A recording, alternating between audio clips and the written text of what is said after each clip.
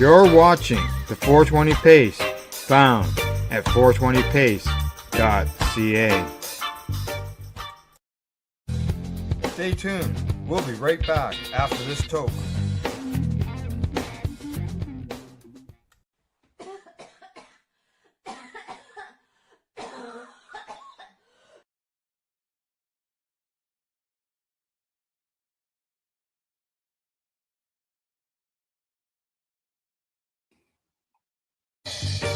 You're watching the 420 Pace, found at 420pace.ca. Stay tuned. We'll be right back after this toke.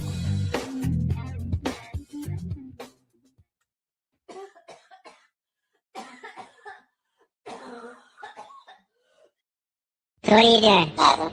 Nothing? Why not?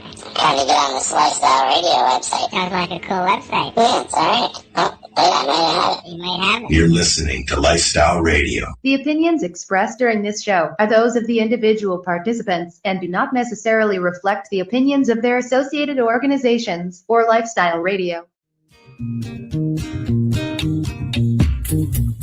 You like music, you like weed, well, we gonna be good friends indeed. This is how much I like more than smoking trees. They'll make you dance the do-si-do and teach you how the chiva grows. Smoke a bowl on the 420 radio show. On Lifestyle Radio.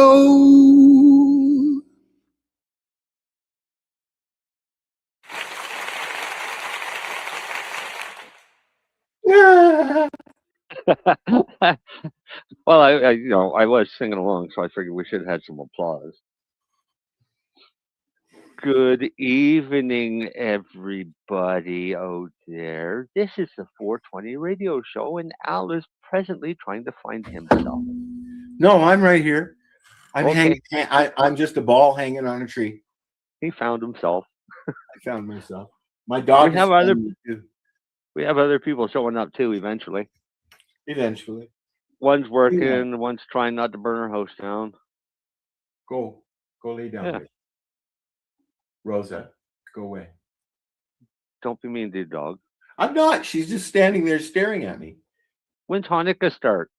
14th, I think. Is it? I never know what day. It's sometimes it's right over the Christmas holiday, Oh, but yeah. not this year. It's I think the 14th to the 22nd. I think I can look it up actually. I should just go listen to the song. What Adam Sandler song? Yeah. Mm. I like that song. He's done another version of it. He did another version of it last year. Oh, Rosa, better. go lay down, please.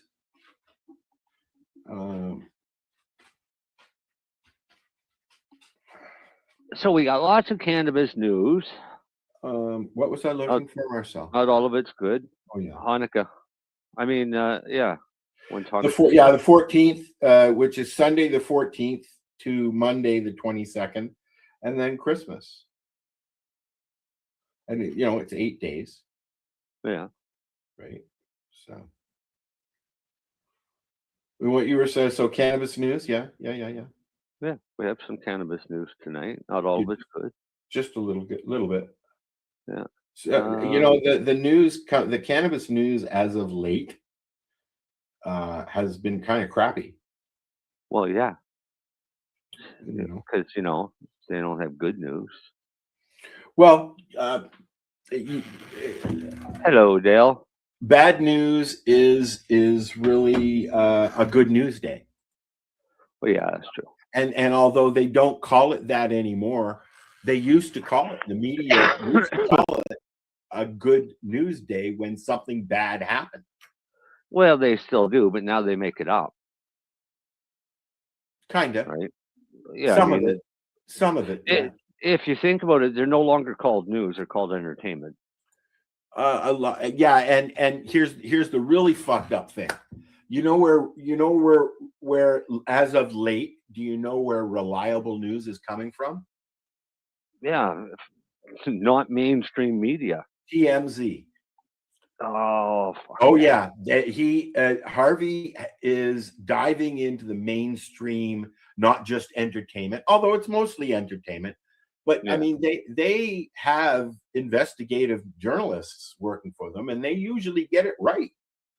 Yeah. So I mean, if I'm not really I don't really care. There's a reason I'm saying this. I don't really care how many rocks of crack that Charlie Sheen smoked. You know what I mean? I Yeah. don't. What I care about is maybe a new show that he's doing or a new movie or something like that. So it's interesting to watch that stuff. Now, the reason I brought that up is because I spent the afternoon watching AKA Charlie Sheen. Oh, okay. Have you seen it yet? No. I found it interesting. Yeah. From the view of looking into a fish tank kind of thing, right? Yeah. It was all right. Yeah. Dale, don't you touch those donuts on the table, buddy. What? I didn't say it. I didn't say it. See, I don't know. I'm not. I'm at a point in my life where I don't even bother anymore. Well, I was bored, and I knew it was on there, so I got it so that I got my Netscape this month so that I could watch that, and then I see that the Diddy documentary that 50 Cent put out there is up, Yeah. but I have no desire to watch anything about that douchebag. And that's I'm not a starstruck person to begin with. Well, neither am I, but I like learning. Oh, there goes the cat. I like learning about history and stuff like that. So that kind of falls into that. I like learning facts. I don't really care about what star is doing what to who. Yeah, exactly. Right. Yeah. That doesn't really have any effect on me. Then why do I care? Well, it's not like I'm watching Vanderpump Rules or anything. Although I do. But it's like they call it reality TV. Yet I like reality TV. I like reality. Of course you do, because it's scripted, and it's scripted in such ways to make you think that it's actually happening. Some to draw you in. I watched. To draw you in. I watched one. I was watching one show called Lizard Towing or whatever it is. Yeah. And got about halfway through the first season. I just like, nah. But then I'll turn around and watch, like, I enjoy Below Deck because it's drama where drama's supposed to be on TV. Right? Right, but that's supposed to be a reality show, isn't it? Below Deck? Yeah. Yes. Unscripted reality. You think? The stuff I've read about it, yeah. But who knows? Who knows? I mean, I found it funny that they bumped off Captain Lee pretty quick when he got sick, but So my wife watches the show every Sunday night without fail. Which is 90 Day Fiance. Yeah, no thanks. And because it's a reality show. So for 2 hours I get to sit and listen to 90 Day Fiance. Which means 2 hours she gets to listen to me pointing out which parts are scripted. Yeah. I'm sure she just loves that. Very easy to tell. Well, she was kind of shocked to find out that they get paid $1,000 per episode. Yeah. Okay. But they get bonuses the more drama they can create.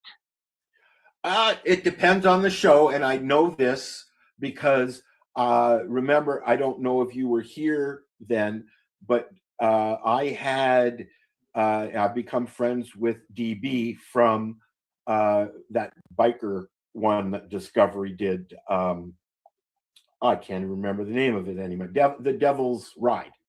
Yeah. Okay, which was an reality-based show about a group of guys who wanted to start a club, and it got away from them. Now, I've had many conversations with Dan about the show, and he was one of the first ones that signed on. And originally, in the first season, he was the president of the club. Okay, Right. It was a real club. It was based of military vets who wanted to ride together, as most clubs have started. Yeah. And what they tried to do was not script it, but point the drama in the right direction. That's what I call scripting. Okay. And they wouldn't have it. Yeah. They said no. And, I thought that was, and the other thing is they don't make a lot of money each show. They make money on the merch. Yeah. That's where they make their money, on shirts and albums and blah, blah, blah, whatever kind of show it is, right? Yeah. So now for 90 Day Fiance, it's about $1,000 per episode. Yep. But there are bonuses if you're in cameo for the cast members. Yeah. Okay. For the people that are supposedly going to be getting married and shit. Well, it's the same thing as Jersey Shore. They've become ultra famous. And Jersey Shore is all just a bunch of celebrities, and the same with the housewife shows and all that. It's ridiculous, right? But here's something interesting. Do you remember what the first quote unquote reality show was on TV back in the days? Probably the 80s. Well, if you'd said the 60s and early 70s, I would have said the Twilight Zone. Yeah, that's a little bit of a different reality. Probably closer to the fucking truth. What was the first reality show? They didn't really start coming out until the 80s and 90s. MTV wasn't into the 90s, I think. Late 80s into the 90s. The first MTV wasn't a reality show either. No, now they do reality shows. In fact, now they are nothing. MTV is a production company now. They're not even a TV show. They've backed it in. They used to be music I don't know if it was the first, but one of the first reality shows that I know that I used to watch had Ty Pennington on it on the TLC network, and that was Trading Spaces. It was a reality show about renovating or rebuilding a home, and out of that came Home Edition, right? Home Makeover, and shows like that. But you want to go further back into it? Look at Bob Vila. Bob Vila had Home Again for 10 years, maybe 15 years before any of the networks came along and started doing that shit. Again, there it is. The first, and that makes the most sense. And it was in 1948. What was it? Candid Camera. Oh, yes, Candid Camera. Yeah. And also Funniest Home Videos. That was much later. Yeah. So that makes sure. Yep, that makes sense. So I just put in what was the first reality TV show. For an American family in 1973, for its pioneering cinema verite style look at real family's life. And for competitive reality, Sweden's Expedition Robinson in 1997, which preceded Survivor. Well, Fear Factor was before that. I'm pretty sure Fear Factor was before that, and they've repraised that. They've brought it back with Fear Factor with Joe Rogan? No, not with. They brought it back, but not with Joe. I can't remember. If you want to Google that, you can. Well, I'll just do Fear Factor because I think Fear Factor that was after '97, wasn't it? No, they've brought it back now, like recently. Oh yeah, right. But it's not with Joe Rogan. He did bring it back, but it didn't really go anywhere, right? You know, I enjoy. Fear Factor was from 2001 to 2006. That was the repraise. Yeah, that was Joe Rogan's. Okay, so then what's after? Because they rebooted it recently. Fear Factor 2025. We got lots of Snowdale here. House of Fear is what it's going to be called. And that's coming up, but it is Fear Factor. It's Fear Factor House of Fear. With who? Don't know if it's saying much. It's just Wikipedia. I saw a post about it just like last week. Yeah, they're just now announcing it. I can hear my dog snoring in the living room.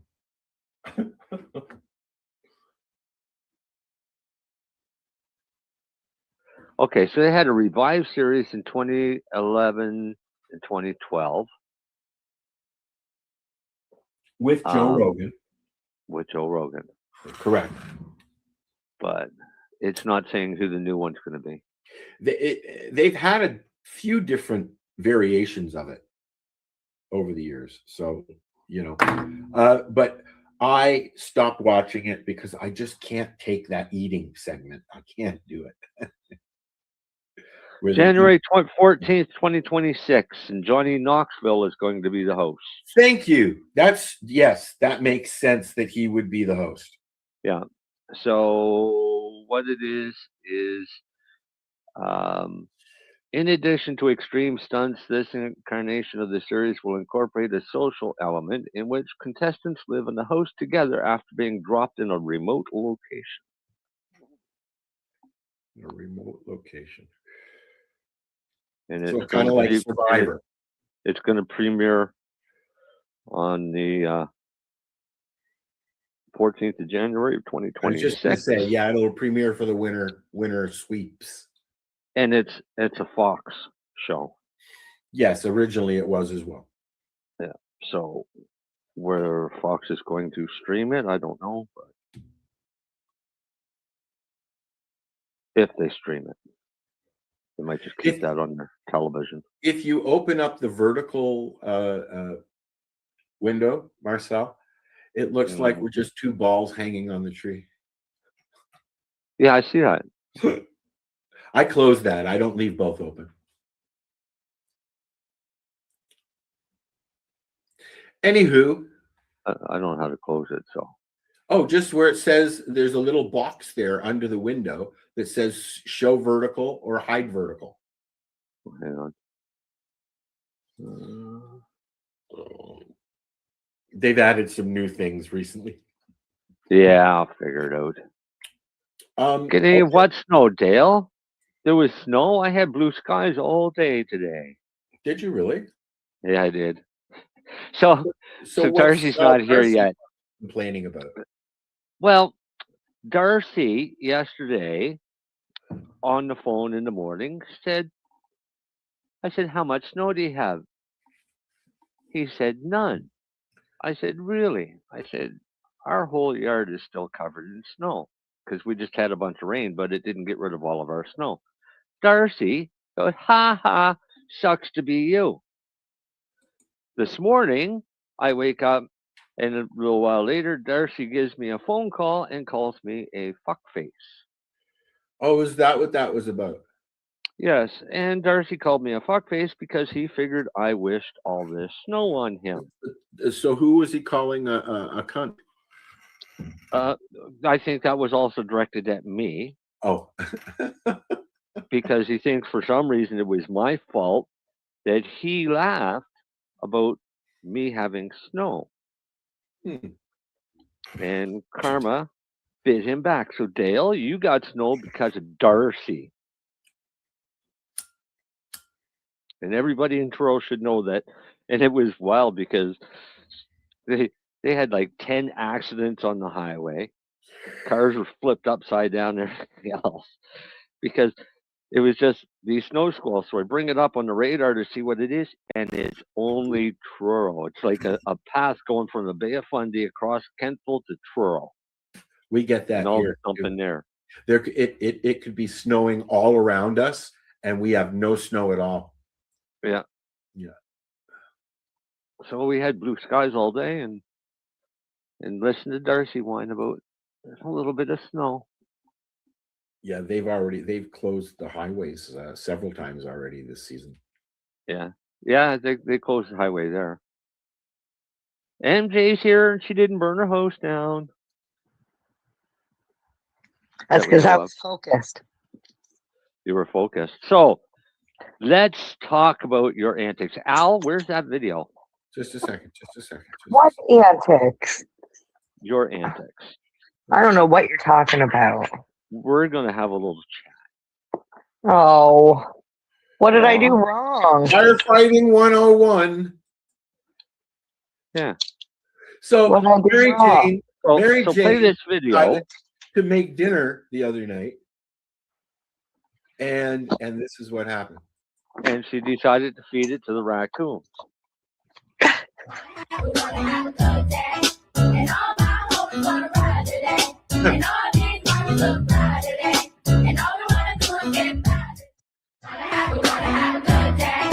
Okay, so you see the motion in that throw. One more time, shall we?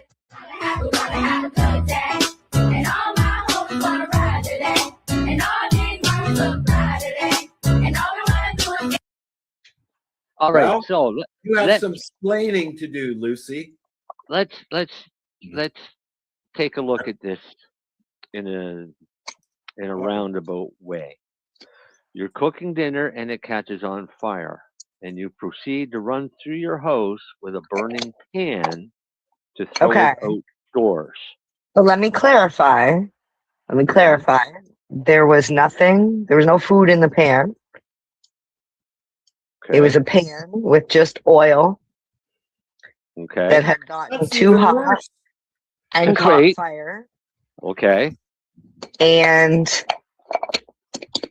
I did not run through the house with the pan. I did not open the door. The door was open for me. I literally held the pan like this through the house and then just went like this and launched it. And I wouldn't have done it if there was no snow outside. What if, just saying, what if, as you were walking carefully through the house with a burning torch of oil, you tripped? You stumbled. Well, I guess that would have been bad, but that didn't happen. Who was holding the door open? Timmy.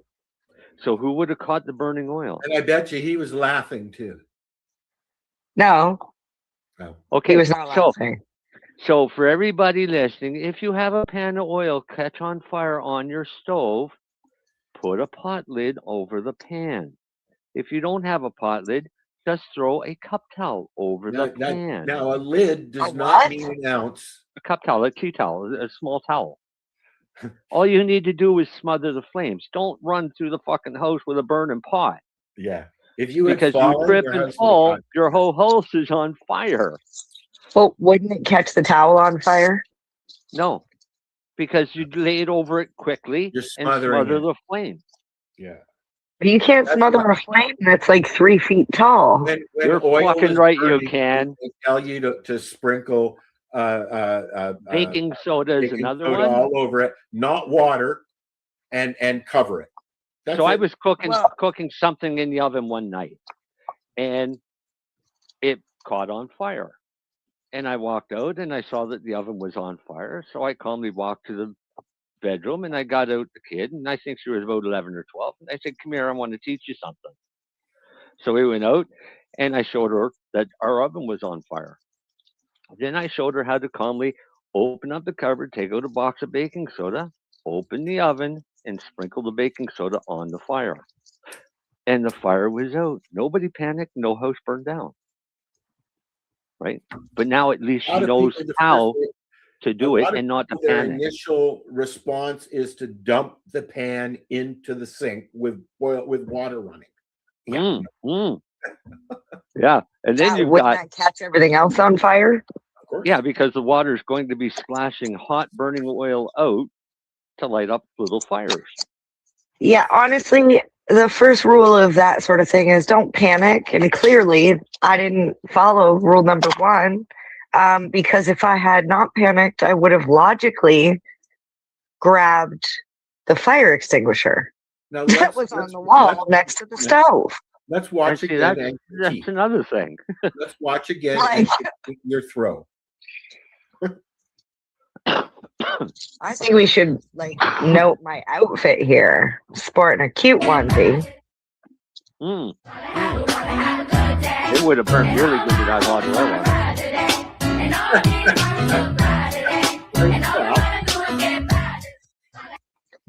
Look, it's not a secret. I should have died like 13, maybe 14 times in my life, but I'm still here. So thank you, angels. Yep, somebody's watching over you. Oh, very clearly. I don't know. I I like the title. It's fine. yeah, it's fine. Yeah, it's fine. It is now. Yeah. But because I have cameras inside my house too, you can actually see me over at the air fryer putting barbecue sauce on the chicken, and then all of a sudden you see in the background just like yeah, the stove, and I'm like, ah! And you see the panic. I go running through the kitchen, but yeah. Do that. Running through the kitchen, and then you had a whole bunch of lids there, and they had a fire extinguisher there. Yeah, towels there. I actually don't. I don't have lids, and I don't have tea towels. All my tea towels are the stupid ones that people knit those little button things to, and they're like literally like this big, and they're like half tea towels that stick on the counter. Excuses, you fucked up. Actually, I take that back. They're not stupid. I love those tea towels. So I I got a them. couple of hanging off my stove. Yes. They're called crochet. I'm sure a normal towel would have worked. It's bigger. That's all. Yeah. You can It's also like get when your dog you gets- can also get a fire blanket, but the whole point of this is you had a fucking fire extinguisher right there. And Right you next to the panicked. stove. It's like when your dog gets And hit instead by a you skunk, panicked. don't use I did. one. Same kind of thing. But I think I need to get a new fire extinguisher because I'm pretty sure I used that one. I should check the gauge. Because last time Should also I put, check the date. I put eggs in a pot of water, and I went downstairs to put the clothes in the dryer. But then there was clothes in the dryer, so I took clothes out of the dryer and I started folding them and putting them away. And I was chatting with my friends, and all of a sudden I heard crack, and I was like, "Oh!" Eggs started I exploding. ran upstairs. Yeah, I didn't know that when you boil eggs so much that there's no more water in the pan, that not only can you burn the bottom of your pot, but you can actually explode the eggs too. The eggs explode because yeah. they cook inside and then shatter. Yeah, they were all over. I was like, where did they go? I was like, where did my eggs go? And I was looking, and then some on the wall, there's some on the ceiling. So I've been asked over to people's houses for dinner, but not to cook dinner. There's a good fucking reason for that. I'll keep that in mind. Hey, Marcel, I'm coming to your house next week for dinner. I won't be home. I'll burn my fucking house down. I'll meet you at a restaurant. Yeah, we'll meet at Red Lobster. We don't have Red Lobster out here. No, because you probably have authentic lobster. Who needs Red Lobster? Actually, I don't know. I don't think I'd ever go to a restaurant to buy a fucking lobster. Where do you get your lobster? The grocery store. the shack on the fucking road. Usually a guy on the side of the road. Yeah, with a truck. exactly. Oh, kind of like how we get our berries and our tarts. You know the flower Yeah, guys. but I get Toronto? live lobsters that way. They have live lobsters instead of flowers in Nova Scotia. That's crazy. We have fish guys that come around and they've got lobster, scallops, haddock, halibut, crab, shrimp. I was fish reminded cakes, the bacon other wrapped day scallops, about damn near everything. the knife sharpening guy. Remember the knife sharpening guy that would drive down the road, ding, ding, ding, ding, and then Mom would go out, grab all my knives, and go out, and he. Do you know we had? What? We had the sawmill saw sharpening guy. Ah. And he used to come around and sharpen all our blades on our sawmill. Oh, yeah.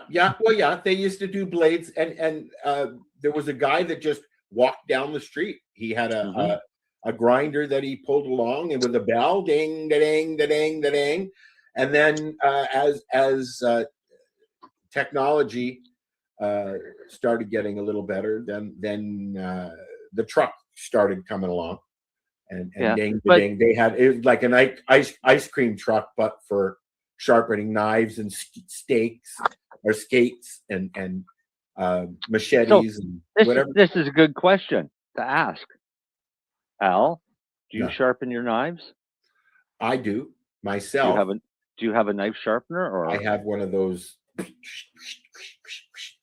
But saying that, I don't have any good knives that really require sharpening. I've got a knife set. All knives deserve to be sharpened. Nah, this is all that. How dare you say that? Serrated blades. I can't sharpen. Oh, you can't. Yeah, you can't do that. I used to sell knives, believe it or not. You used to sell weed too. No, well, yeah, no. I used to sell nutrients. Never sold weed. Oh, you worked in a store. Yeah, but that store sold accessories. And at the time, it was illegal, so we sold tobacco accessories and seeds, but only for souvenirs. You were working in a dispensary for a bit, weren't you? Oh wait, that's true. I did. I hated it. I only worked 2 days in 3 months. That's why I forgot. That's a lawsuit and a half, but we just dropped that anyways. Needless to say, they're no longer in business. Add it to your resume. Oh, dude. Resume. I don't even hand in a resume anymore. I tell them to Google me. It hit minus 31 here last week. Well, the beginning of this week. Did you get a lot of snow like we did? Today. Today? Yeah. Ew. It snowed on today. Started at about 9 o'clock this morning, and it went until about 5, 6, maybe. We've been under. We are still under a weather watch, a severe weather watch, until I think 1 o'clock in the morning or something like that. Because it comes and goes, and then the wind, and I went out at 11 o'clock, went back, and there was snow everywhere. What's that, Marcel? I'm at a balmy -6, and it's going up to a balmy -3 tomorrow afternoon. It says that it's -9 outside, but I'm not thinking that's correct. Oh, hang on, I'll tell you what it is there. Well, I'll look at my phone. It's been warmer than earlier in the week and on the weekend because it was fucking cold. It says it's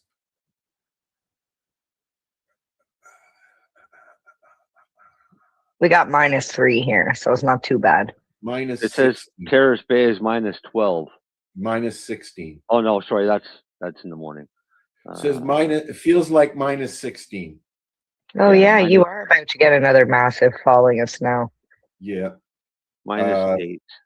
And then Tuesday, Wednesday, Thursday, more snow. So Sunday. -8. Tomorrow morning it's going down to -18 for you, Al. Says wind chill will make it feel like -27 tonight. That's cool. Yeah. Yeah. That's cool.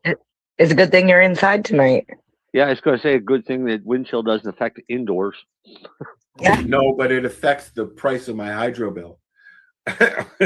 Mine is propane. My heat turns on more. because that's what I have, Marcel. I've got hydro. Yeah, but it's not wind chill that's affecting that. That's just cold temperature that's affecting that.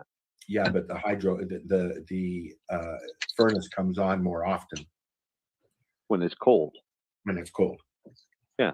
But the wind chill affects the temperature, which makes it colder. So technically, Al is right. Correct. Wind chill does not affect temperature. Well, yeah, it does. It does on your That's face. why So it yeah, it does. feels like it. It feels like, that's the key word. Feels like. Wind chill only affects organics. We are organic, dude. Right. So if you're inside, not the furnace. If you're It's not inside affected by this. something, you are not affected by wind chill Unless you have wind leaks. is blowing through Unless you have what you're leaks. inside. Unless you have that could be it. leaks Maybe Al in has your, bad. in your trim or whatever. Yeah. If you have bad insulation, that airflow, that wind is then coming in your house. Yeah, a hole If in the your wind's coming into your ceiling. house, you could be affected by wind chill at that source, yes. Yeah. But no, that's what I always laugh about. Wind chill. The feel, you know, I don't get it. it. Feels like minus 27 degrees, and you go Then to it's minus 27 degrees. and you look at your thermometer, and your thermometer says it's -8. Then you know it's a windy fucking day. Correct. Yeah, but we know that feelings are now fact, Marcel. Hey, So don't hurt my feelings, it feels okay? like it's really fucking cold. It feels like I'm a woman trapped in a man's body. So it must be true. Oh man. Oh yeah. Don't go to feelings. We got Marcel laughing. I love it. Yeah, I don't get to do that often, but that was actually funny.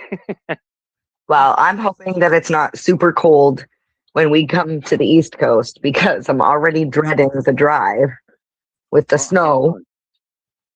When you guys leaving? Thursday. You're like in Southern Ontario, aren't you? Yeah. So if all goes well and as planned, that means I should make it. If I'm planning to come to your house so we can do the show next week at your house, which means Al, we better have a show next week because I'm going to Marcel's house.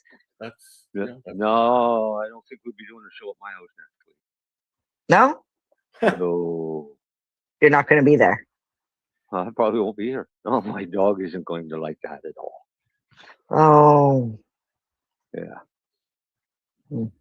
And trust me, that will be the noisiest show. I wouldn't want to upset Sadie anyways.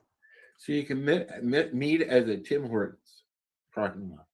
No, but you're going to Dieppe, right? No, I was going to St. John's. Yeah, but you were talking about staying in Dieppe Friday night.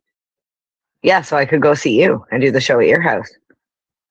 What if we meet you in Dieppe? Oh, we could do that. You can do it at your hotel. We could do that too. You can't smoke in there though. Oh. Unless you get a smoking room. No, what time are you going to be in Moncton? Well, I don't know. Where's Moncton? What time were you? What time? What time were you thinking that you were going to get to Dieppe? I have no idea. My plan was to get to your place before the show. And what time is that out there? 8? Yeah. Yeah. I don't know. We'll talk later. I can't even think about that right now. I've had to ask ChatGPT how to map my trip for like optimized stops and like so that way we're not driving too long. And okay, so just so you know, the reason I say Moncton is Moncton and Dieppe are literally share some of the same roads. Oh, okay. They're basically part of each other. It's just that Dieppe seems to me more on the French side then Moncton.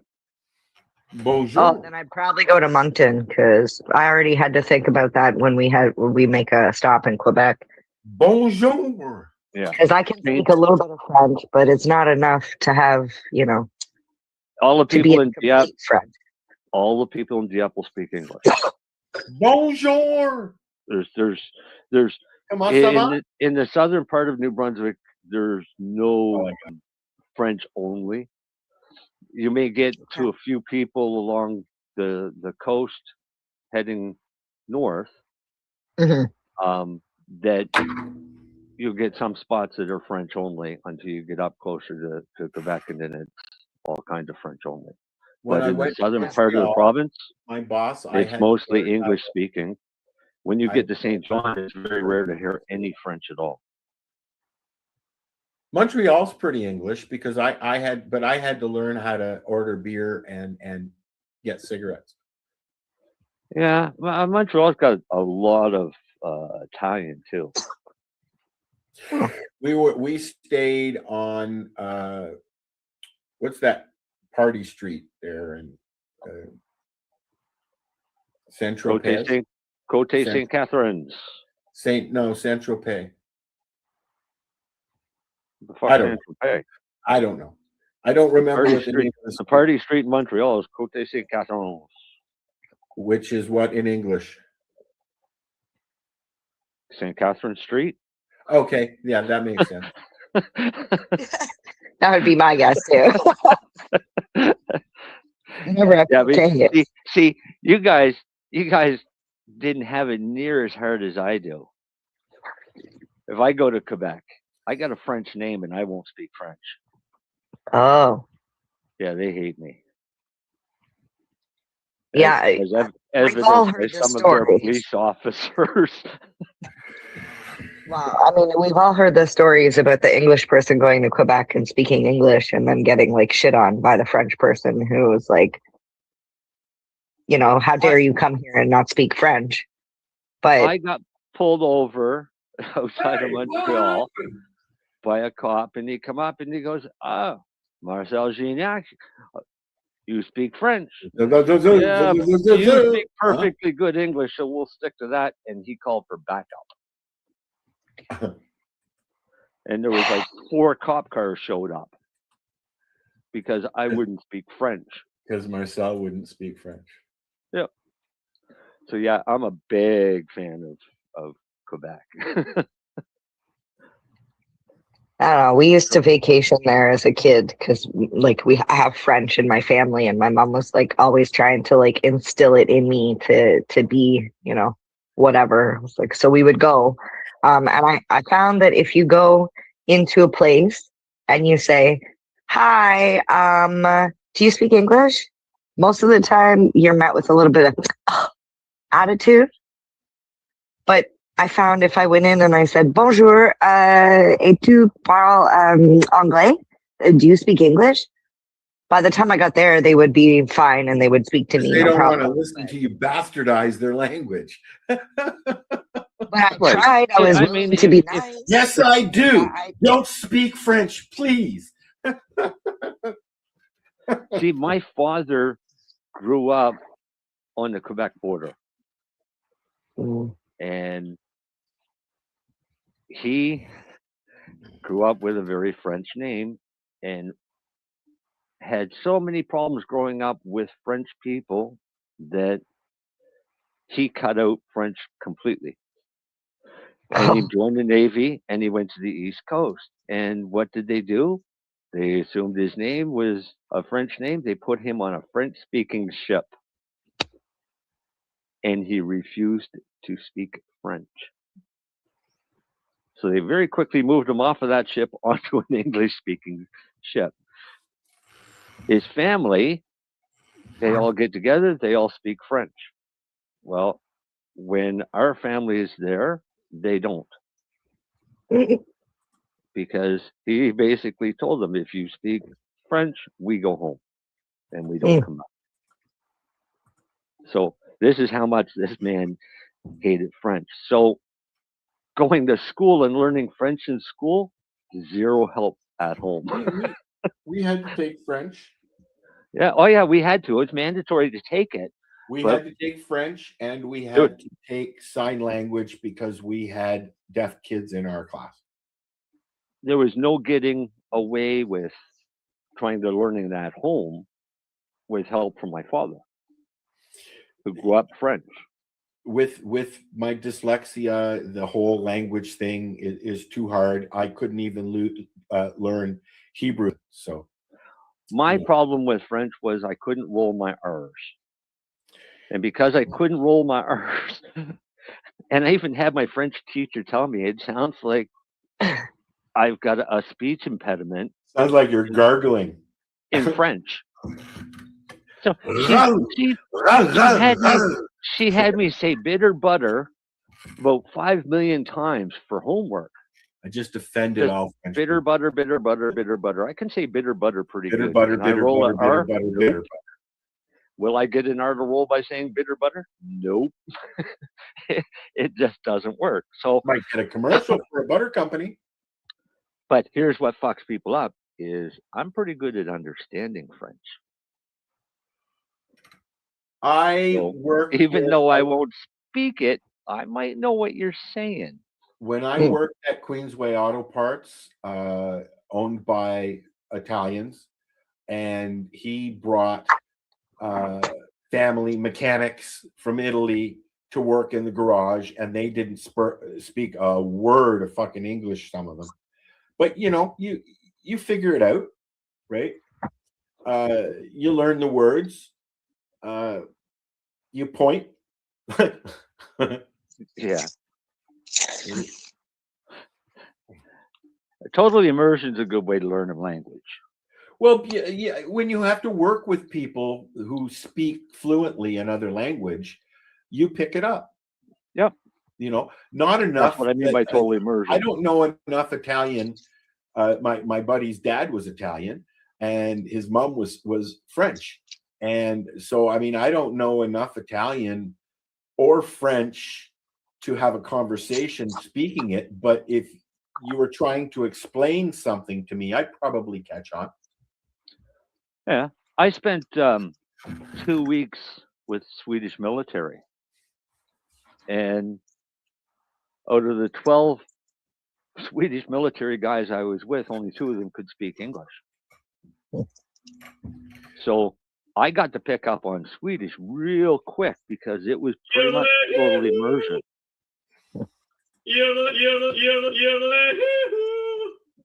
Why are we yodeling?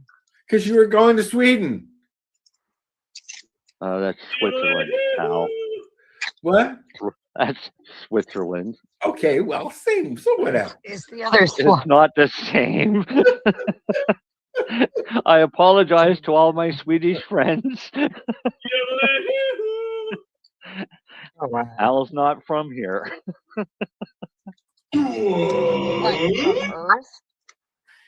All right.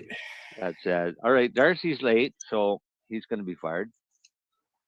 Did they say what was discussed today when Houston met with War Chief? Oh, Dale, come on now. We can't have talk like that. But we were waiting for Darcy before we bring that up. So, as a prelude, how about we talk about this wonderful gem of Health Canada?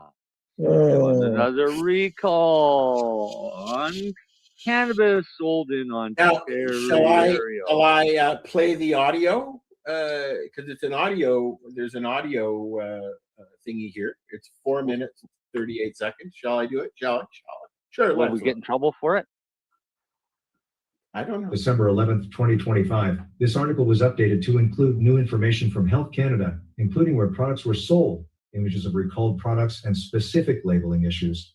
Licensed cannabis producer JC Green Cannabis Incorporated has recalled several Johnny Chronic cannabis products, including pre-rolled joints and milled cannabis, over a labeling issue.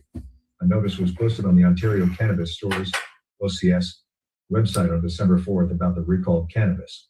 The OCS is the province's only online retailer and wholesaler of legal recreational cannabis. Article continues below. Days later, Health Canada later issued a product recall notice for the cannabis distributed in Ontario, Manitoba, Alberta, BC, and Saskatchewan through authorized cannabis retailers. As of December 9th, JC Green Cannabis Incorporated and Health Canada haven't received any complaints or adverse reaction reports about the recalled lots.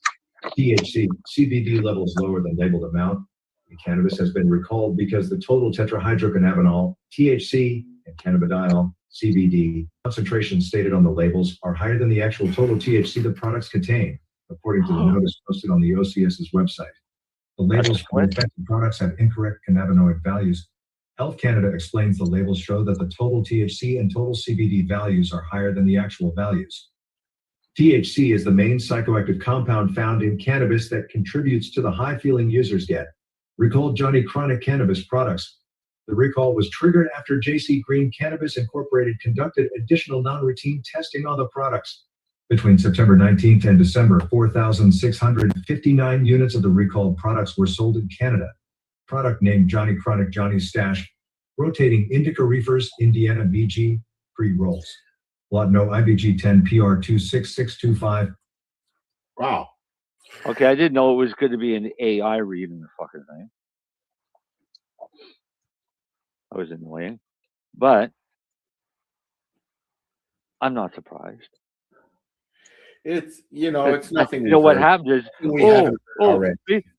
we got a test done, and our test showed that these tested at 32%. We'll put that on the label, and then you get it and you test it and you find out it's 12%. Right? Yeah, the part that surprised me was the non-routine testing.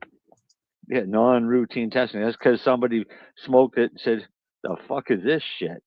I got to be honest. The labeling on the packaging is very confusing. I mean, they put and very subjective, and they put two different amounts. It's like at the top it says 263 milligrams per gram THC.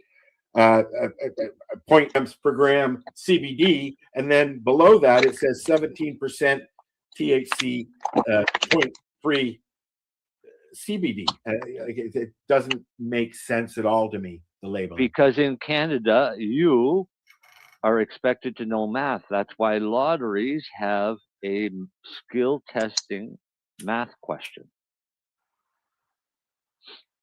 Figure it out. Do your math. I don't do lottery. Do you do the lottery? If you win a lottery ticket, like even a small raffle, there's supposed to be a skill testing math question. Oh, yeah. I won a pizza and I had to do a skill testing question. Yeah.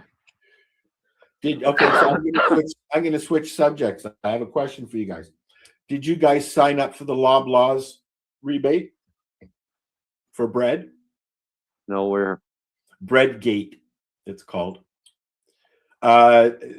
Apparently, a lawsuit was won for the people against bread price fixing.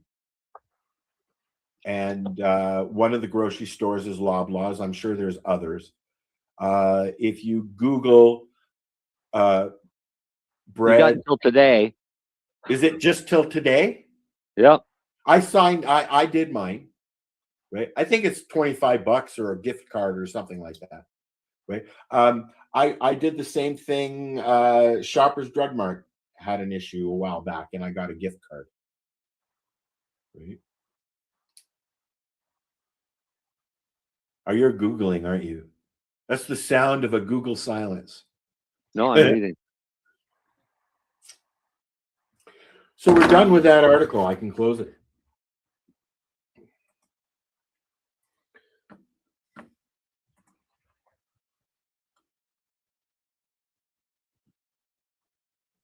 Well, continue. Let's fill out a claim. Okay, you're gonna do it while we're on doing the show. Sure, we'll do it right now. Well, I guess today's the deadline. So if you haven't done it, you should do it now. And on Monday, apparently, the orange-faced gentleman in the States is going to be speaking up finally about rescheduling. You mean the prime minister, or the president, the prime minister? Am I Sorry, what? the president. I assume you mean the president. Well, there's only one orange-faced gentleman in the States. I don't want to go as far as to say I don't see color, but That's a color that's hard to miss. His face is almost as orange as your fucking hair. I don't know. I think you're going off old photos. He's not that tan anymore. Old photos. I'm staring at the article about his weighing his executive order to advance cannabis rescheduling, and it looks like he's as orange as your shirt. So Yeah. Well, Joe Rogan also looked awfully sick and green in that photo when he had what? COVID, but that was doctored. He did not. I saw something this week, and he did not look well, unfortunately. But what can you do, eh? Okay, so here's about the $25. All right. So it says, did you apply for a $25 Loblaw gift card under the Loblaw card program in 2018 as partial compensation for the purchase of packaged bread? I said no because I did not. Right. If you did not receive a $25 Loblaw card under the Loblaw card program in 2018, you will receive a maximum of $25 as initial compensation. Yes. The amount depends on how many people submit claims. Yes. If there's money left after the calculation of the initial compensation, You'll a get more. supplemental compensation may be made to all approved claimants, including those who got a Loblaw card under the Loblaw card program in 2018 and those who didn't. The supplemental compensation will be calculated prorated based on how much money is left. Well, I mean, I think that that's fair because they were price fixing. They were playing a fucking game, and we were paying the price. Right? So, is it just Loblaws, or is there other stores involved? There may be other ones because they're basically asking, please provide the most recent bread product you purchased and the store location where you purchased it. I didn't see that question. Yeah. Maybe they ask different questions of different people. Well, no, the packaged bread. No, it says the packaged bread class actions are continuing against other defendants, and there may be future additional distribution of monies from additional settlements or judgments. Oh. So then you click on I consent to the settlement administrator keeping my information provided in this claim for the purpose of future notices. Yes. Please provide the most recent bread product you purchased and the store location where you purchased it. Right on. I don't So remember. that means I'm going to be able to go and buy me some $25 worth of bread. I remember the bread, but I don't remember the store. But I remember the store. I don't remember the bread. I remember the lawsuit. I remember it starting. I remember the stink people were making, but that's that was it. And then the last year, every now and then you see something about bread, right? Well, Sobeys has basically had the same pricing as Superstore for bread. Right? Sobeys is a little bit Loblaws. more expensive, I found. So are they doing the same thing? What? Are they doing price fixing too?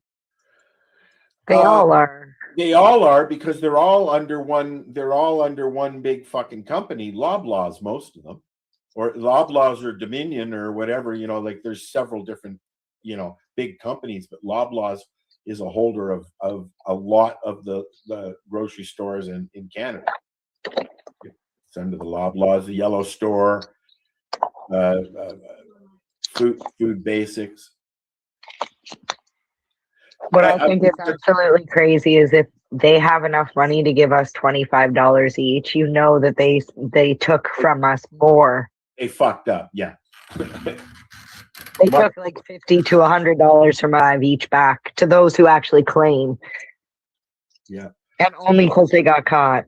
I'm going to change the subject. Do either of you have an Alexa? Too many. Have you upgraded to the new Alexa? Did you say upgrade yet? No, I don't think I want to. I would like to remove all of them from my house and become less dependent, to be honest. I'm actually enjoying it. She updated herself last night. Oh, yeah, she sure did, didn't she? And cute voice. It doesn't sound like AI As at all. body. Yeah, it sounds more human. I heard a sample of it today, and I was like, it was like, would you like to know more? Just say, ask more, or tell me more. And I was like, no, I don't think I do. I think there's 3 or 4 different voices. Anyways, it's very, very smooth. It's not, there's not much of a delay, and it's run by AI now, so you can actually have somewhat of a conversation with GTP, right? So you can have some kind of a conversation with her. I was farting around this afternoon and chatting with her. So I do want to point out, I think a lot of people don't know this. The box, which I will not name because it will be activated in my house because it's always listening. Alexa. Yeah, so that right there, you can program them in the app to say anything you want it to say. You can add, yes, you can add. No, people are making questions where they're like, can you tell me how the end of the world is going to happen? But because they've already programmed something in there, they've shut off some of that stuff. Well, I can ask mine, who is the sexiest man alive, and it tells me that GQ magazine named Timmy Boyle the sexiest man of the year in like 2024 or some shit, because I programmed it to say that. Yes. Yours wouldn't say that. I'm just like, it drives me nuts, those videos where people are like, guys, look, some evidence about aliens or whatever. And I'm like, you're just talking to a fucking thing you programmed. Like, stop being an idiot. I don't, there's some, in some cases, I find the Google speakers more responsive, quicker, and less running around. Alexa, hello, Alexa. I use mine for reminders all the time. Oh, there she speaks. I was bringing Alexa into the conversation here on the show, but then somebody kept trying to tell her to call, you know what, and you just can't have that. Those numbers that you're not allowed to say unless you're in trouble. Marcel. Yeah, you don't do that. What? You kept. What? I stopped using Alexa on the show because you kept telling her to call. You know what? Call for help. No, don't call for help. Call 911. But now they won't. It says right when you load it up and everything, you cannot use this device to call emergency services, and that's probably that's pretty shitty. Because what if somebody breaks in your house and you're like, blah, blah, call 911. I'm being attacked. I don't know. I just know that you can't call emergency services from Alexa. I don't want one. Don't need one. I don't mind it. The sound is really good for a speaker. And I have the one that has the screen in the living room, so guests can use it as well. I have 7. I have Jesus. Right. This is why I say I want to detach. I don't want any of them. I have a speaker, a Google speaker in my bedroom, and I have an Alexa in the living room. But she's gonna I go need- down. She's gonna go downstairs in the grow room, so I have tunes when I'm doing stuff. See, I'd rather got- invest in cameras. I got 5 of those. I have cameras too. In fact, my cameras are hooked up to my Alexa. Yeah, same. and my little screen here, so I can literally just say "show me outside" and it can show me. When can say, "Show me somebody the front rings door." my doorbell, walks in front of my door, Alexa tells me that there's somebody at my door, and then shows me the video, the picture of it, so that I can go, "Hello."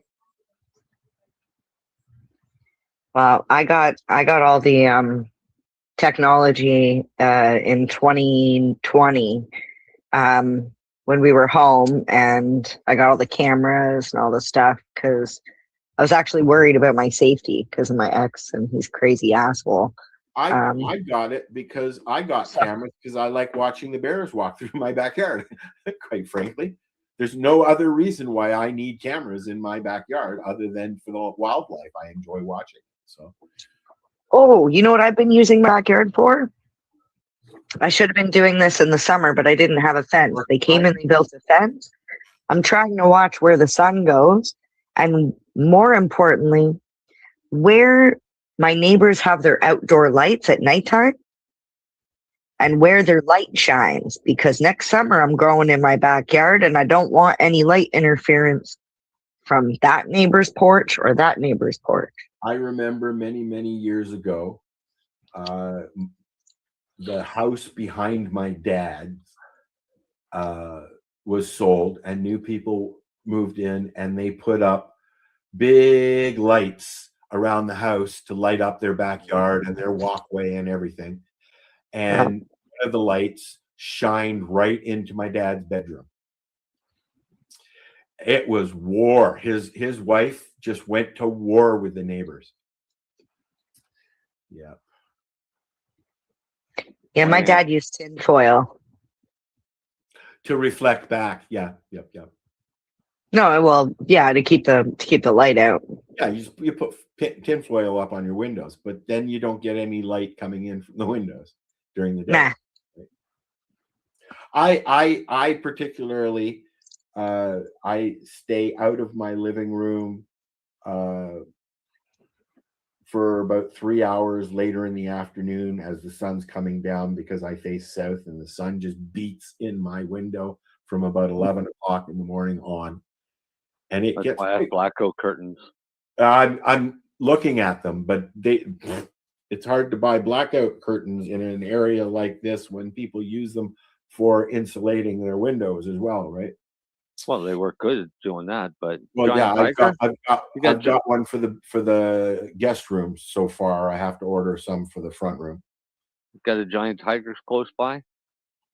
No. Oh yeah, they have good insulated ones there. Yes, inexpensive too. There's a place. There's a place in Marathon, and there's a place in Nipigon, both an hour away. That when I get there, I'll look. Yeah. Mm-hmm. I don't like shopping for that kind of stuff online. No, I want to touch. Except it's hard to see pattern and stuff too. I bought Chrissy's bed online. Oh yes, the bed story. Yeah, that damn near killed me.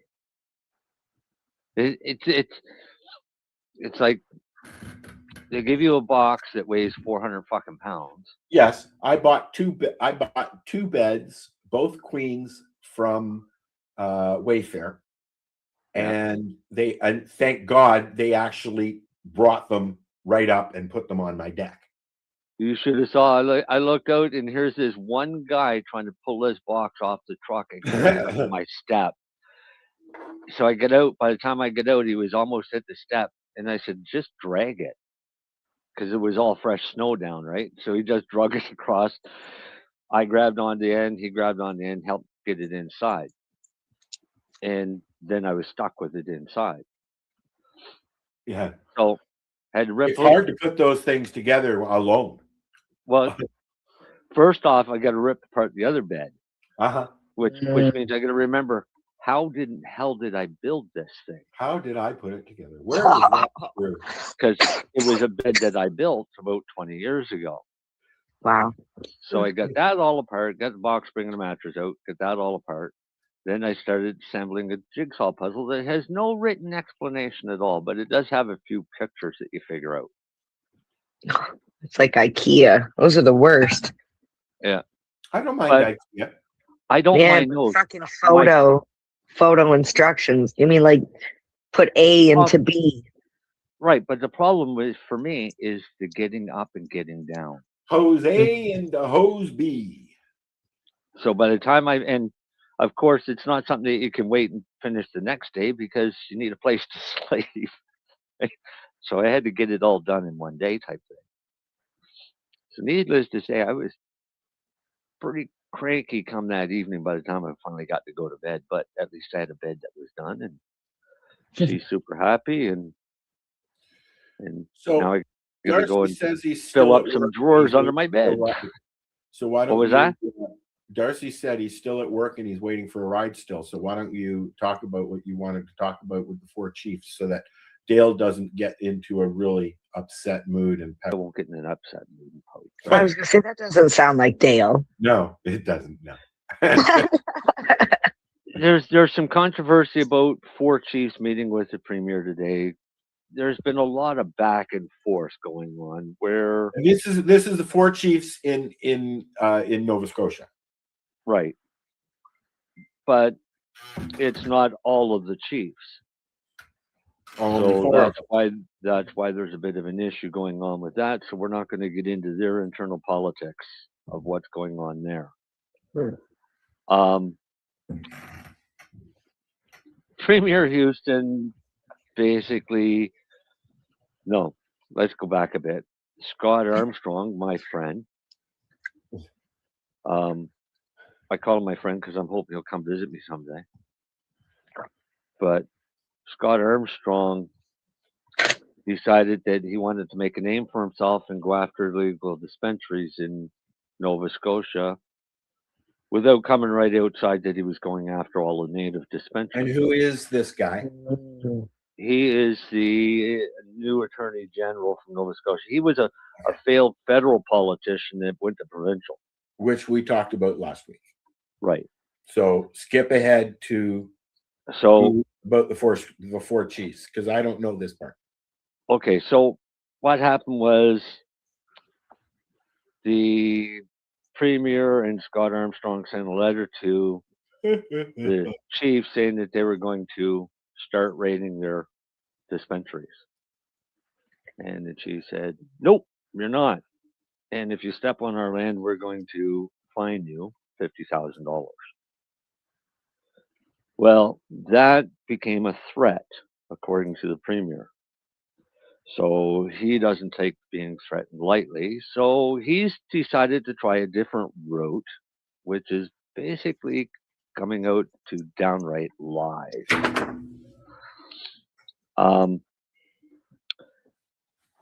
For some reason, they're really pushing hard that every reserve have a Nova Scotia Liquor Commission cannabis dispensary. Which they tried to do here in Ontario, and they still trying to do in Ontario.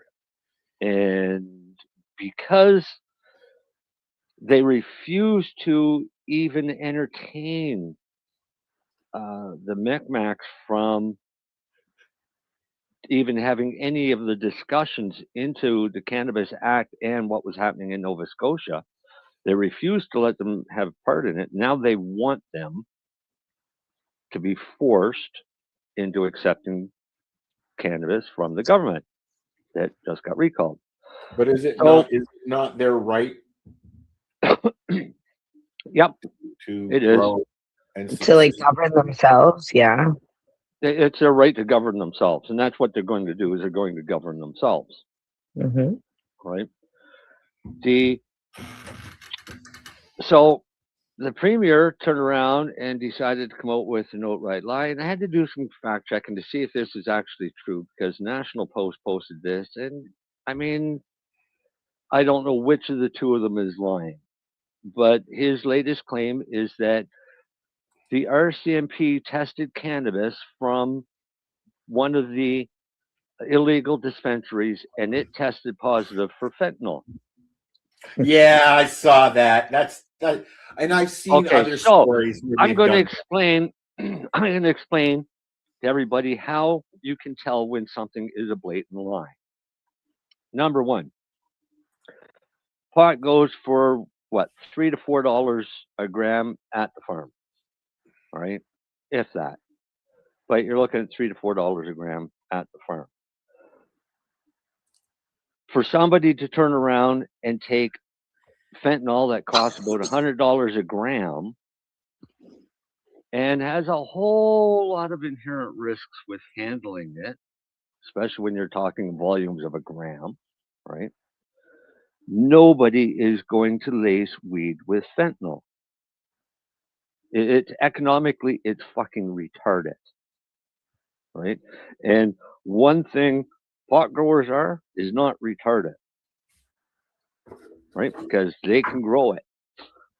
So they're not going to lace it with fentanyl. So that's just a note, right? How you can tell it's a lie is if cannabis was ever tested by the RCMP and there was any trace of fentanyl on that cannabis, there would have been so many fucking public alerts telling everybody as soon as they know it. Because anytime if media they has suspect, tried.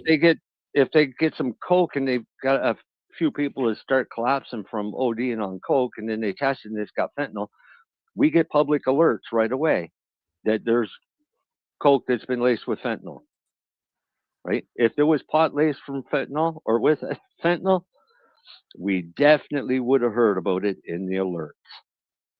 And it's never happened because it's never fucking happened. But Houston, as a premier, Well, if it has, they tried, should at least if it has happened, there should be some physical tests available to prove it. In that, yeah, but it's never happened because if it ever happened, there would have been public alerts that there was fentanyl in pot found at such and such reserve. You'd think. I know that's what they would do here. They would not keep that secret. I would hope not. Well, no, they would tell the community. The indigenous community would want to know that information too, just like they had out here. Like, yeah. For them not to tell, and later it actually be true, and they knew about it, and somebody died, they would be legally responsible. Right? So they'd have to, as soon as they know, they have to alert people and let the people know that there might be fentanyl in that pot. So instead, they just released that this was going on, and there's no actual physical proof. No, it's just Tim Houston said this, or the National Post. One of the two said it, right? So Tim Houston goes out and he says, "Well, all of the pot in the illegal market is all covered in pesticides, and you think the stuff in the legal market's not covered in pesticides?" Because don't forget, I used to work in the legal market. And one of the worst things I've heard coming from a legal producer after being told there was mold in their weed was, yeah, but it's been irradiated, so it doesn't matter. It's all dead. No. But it's still fucking mold in your weed that you sell. Safe.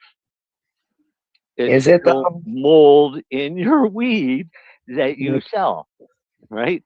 So if you go to an illegal dispensary and they buy mold or they buy weed and it's got mold in it, you take it back, they fix that problem, right?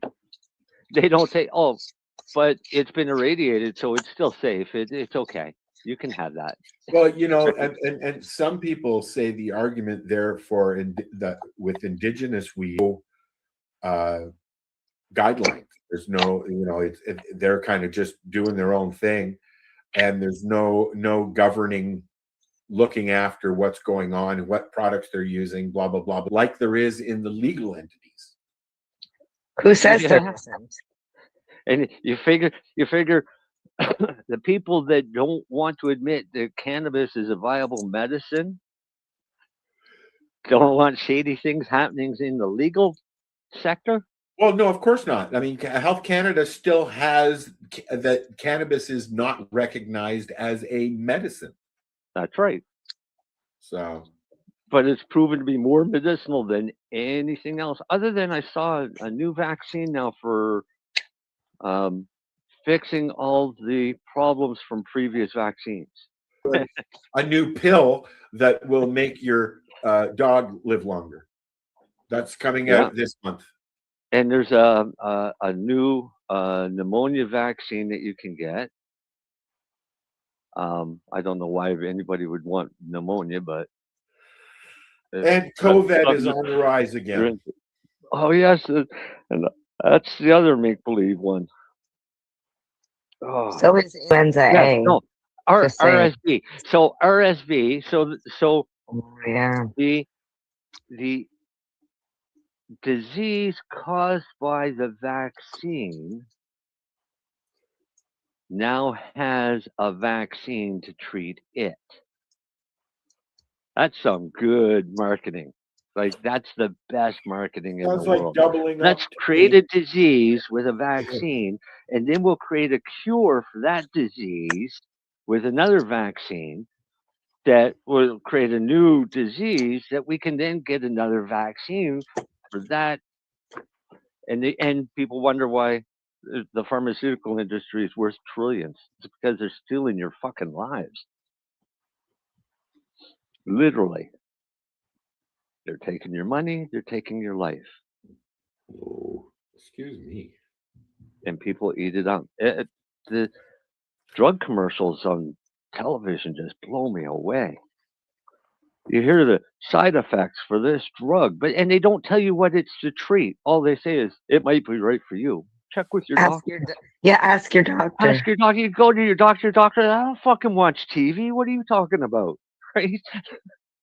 Or does he say, "Oh yeah, I saw that commercial." Yeah. I wonder what it does. They just shut the highways again. That's always good. Yep. Well, bad weather. Oh yeah. It's been snowing all day. Like starting with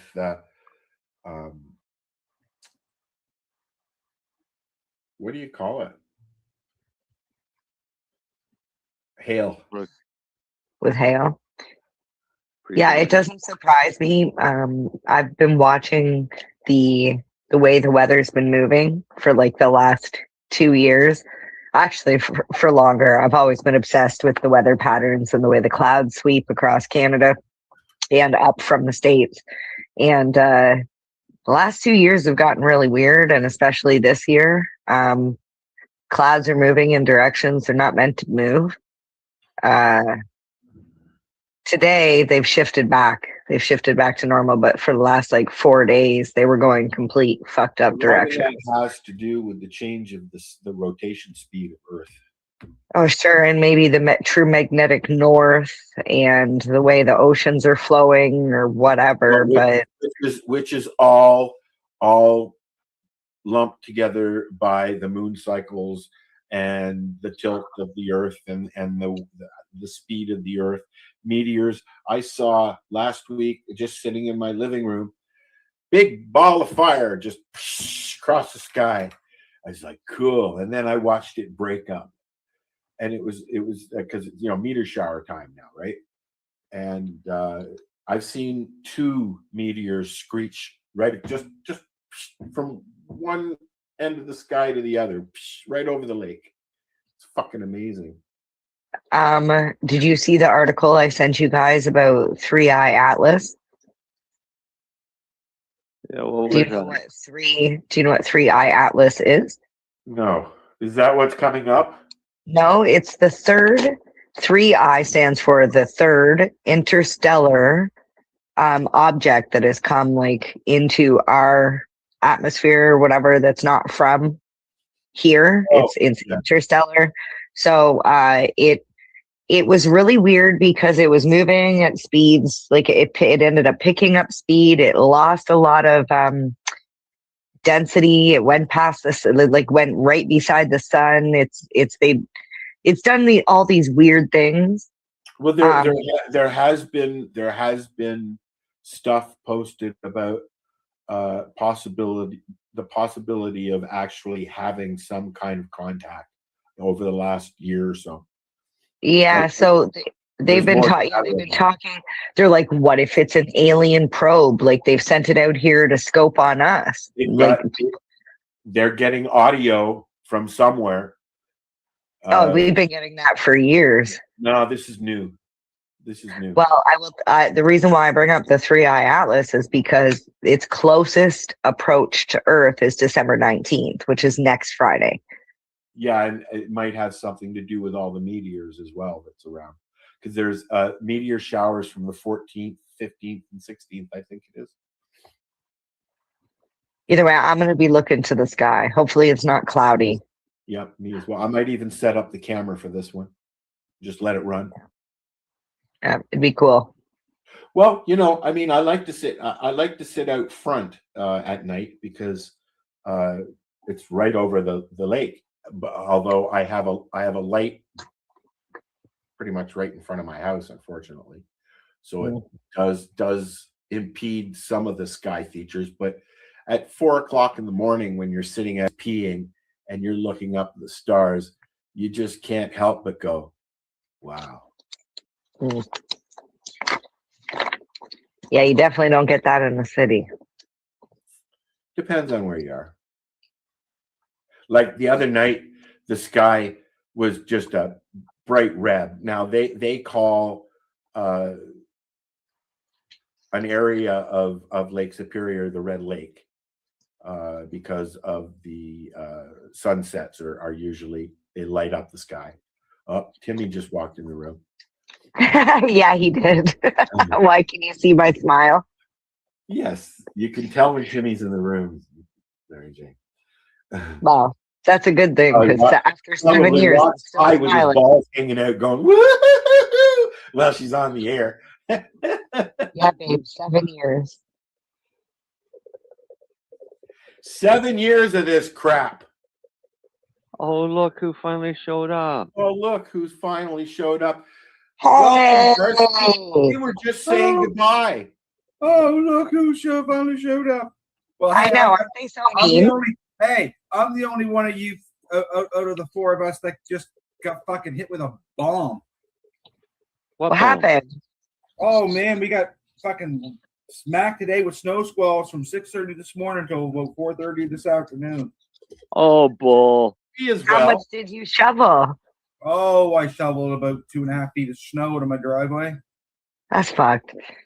And then went to work for a bit, and then now I'm at 2:55. Darcy sent me a picture of his blue skies. That was yesterday's photo. No, that was today. That was just a break in the squall. Oh. And his driveway is all. And his driveway's all been shoveled and cleared, and it's down to just bare pavement. Well, that's because I worked out there for all day, fucking shoveling. Somebody showed up with a truck and a plow, plowed it all, salted it all. No, I salted it all. Because at 2 o'clock, I sent Darcy a picture of my blue skies. And then on the way home, it's like, I don't know where all the fucking snowplows are. But they're not out on the road. Well, it's not snowing now. There's not snowing now, no. They just leave all that snow on the road.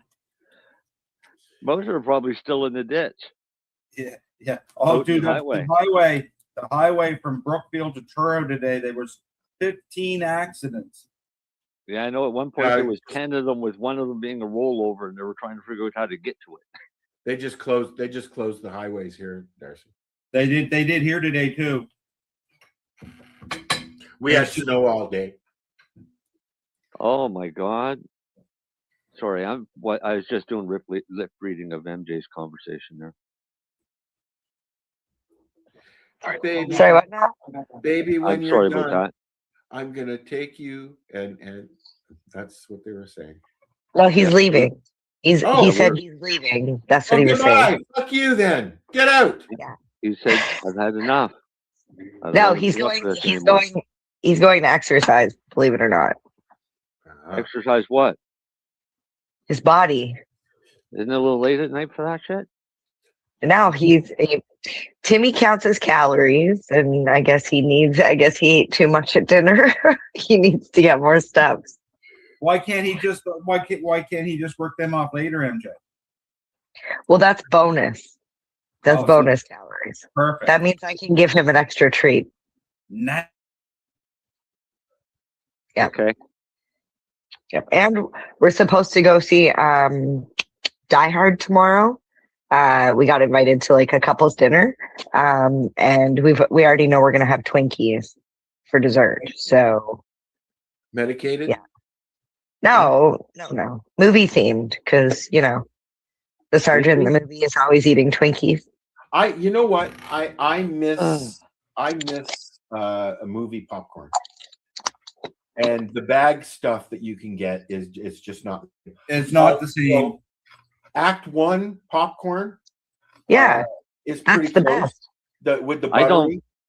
don't buy bag popcorn. I don't buy microwave popcorn. Orville Redenbacher is not. Marcel bad. does Jiffy Pop. I do Jiffy I Pop. miss that. Yeah. Shake of the Jiffy Pop. Yeah, that's That what I use. sound of foil rubbing on your burner. Yeah. I've used You it for should about 50 fucking years now. Yeah. You could just get the actual like machine.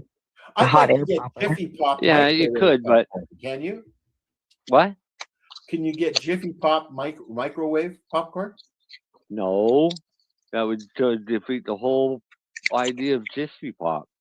That would defeat the whole purpose. Yeah. That's funny. Nothing better than standing at a hot burner with shaking a pan back and forth. With a beer in your hand. Well, yeah. Or a joint. I don't care. I'm not prejudiced. You have 2 joints in your hand. That's funny. I could see like Peggy Bundy, but with instead of a cigarette, a joint standing there. So, what do you That's think me going to happen cooking. on Monday, Marcel? What? What do you think's going to happen on Monday? In the U.S. with reclassification. Yeah, with the orange Well, guy. yeah, but Jeez, I don't know. Don't call him the orange guy, but I know, it drives me crazy. But he is. he's not. There's fucking what's orange about him. His It's complexion. tan. His complexion. Oh, fuck.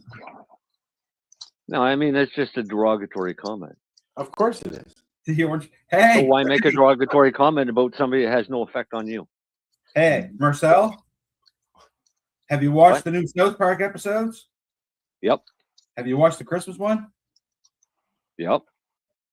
That's one I gotta Last- watch now. Last night. Oh, what you think of it? Don't tell me about it, but what you think of it. I think those guys might be pushing the fucking limit and might end up in a lawsuit. I find it fucking hilarious that the Simpsons have been doing that, ragging on people since they started. They're in their what 37th year or something like that. But Yeah, but they're not like South Park. But they don't make the president sleep with the devil. But they don't attack the Simpsons, is what I'm saying. They don't. Yeah, say, no, they the don't. Simpsons is bad. They don't. They talk about nasty about me. But the Simpsons they have. don't. My point is, they've left the Simpsons alone.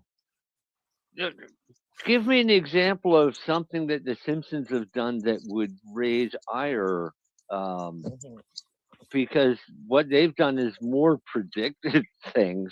Well, that's what very I'm getting at. accurately. Okay, those are only predictions.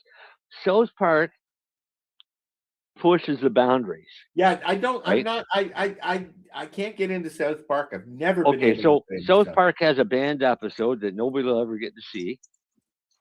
There's Is that several. the Charlie Kirk one? Oh no, they took that one down.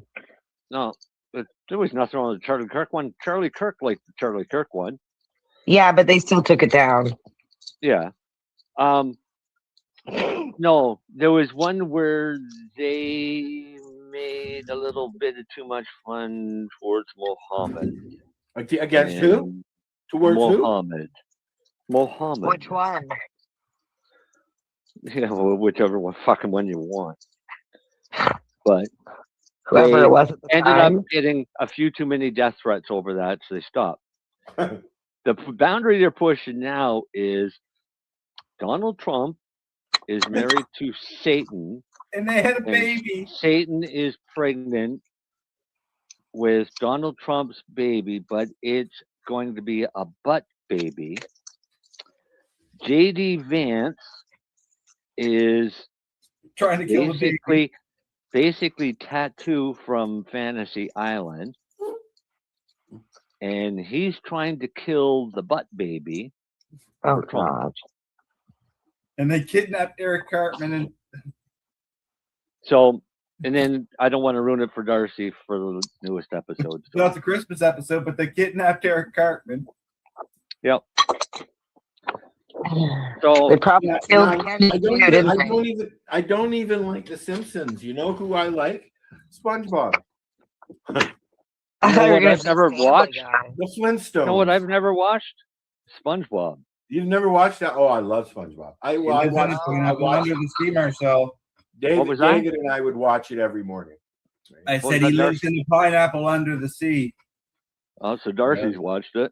Oh, I watched SpongeBob. Tyler loves SpongeBob growing up as a kid. SpongeBob, the Flintstones, Bugs Bunny, Jetsons, Woodpecker, original Batman. But they don't make Bugs Bunny ever since like the mid '90s, I think it was. But then Bugs Bunny changed. He wasn't like the Bugs Bunny and Tweety show. 80s. More 80s it changed. More it 80s, wasn't okay. violent. It was, they tried to pull a lot of that stuff off during as well, like the counterculture thing or the cancel culture thing. They call The it. cancel culture thing, yeah. Right. Like, but luckily we have the internet, so there's no censorship there. So, or well, at least there is minimal. Right. Did you seen the warnings from Mr. Zuckerberg on Facebook with regards to capturing photos of private chats? So what they're going to do is they're going to initiate a disappearing message system like they have on what's that, the WhatsApp? Snapchat. Does Snapchat have that as well? Yes, and so does Signal. I don't know. I don't use them. I don't even use WhatsApp. I used to. I don't. Well, it used to be a good phone app before things like this came along, right? Yeah. Never used it. I'll tell you, I think that the most productive time was when we started using Hangouts, because Hangouts was geared to doing exactly what we're doing right now. I miss Hangouts. Well, you could bring in a phone call, you could add your own stuff, and it's not as stringent. Skype was the same way, though. Yeah, it's not anymore. No. But Hangouts is still very much available. It's just called Meetup now. But you could argue also that Skype is still available because that's what they use on Facebook. But now it's more WhatsApp, I think. I still use WhatsApp like quite frequently, and the reason why I think it's a benefit over, like, say, even just sending a text. If I want to send files like videos, photos, that sort of thing, I can send bigger files in better quality through WhatsApp. Yes. If I try and send it through text or even Messenger, sometimes it says this file is too large. It goes through your phone system. Yeah. So. Yeah. Well, it goes through the internet, then through your phone system. So what I don't like about WhatsApp is it's attached to your cell phone. Right? Yeah, to your phone number. It's Yeah, kind of so like having a anybody who has your WhatsApp can actually phone your phone. I don't like yeah, that. just block them. Just block them. I don't want people phoning my phone unless you've been invited to, or you've actually phoned. Beep, beep, beep, beep, beep, beep, beep, beep. There's your number. Oh, Yeah, but- I have a registered business. So if you Google Magic Mike Karaoke, you get my number. Like it's my number. My phone number's there. So please don't prank call me. If you heard that. MJ, I'm so gonna call the radio station and get them to prank call you. So do you remember when you had an idea, a thought, and you wanted to tell somebody, you just picked up the phone and called them? And now it's like you got to go to Facebook, you have to message them, hey, are you around? I was going to call you. Oh, you can just call. Darcy? That's not how that works, bud. What's that? We don't do that. We just fucking call. Yeah. Yeah, that's what answering machines are for. If they're busy. Oh yeah, no. I just No. Darcy and I already have this down that it rings 4 times. If it doesn't get picked up, we hang up. We don't leave messages. We don't do shit like that. When we see that one of us I guess called, we have call the caller other one ID. back. Yeah, we all have caller ID now. So you're like, oh, Darcy called. Hey, although sometimes it might take the other person 18 hours to call the other guy back, but he still calls me back. Who?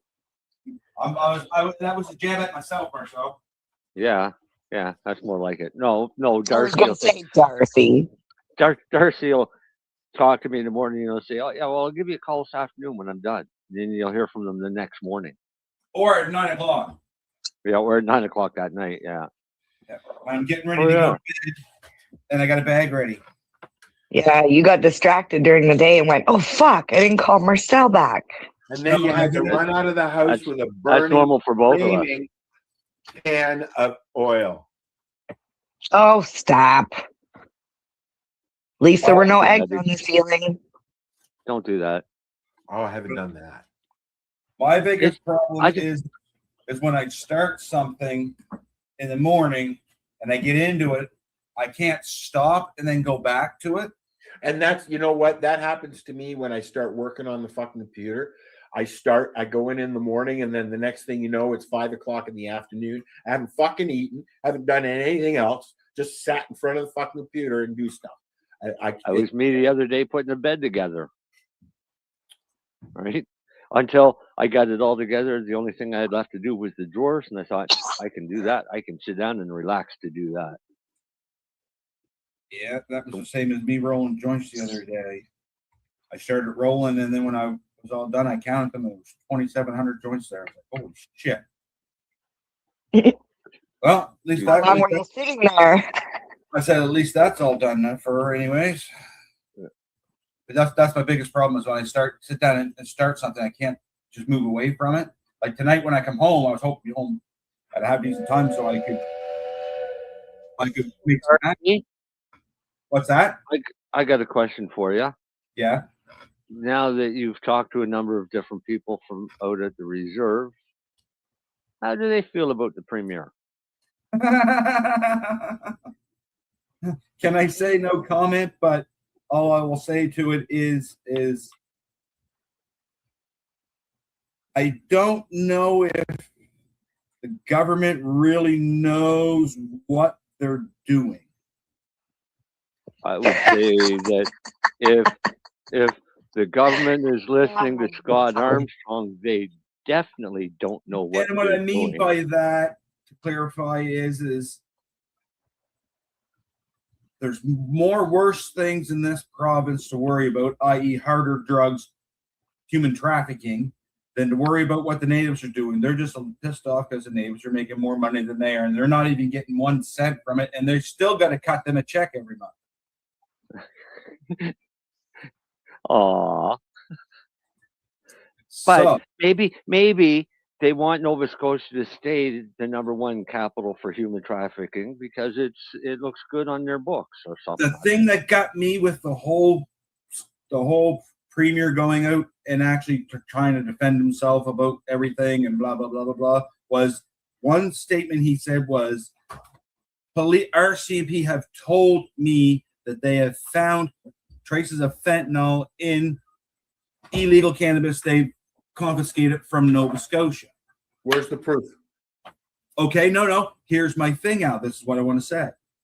In Nova Scotia, if they find fentanyl in anything, they put a public health notice out. Yeah, we discussed that before you got here from driving in your fucking snowstorm. Well, not one public health notice. So that's just the premier fear-mongering people to try to get them to side with him because, i.e., he wants his population, his popularity is going downhill fast by doing what he's doing right now. I mean, it was going pretty fucking low to begin with. That's one of the stories. That's one of the stories that keeps reoccurring, like hypermesis,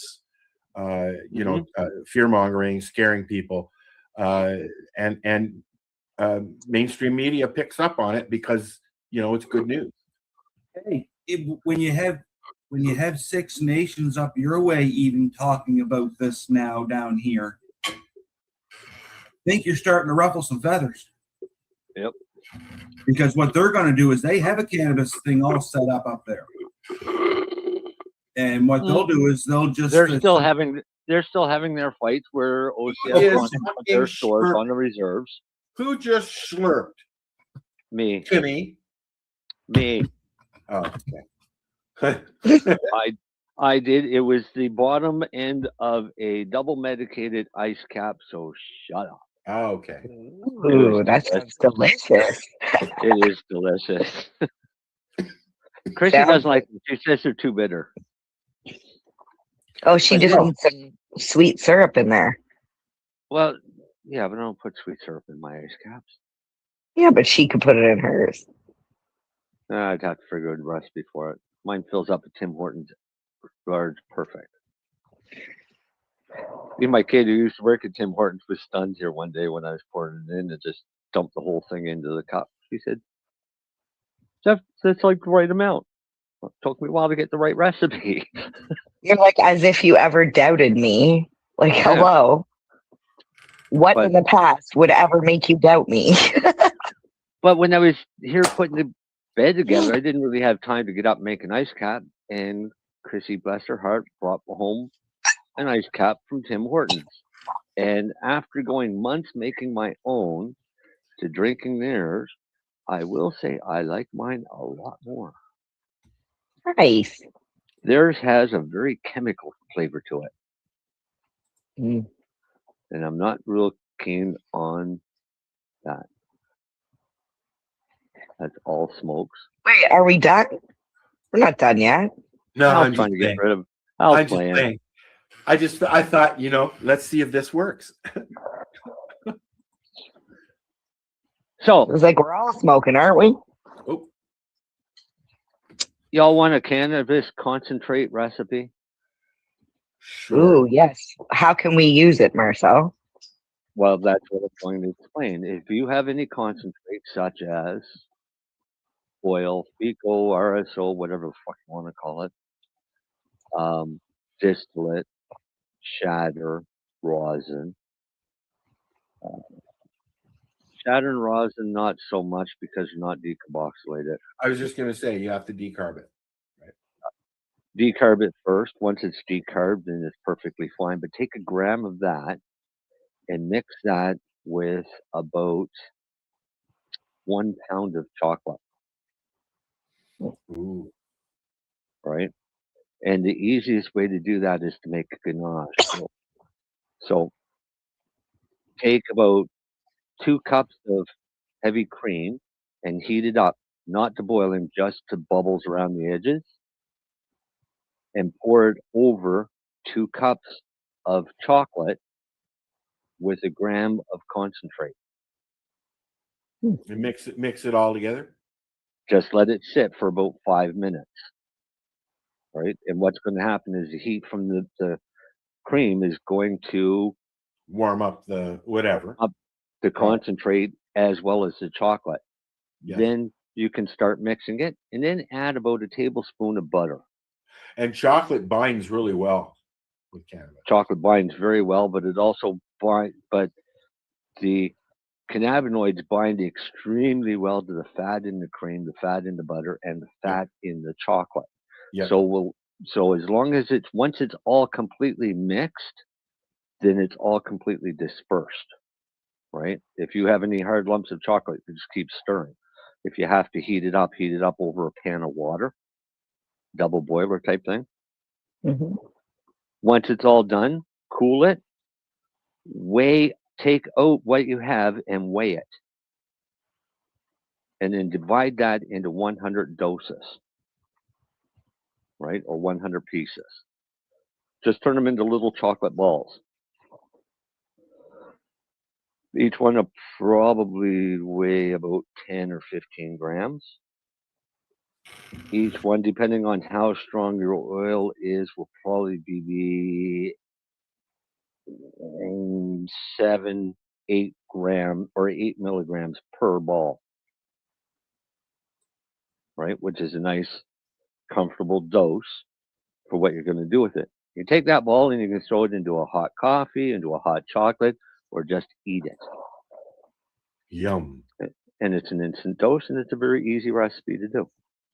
Yum. Yeah. I'd like that in print. You've just made an infused. Well, you now have it in text, I'm so gonna have you to. can Yeah, I'm gonna have to go and write this out. play it again. Hmm I'm gonna. Right. The But 151 mark. if you want to do up hot chocolates or whatever anytime, you just take them out of the freezer. You already have them done up. I do it with hot Take them out of the chocolate. I freezer. was using my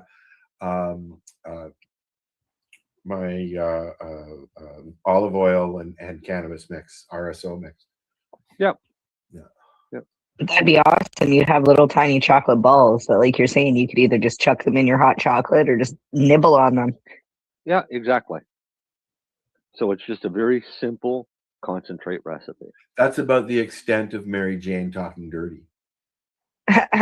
Somebody like me, I'm thinking about I'm going to divide it in 200 and I'm going to get 3.5. Well, I mean, you can divide it into whatever amount you want. If you want stronger, you can divide it stronger. If you want it really strong, you can add more concentrate.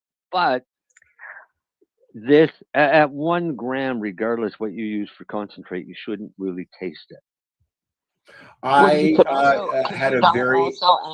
Yeah, sorry, I was just wondering, could you not also add can of butter instead of regular butter? Yes. You could, but you're not going to add as much butter as you would get out of a gram of concentrate. No, I mean added as well. Oh, if you want, sure, but don't add in green butter because that would just make it taste like shit. Yeah. Right. So that's how you get it not to taste like it, by using concentrates. Right, and that's what I've done for years and years and years. Is all of my recipes are all based off concentrate. If I need a medicated butter, it takes me 90 seconds to do that. I have butter in the freezer pretty much all the time. I know it takes me 90 seconds because I have a video on YouTube of me doing it in 90 seconds. Wow. Right, so it's not hard to do. I make butter, let it set, then I can use it in whatever recipe that requires that I need butter. But I can usually figure out a recipe pretty easily to slip it in different areas. I've gone as far as making a box of Kraft Dinner with can of butter. Yeah. It was all right. I mean, you could do anything. I mean, I could medicate a cheesecake. I was out of butter one day, and I went and I was making a box of Kraft Dinner before I checked to see if I had any, and all I had was can of butter, so I just went. Well, I just for laughs, I did up the math, and I can do a cheesecake that has 16 slices, and each slice would be 50 milligrams. And that could be a very comfortable slice of cheesecake if that's something that you eat. I made cookies a couple of weeks ago, and I ate 6 of them and slept until, I don't know, noon the next day. I made It was a good sleep. Reese- Let's just put it that way. I made medicated Reese's Christmas trees. Yeah, I don't like Reese's anything. They have peanut Well, butter. it doesn't taste like Reese's peanut butter crap. I don't like peanut butter at all. I made mint patties. I like mint patties. Yeah, medicated. Yeah, yep. Oh yeah, everything I've I've had made those is before. medicated. Somebody used to make them and bring them in at the lounge. They would have them at their table at the lounge. And then I made these really good And pretzels as well. caramely chocolate covered things with nuts in them, and they're really gooey. They call it bark. No, this is a hard biscuit on the bottom with You just reminded me of that hard, that old lady singing the biscuit song. this would be like a thinking of not a Snickers bar. No, those homemade Snickers bar things you made were delicious, though. But that's what it is. It's more like a Snickers bar, but it's gooier, caramel and peanut section. Is it like a turtle? No, because a turtle's still a harder caramel. This is I like turtle. really I've had soft. medicated turtles as well. This is a hard thing to make because I've got to freeze this caramel stuff solid. So I've only got literally seconds before it starts to melt when I put hot chocolate on it. Right? So I'm telling you, MJ, they're fucking to die for. They really are. It almost sounds sounds like to make, but they're delicious. it almost sounds like they call it a Christmas crack, where you put the crackers in like a base and then you pour the toffee over top. Yeah, right. But that's more like a bark or things like that, right? Yeah, This bark. no, this isn't like a bark. no, because looks like when a you tree bite bark. into this thing, you better be prepared to eat the whole thing. Oh, You can't take a bite and walk away because the stuff is oozing out. oh, It's sounds like an really- experience. All right, Oh, it is. now you've said the word oozing, and it's time to go. Mm. Don't hang up right away, MJ. No, I'll And stick around. Darcy just takes right off. Darcy came back from work to not say anything. Yeah, I did. I noticed I that. was talking. What? We got a minute. Where's the grow segment? Well, I was going to tell you, I grew some. I sprouted some new seeds out. Cool. I sprouted 3 strains to put in my tent. I sprouted. Now, me and Marcel had a debate about these, but anyway, Squirrel Glue number 4. And then I sprouted ice cream cake. I like and that. then real ice cream cake, and I sprouted another one called guava melt, I've heard of that. and it looks really Well, good. we'll have stuff to talk about next week. Sure will. If he's here, might be a snowstorm. I will be here. Okay. Say goodnight, people. I won't be here. No, I know You you'll might be down here. You might be here. No, I You mean might be here at on- my house. No, but you Are might you guys be going to on. try and do the show next this week show. together? We'll see. All right. We'll All try. right, say goodnight. Talk Good to ya. night. Good night.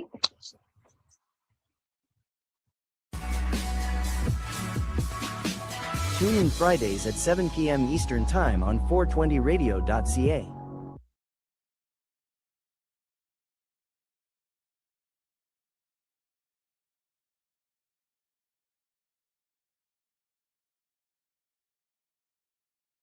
Adults with ASD report significant improvements in their symptoms following cannabis inhalation, according to data published in the journal Nature Scientific Reports. Researchers affiliated with the Washington State University and the University of New Orleans reviewed data from 111 self-identified ASD patients between the ages of 19 and 70. And now, study participants self-medicated with cannabis and reported the results in real time on the mobile technology platform StrainPrint. Investigators accessed nearly 6,000 separate StrainPrint entries compiled over 74 months. They reported using a large data set from self-identified autistic adults self-medicating with cannabis. We found that ratings of the severity of negative affect, which is anxiety and irritability, were reduced 75.78%. 75%. Ratings of the severity of repetitive behaviors, compulsive behaviors, were reduced by 70.41%. That's huge. Yeah. Ratings of the severity of problems with mental control, concentration, were reduced by 68.59%. Holy cannoli. And ratings of sensitivity, skin and sound sensitivity or sensory overload, were reduced by 68%. Holy Joe. For immediately before to shortly after inhaling cannabis. Moreover, these symptoms were reduced rather than exacerbated or unchanged in 98.3% of the cannabis use sessions. Holy cannoli. These findings are among the first to indicate that cannabis is perceived to improve highly prevalent symptoms associated with ASD in adults using cannabis for symptom management.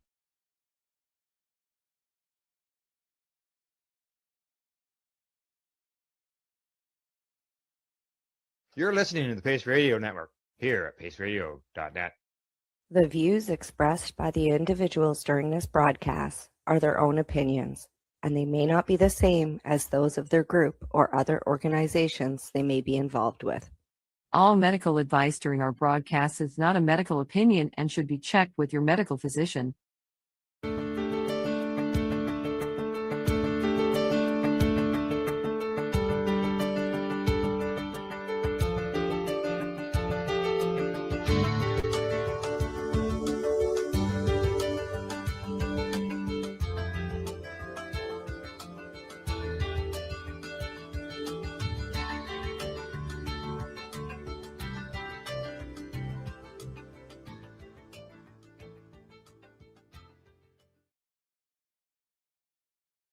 Hello, everyone, and welcome to VAC Roundtable number 71.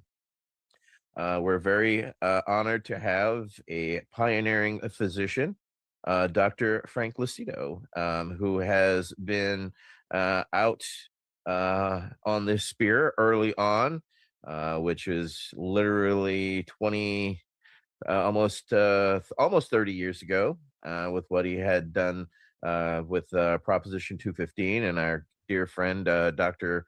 Todd Mikaria. And unfortunately, we lost Dr. Todd a few years back. And to have people who were part of the history as it was there and as it happened is important to us. We believe it is important history. It was early on when the internet was really just starting out. And yeah, so basically, can't thank you enough for joining us today, Dr. Lucido, and basically go into our first question, which is, how did you originally come to cannabis? Now, this is kind of a multi-pronged question. When were you first turned on? When did you, go for it. All right. Well, so I started college in September 1966 at Michigan. And I was one of the more cautious ones. I didn't smoke pot until I saw what happened to my friends and all that. And by January of 67, my second semester, I realized that people were having fun with it and nobody was having troubles with it. And so that's when I first turned on. And I'd heard the rumors that you don't necessarily notice much the first time. And sure enough, I didn't notice much. We're sitting in a friend's attic, where he happened to live. And then we decided to take a walk down the street to the local grocery store, and it looked like it was about 2 blocks away. And as we walked there and approached, seemed to be getting a half a block away, and all of a sudden it looked like we were 2 blocks away again. Like time, the space really expanded. That was the first experience of being altered that I realized. And I thought, well, this is interesting. And we had a good time laughing and a number of other things. And I was sold on it then that, I found out soon that it really didn't harm anything. And by that time, I'd already been through 1 semester of college, and I realized a lot of the weekends I felt I had quite a bit of a hangover because alcohol was available, even though we were 19 and 20 and 18 years old. So I realized cannabis was so much safer than alcohol. And not that I've been a teetotaler. I mean, I'll have the occasional drink, but for people that really can't drink at all, it's great alternate. And for those that want to stop drinking, it's been very helpful for a lot of people to stop drinking. So anyway, that was my first experience.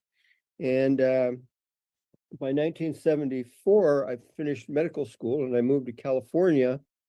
And I was in an apartment in San Francisco, and I had some seeds, and I just planted them in a little flower bed. And so I had two flower pots, and I had a plant on each one, and they didn't get much sun, but I had a morning exposure, and they got just big enough that I saw that one had little tufts going this way, and the other one had little bells that came down and then opened up, and a little powder fell out. And I thought, oh my God, there's pollen, there's the male one, and the other one must be a female. So, but again, there wasn't, I think I smoked the leaf and it didn't do anything, but I had access to buying a lid every once in a while. And probably in 1977, I'd say, is the next time I grew any. I lived in Martinez, which is where the Christian Brothers grew their grapes for the first wineries that they had. And so they had plenty of sun, and I had a southern exposure backyard in this housing division, and germinated six seeds. Six plants came up, and as I grew, I recognized one was male, and I sacrificed that right away. Took it inside to get it away from the others, and I had a nice pound of sensimilla out of the other 5 plants. And I did an interesting thing with the one plant that was male, and my girlfriend at that time was studying Indian dance. And when you study Indian dance, you cook for your teachers, and there was a book called Flavors of India, and it's just a regular straight cookbook, but in the back were their beverages, and one was making bhang, Bhang, and it's a drink that they would make at the Shiva festival and drink and have their experiences and praise the Lord, etc. And so we made bhang, and even though there wasn't much, I know there was not much THC in it. About the same time that I was getting a little bit high, I would also get a stomach ache. And finally, I realized it was the male plant that was causing the problem for me, because as I was stripping the plant, I realized my nose was running, my eyes were running, and I touched my eye because it was running, and my eye puffed up, and I realized, oh, I'm allergic to the male pollen.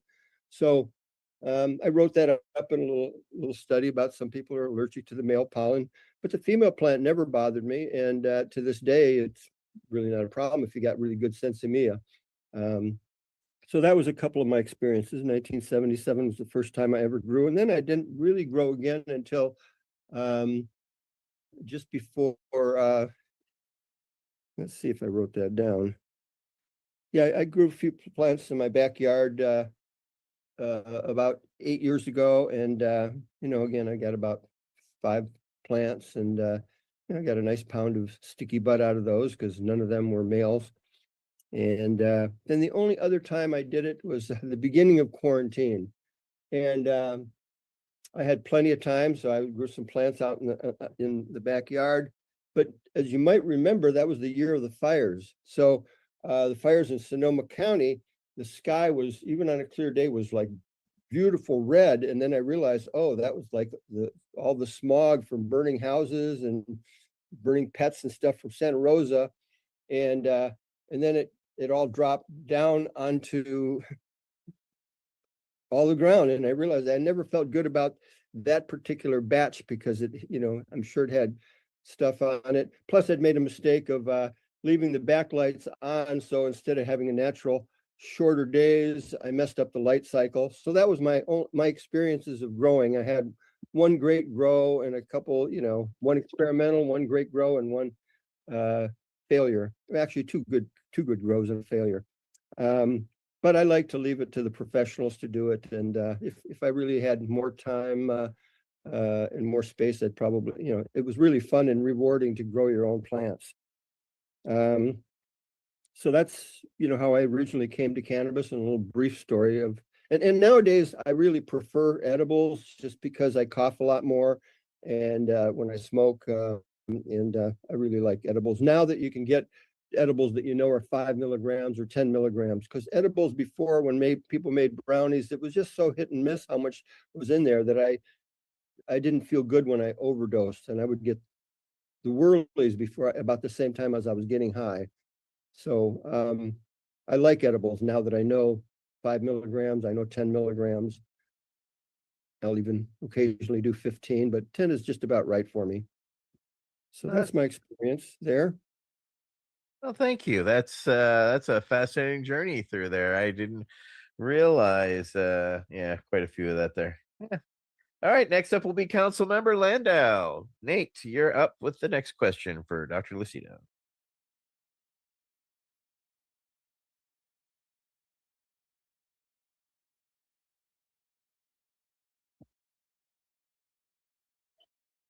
First of all, as a young advocate, I want to thank you for your decades of work. I look up to you and admire you, so thank you so much for all your pioneering. And my question is, how has your experience as a family general medicine practitioner influenced your approach to medical cannabis evaluations for veterans? Thank you. All right. Well, so I started my practice. I just retired after 41 years, but I started my Berkeley practice in 1979. And before the Compassionate Use Act, Prop 215, I had met a couple of the principals. I'd met Dr. Todd Mikaria and Chris Conrad through I met Chris Conrad through my anti-nuclear friends, and because I was an anti-nuclear activist. And then he told me, oh, there's a benefit for Prop 215 and at his house, and Dr. Todd Mikaria was there, and I'd heard of him before. He was like a hero of mine, even though I'd never really met him before. I knew he'd published, a decade or two before, the marijuana medical papers, and which was a compilation of all the literature from, the 1800s till now, some of the seminal pieces. So Chris Conrad says, oh, you want to meet Dr. Todd Mikaria? I says, I'd love to. And we'd had a patient in common before. I had a nursing home patient that was dwindling and wasn't eating.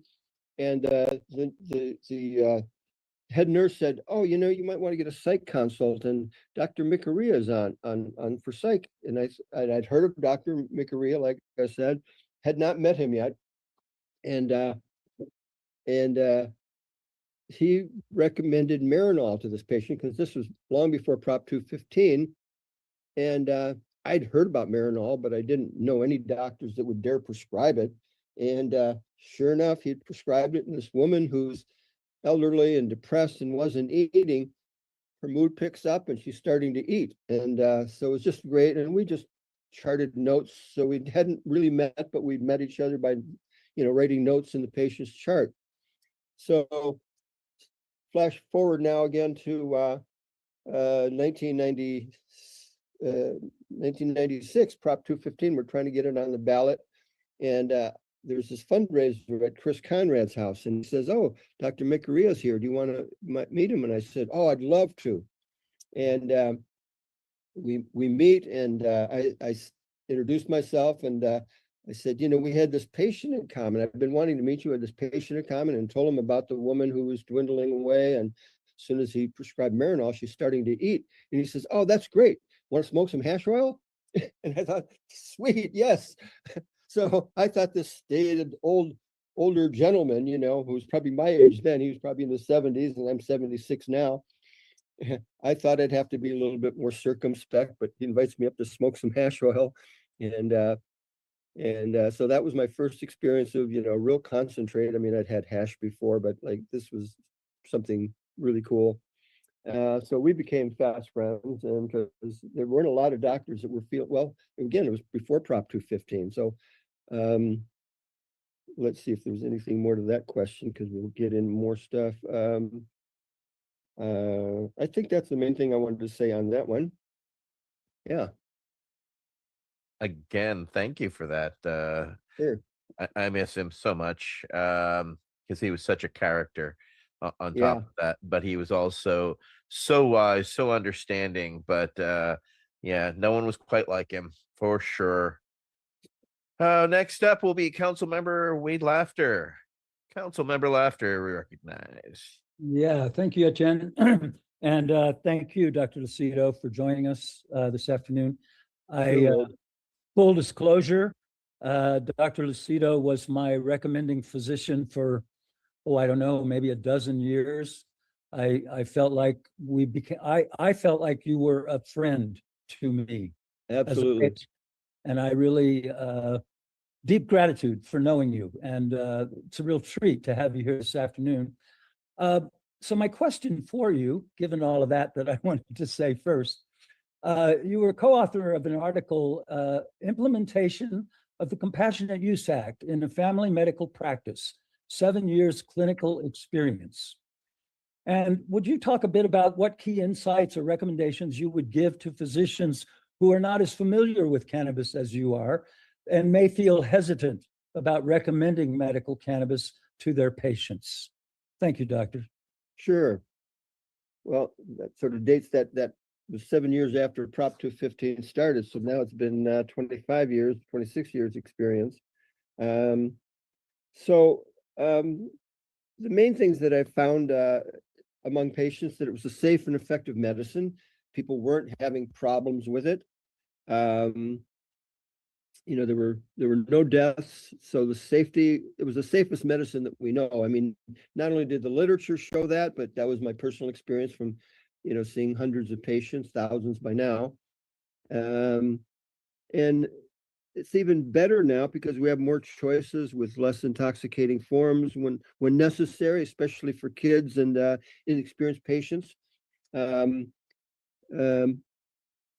talking, so in one of the specialties, even as adult use became the law, so a lot of patients no longer had to come and get recommendations, which is great. I'm glad. I was a proponent of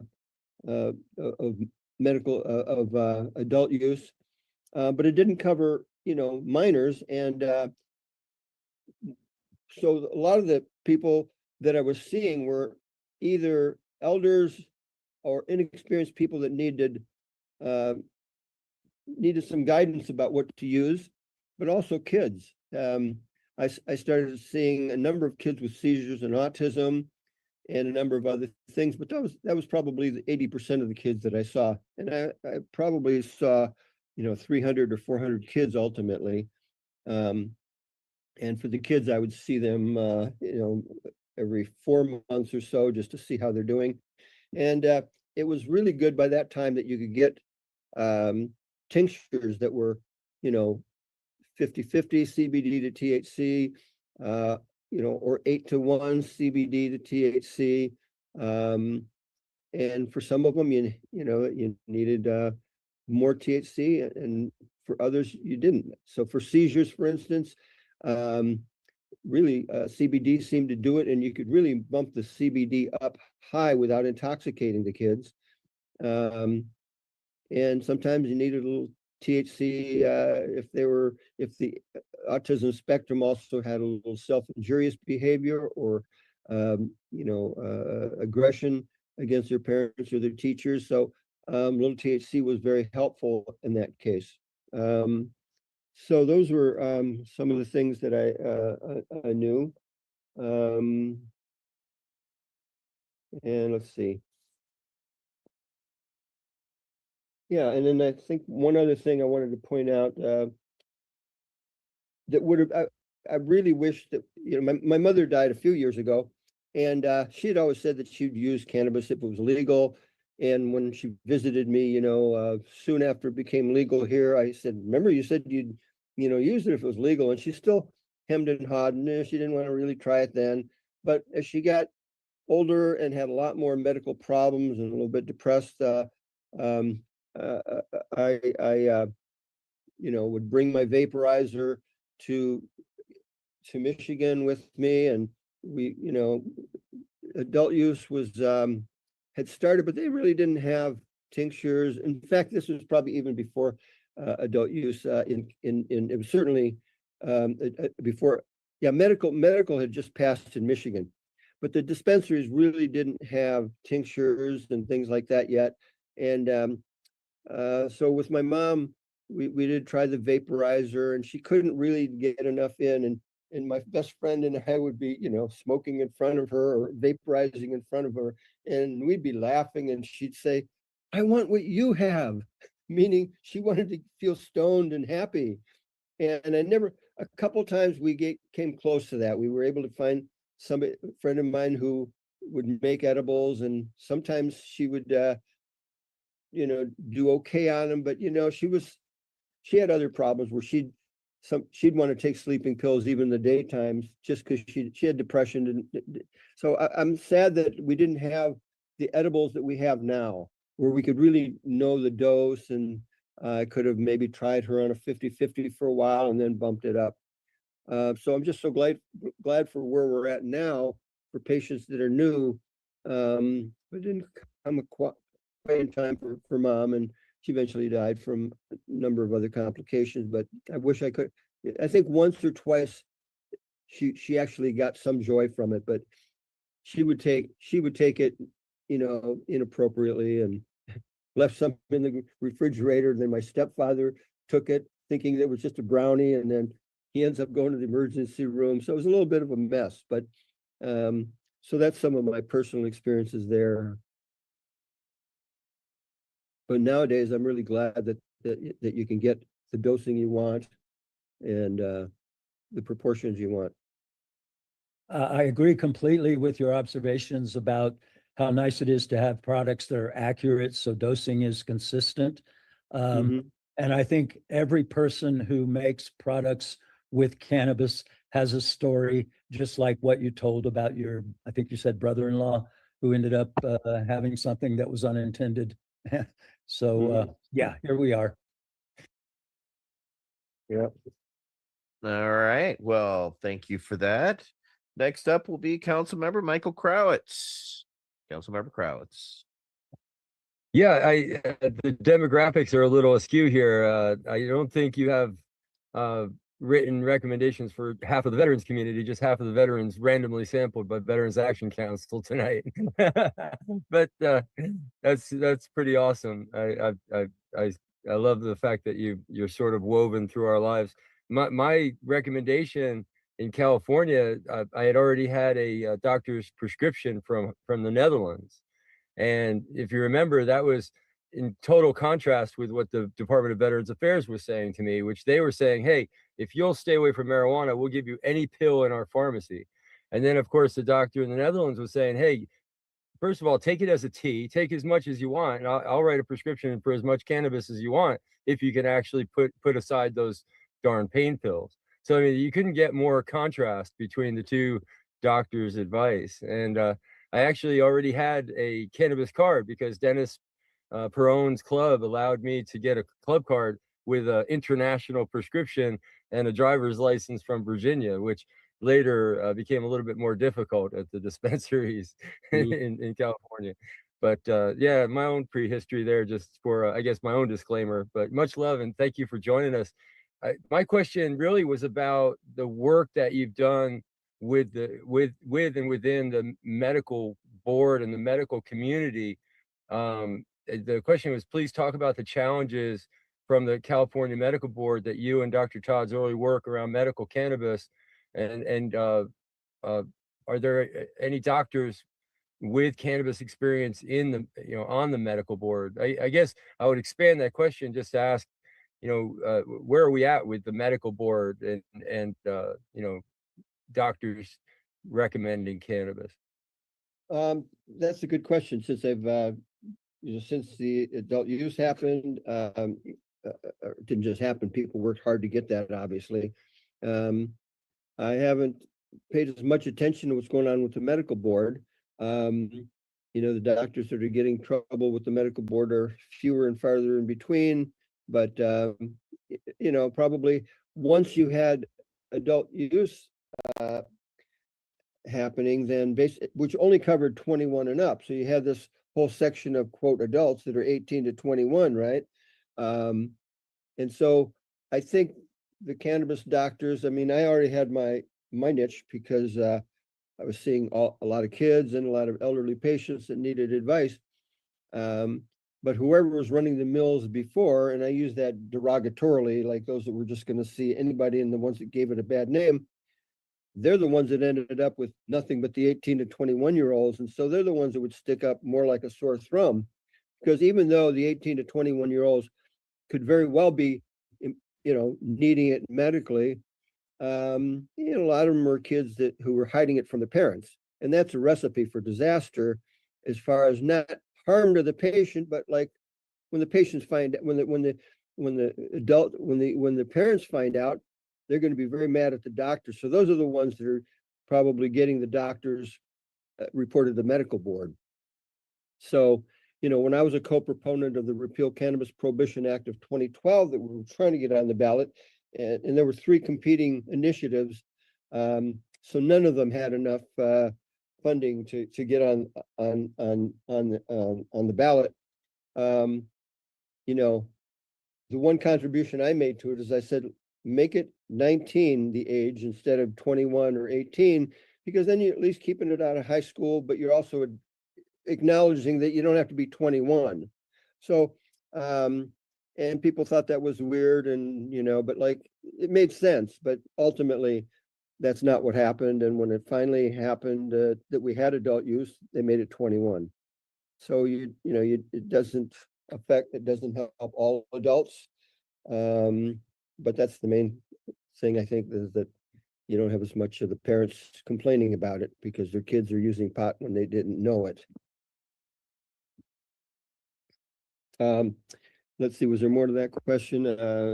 Just if you felt like reflecting on, what it was like, what some of the challenges were, with Dr. Todd, facing down I remember a moment where the drug czar, I guess they called him still at that time, General McCaffrey, was standing there with a poster board of some of the indications that Dr. Todd had, written on the poster board, and saying he called it Cheech and Chong medicine. And he was quite sure that he was going to just get rid of that he was going to use the DEA's power to just get rid of all the doctors that write recommendations. And that would be the end of that. Medical marijuana, done. Yes, please. Yeah, I remember that the drug czar came out, and this was, what year was that? Because Dennis Peron's club had already opened, but this was before Prop 215, right? It was after Prop. Was it after? I thought it was after Prop 215, but before. So it's like 1999 or 98 or somewhere around there. So because I was remembering something before where it was Dennis Peron's club went from the small club to the big one, but that was before Prop 215 passed, because I remember being at that club when it first opened early in '96, and then I was there on the night of the election. And so that was a happy time. So we're celebrating. So this is still not answering your question, but I'm still now on the day of it passing. We're seeing it as the elections are coming up. Clinton is getting reelected, and then Prop 215 goes over the is finally it's projected that that's going to win. And Dennis Peron, and I didn't know him well, but I knew him enough that he would always say, Frank, you got to crank those prescriptions out. You got to crank those recommendations out. And I was doing it my way, and there were people that were getting in more trouble by doing it his way, just by writing it for anybody. And at one point, there's a celebratory joint happening on the stairwell of this 5-story club that he had, and I was about to take a toke, and somebody yells up, "Dennis, the press is here!" And I thought, okay, I'm not going to have my first, be photographed with smoking a joint. And the next day, I got my first interview by the press, and I realized, oh, I've got to get better at being able to talk about cannabis. So I, got my talks going and stuff like that about that, because before that, I might have been quoted once or twice. I think I had a letter to the editor, published in the Chronicle, but I was still, not as out as that day was my first interview. Again, getting back to your question, then McCaffrey starts going in and saying that this again under Clinton, right? He was the drug czar, and he started threatening doctors, and yeah, the graphic you pointed out, he's there with his press conference showing people are using it for this and this, and here's Dr. Todd Mikaria, his name was like, he was right out there, which Todd didn't mind, but it was like, it was a lesson, if doctors are going to be named, and as time went on, I did get investigated by the medical board when they were investigating 12 of the 20 most outspoken doctors. And Dr. Todd and I and others, Fred Gardner, who was a journalist and started O'Shaughnessy's with Dr. Todd, the Journal of Society of Cannabis Clinicians, which back then was called California Cannabis Research Medical Group. And so we started going to the medical board testifying about doctors being inappropriately investigated. And finally, one of the medical, the medical board, we would go to these public comment periods, and at first it wasn't necessary. Well, it would usually often be on the agenda, but even if it wasn't on the agenda, we could bring it up in the public comment period. And usually the medical board is under the Attorney General's office. So even though it's about medical standards, it's really still part of law enforcement. And so you'd always have somebody from the Attorney General's office, trying to like badmouth what we're doing. And at one point, I didn't know who was in our favor up at the medical board, right? Because there was, 2/3 are doctors, and there's about 10 people on the medical board, and about a third of them are lay people.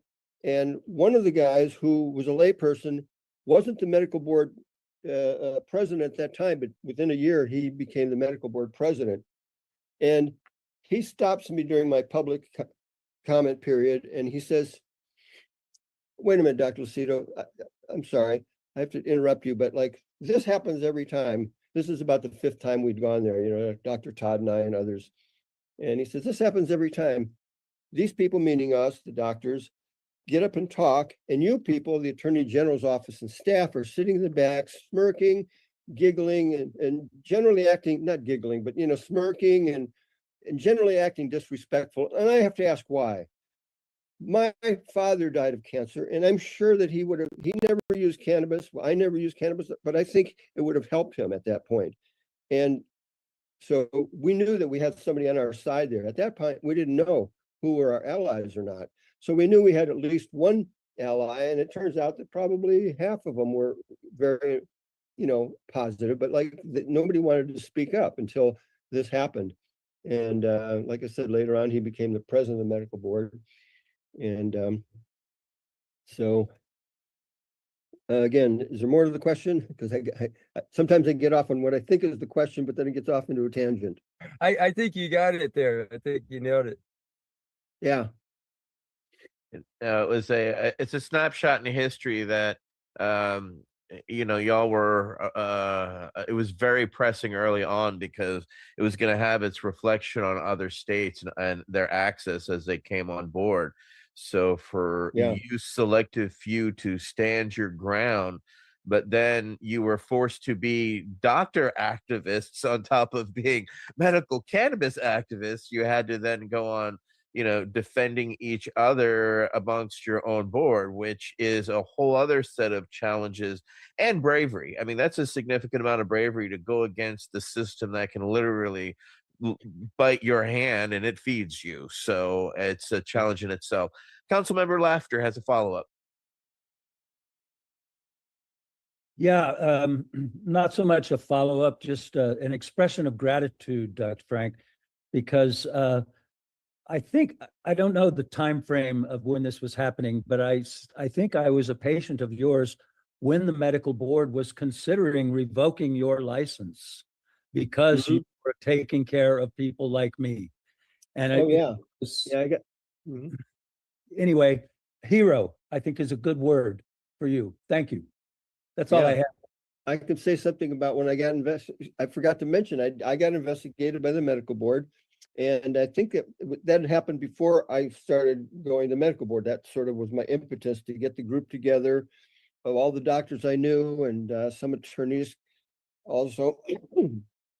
And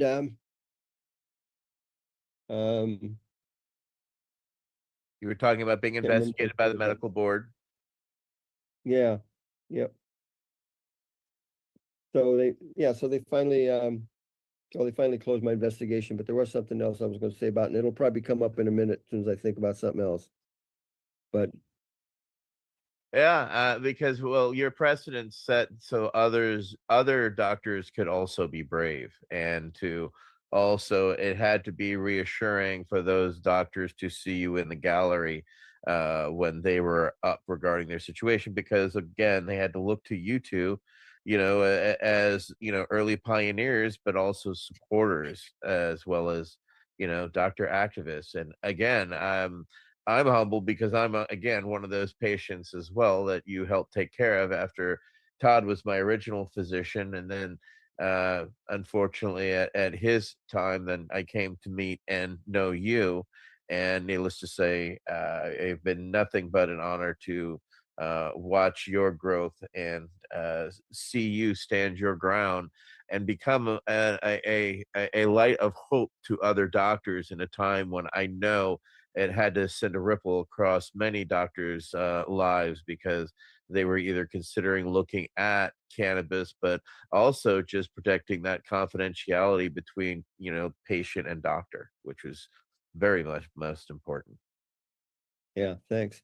I remember now, one of the things I want to say too, the reason I got investigated by the medical board was for one of the few minors. Later on, I became a specialist in minors because I saw so many these kids with autism spectrum and seizures.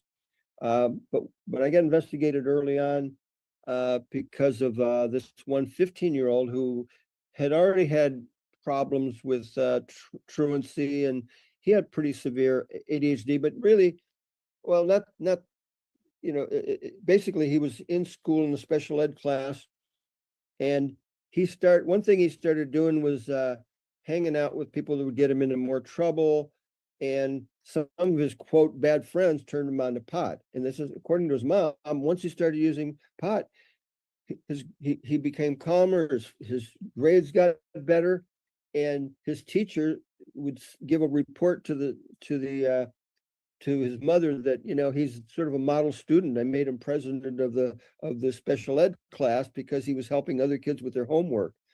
So I realized, yeah, this is that was one of the few minors that I wrote the recommendation for, and that's the one that he had a parole officer, not wasn't really parole back then, whatever minors get, the home visit lady found a pipe and violated his parole because of using pot.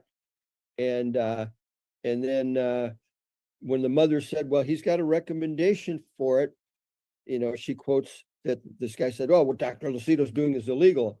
And then I got that investigation, and that's why. And when they wanted me to come in for the quote voluntary interview to discuss it, and that freaked me out. But I got an attorney, and his advice was, oh, you just don't go in for the voluntary interview. And I didn't, and they finally, dropped the case because they really had no evidence of anything.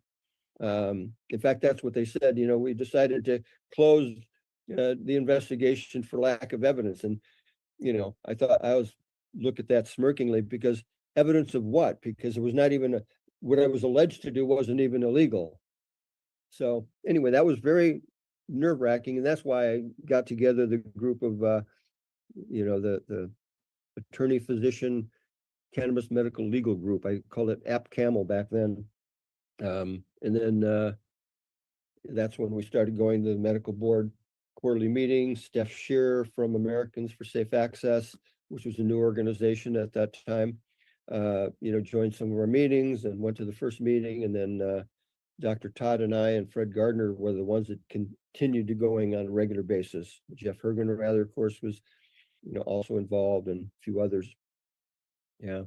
So Councilmember Laughter. I can't help it. One of the things it occurs to me to say to you, Dr. Frank, is you're talking to people who are veterans of military service. And part of that often calls upon you to do things that are scary, and maybe you're afraid, but you do them anyway. And that's a form of heroism, a form of bravery, a form of responsibility to one's community. And in addition to all of the work that you did to become a doctor, to take on this additional level of work and responsibility for caring for your patients in, going against the establishment. That's a form of bravery that they don't give medals for it. But you have patients like me who have deep gratitude for the opportunity to have known you and to have experienced your form of compassionate, informed care. So thank you. Oh, you're welcome. Thank you. Testify, my brother Wade. Testify, testify, testify. Sister Peggy Jones, council member, you're recognized for our next question. Thank you. And thank you, Dr. Frank, for joining us this evening.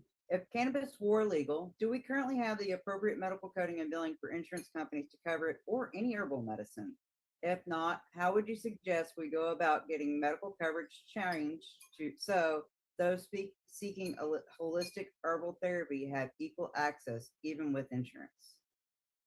That's a great question. I really wish this would happen. I think the main thing is, though, I've been in medicine for, like I said, I just retired after 43 years in family medicine, and I guess it was 41 years in family medicine because I retired from that 2 years ago, but then I continued the cannabis practice till September. So what I wrote here, let me just see. So this is a financial issue for many. This has been a financial and will be a financial issue for a while, but it's always worth pursuing.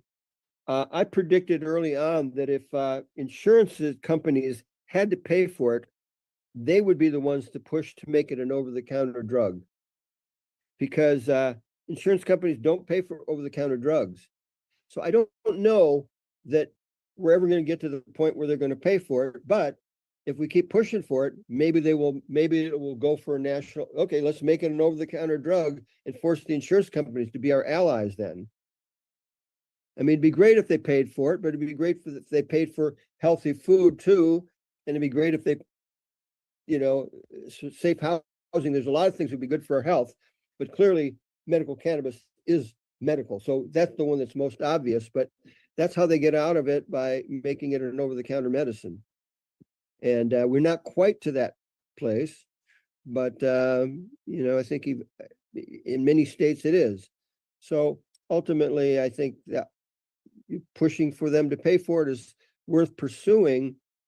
But I think that's going to be their way out of it, is by saying, well, let's make it an over-the-counter medicine, which would also be the next best thing.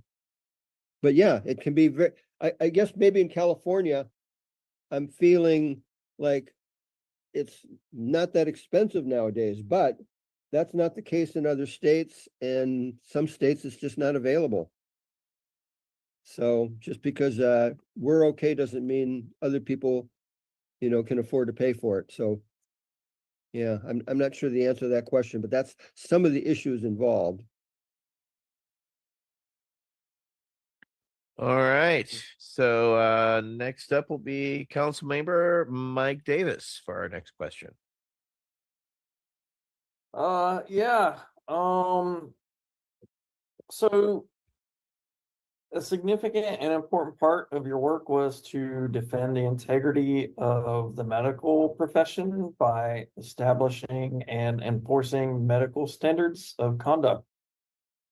Are we doing better or worse in this regard since the emergence of adult recreation regulations and the associated reduction in medical cannabis patient numbers?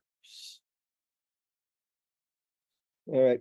Well, my intention was to make sure that doctors with good standards were not being inappropriately being investigated by the medical board. So with adult use, 21 and over, we've mostly done that.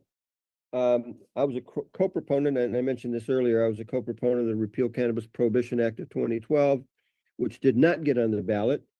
Our initiative set the age adult use at 19 to keep it out of high school, where some kids might be inappropriately sharing their cannabis. So I think that's the main answer I have. Let's see. Yeah, is there anything more to that question that we want to delve into? Because that's what I wrote down, but I could open that to questions too. Well, I guess it's we know that there was some change in California with there was 64 and Proposition 215 sunsetting. We know there was sort of there's still outstanding questions such as how much a patient can have, because by Proposition 64 standards, I know that there is a limits to concentrates as well as how much people can have per day, etc., for purchasing. So wasn't sure of the crossover there, or if there is any crossover. I know there was some legal standing prior because doctors could write for whatever you have, because there's different different humans have different needs, right? And different conditions have different needs as well. So I was kind of curious if there has been any change in standing, or do the pre-215 laws still stay in place for, how much a patient can have, etc., or have that been nullified by the 64, in your opinion? Yeah, that's a good question. And I'm not sure of the answer, but as you're pointing out, Prop 215 did not say an amount. It said that patients could grow, possess, use for personal medical use. And a lot of people, I wasn't involved in the writing of it. I'm not one of the 6, like Dr. Todd, of the people that wrote it. But hearing from it, that was like a big controversial point. It's like, well, are we going to get away with not putting an amount? And somebody, I can't remember if it was Dr. Todd, insisted on keeping it in there. And when it was written, we didn't even have the funding to get it on the ballot. So even our funders might have said, oh, that's never going to pass. Why am I going to give you $100,000 or whatever? And yet it got on the ballot and it passed. So if you just look at Prop 215, it does not say an amount. It says personal, the amount for medical, the amount the patient needs. You can grow and possess and use for medical use. And then I don't know whether, the other ones, would you mention? Prop 64, which is the adult rec. Yeah, I don't know. I'm not sure that Prop 64. No, I mean, first of all, I know that the CCUA, the Prop 215, still exists. I don't know if and even that, different jurisdictions were saying different amounts. So somehow they're getting away with different jurisdictions. And I don't know if that's because of 64 or whether that was even happening beforehand. So I don't know the answer to that, but I know that Prop 215 did not state an amount. And that was intentional on the part of some of the people, and could have been a poison pill that might not have ever let it get on the ballot or pass, but it passed anyway.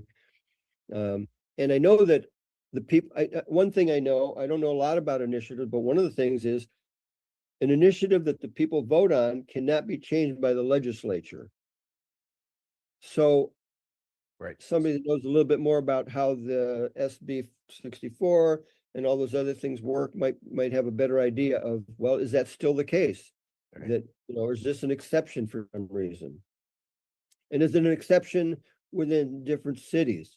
Because that's where the whole thing was. If you might recall, Oakland at first, some places were, Berkeley said 10 plants, Oakland said 144 plants, 2/3 of which could be, or 1/3 could be mature, I think. 2/3 could be immature, with the idea that maybe half of them wouldn't make it. So you really had this 144 plant limit. But then 64, I don't know the answer to that. I don't know if to 15, because it's an initiative of the people and, you can't change that. Why they could limit it now. Okay, just curious. Councilmember Laughter has a follow-up. Yeah. One of the changes that I've seen, at least, I live in the Sierra foothills now, Dr. Frank. That's why you don't see me very often. And the local physician's office that I have been seeing for my referral is closing because they don't have enough patients to sustain a practice and an office. And I'm wondering, I know you've retired. I know there's probably still hot docs, as they're referred to, where, for $40 you can go online and you can get a recommendation and all that. But the doctors who are actually providing care and guidance like you did with me, are those folks surviving with the changes in the law? What's your sense of that? Excuse me. What was that question again? I mean, I can tell you a couple of doctors, like Dr. Hergenrather is still doing them. I've referred the last few patients that I had to him, including the the minors, and trying to remember Dr. Mikaria's sister is still practicing. She took over the practice in Cool, which was Molly Fry's practice, after she, lost her license. So those are the last two that I was referring, the ones that I referred the rest of my adult patients to, and the kids would go to, because I know Dr. Mikaria wasn't seeing the kids. So, yeah, I think that there's fewer doctors doing it, and I'm talking about the ones that, like me, that actually had good standards, etc.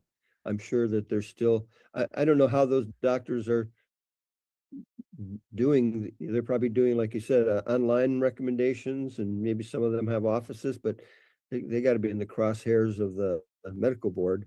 But I haven't heard much. Yeah, I think a lot of us in the cannabis industry are feeling the changes that have happened that don't seem very favorable. I'll leave it at that. And I can pose that last question, Etienne, if you want me to. Go ahead, Wade. So, Dr. Frank, in your opinion, what are the biggest challenges or barriers that veterans might face when accessing medical cannabis for their conditions as a result of their service? And I realize you probably don't have much experience with the VHA. We can certainly talk about that. But yeah, what's your sense of the challenges and barriers there? Well, let's see. So I wrote something down. Let's see. I first thing I wrote is, I guess I'd like to hear the veterans on this and see what the challenges have been, because I'm not hearing much about that. Again, like I said, it's been a year since almost a year since I retired. Maybe education on the various and best ways to use it still needed. I know that I'm mostly using edibles myself nowadays, and because I know, it's easier to know just what 5 and 10 milligrams of THC will do, whereas it was hit and miss with someone else's homemade brownies before, and even with that, I had many good experiences with edibles. but I also had a number of uncomfortable experiences with it. So, any other, there's some of that I haven't answered. What are the biggest challenges? Well, like one of the topics that's been hot, if you will, in government policy around cannabis is the idea of rescheduling or perhaps even descheduling cannabis. And of course, that would have a lot of implications for many of us. But yeah, because we are a veterans organization, it's really our focus. And for the most part, yeah, the Veterans Health Administration is in the past, they've been hostile. I mean, you can hear some horror stories from people on in this meeting right now. But it seems like the stance has softened, at least in some of the medical centers. And I guess maybe I was hoping for a home run insight from you about how could we change it at the federal level? What might be the compelling argument to make it easier for veterans to have access to this product through the Veterans Health Administration, not have to go to a dispensary, have it be one of the bags of pills that they send you every month, that it be, precisely dosed edibles or a tincture that comes with instructions. Thank you. Yeah. Excuse me. Had a bronchitis lately, but I'm getting better. Yeah, so that is a problem because you'd like the veterans. So your experience, you veterans have more experience than I have of how the VA is, but as you mentioned, and I've heard this before, sometimes they're quick to give medicines, quick to give you a whole bag of pills, or prescriptions for a whole bag of pills, but they're still, they were told a long time ago not to talk about cannabis.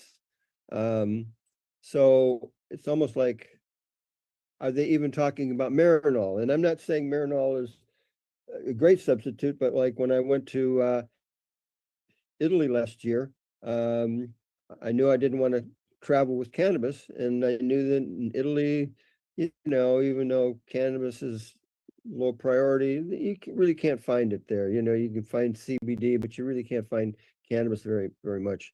So I made sure to bring some Marinol. It's it's synthetic, but it still does what you want THC to do, even though I do believe natural is better.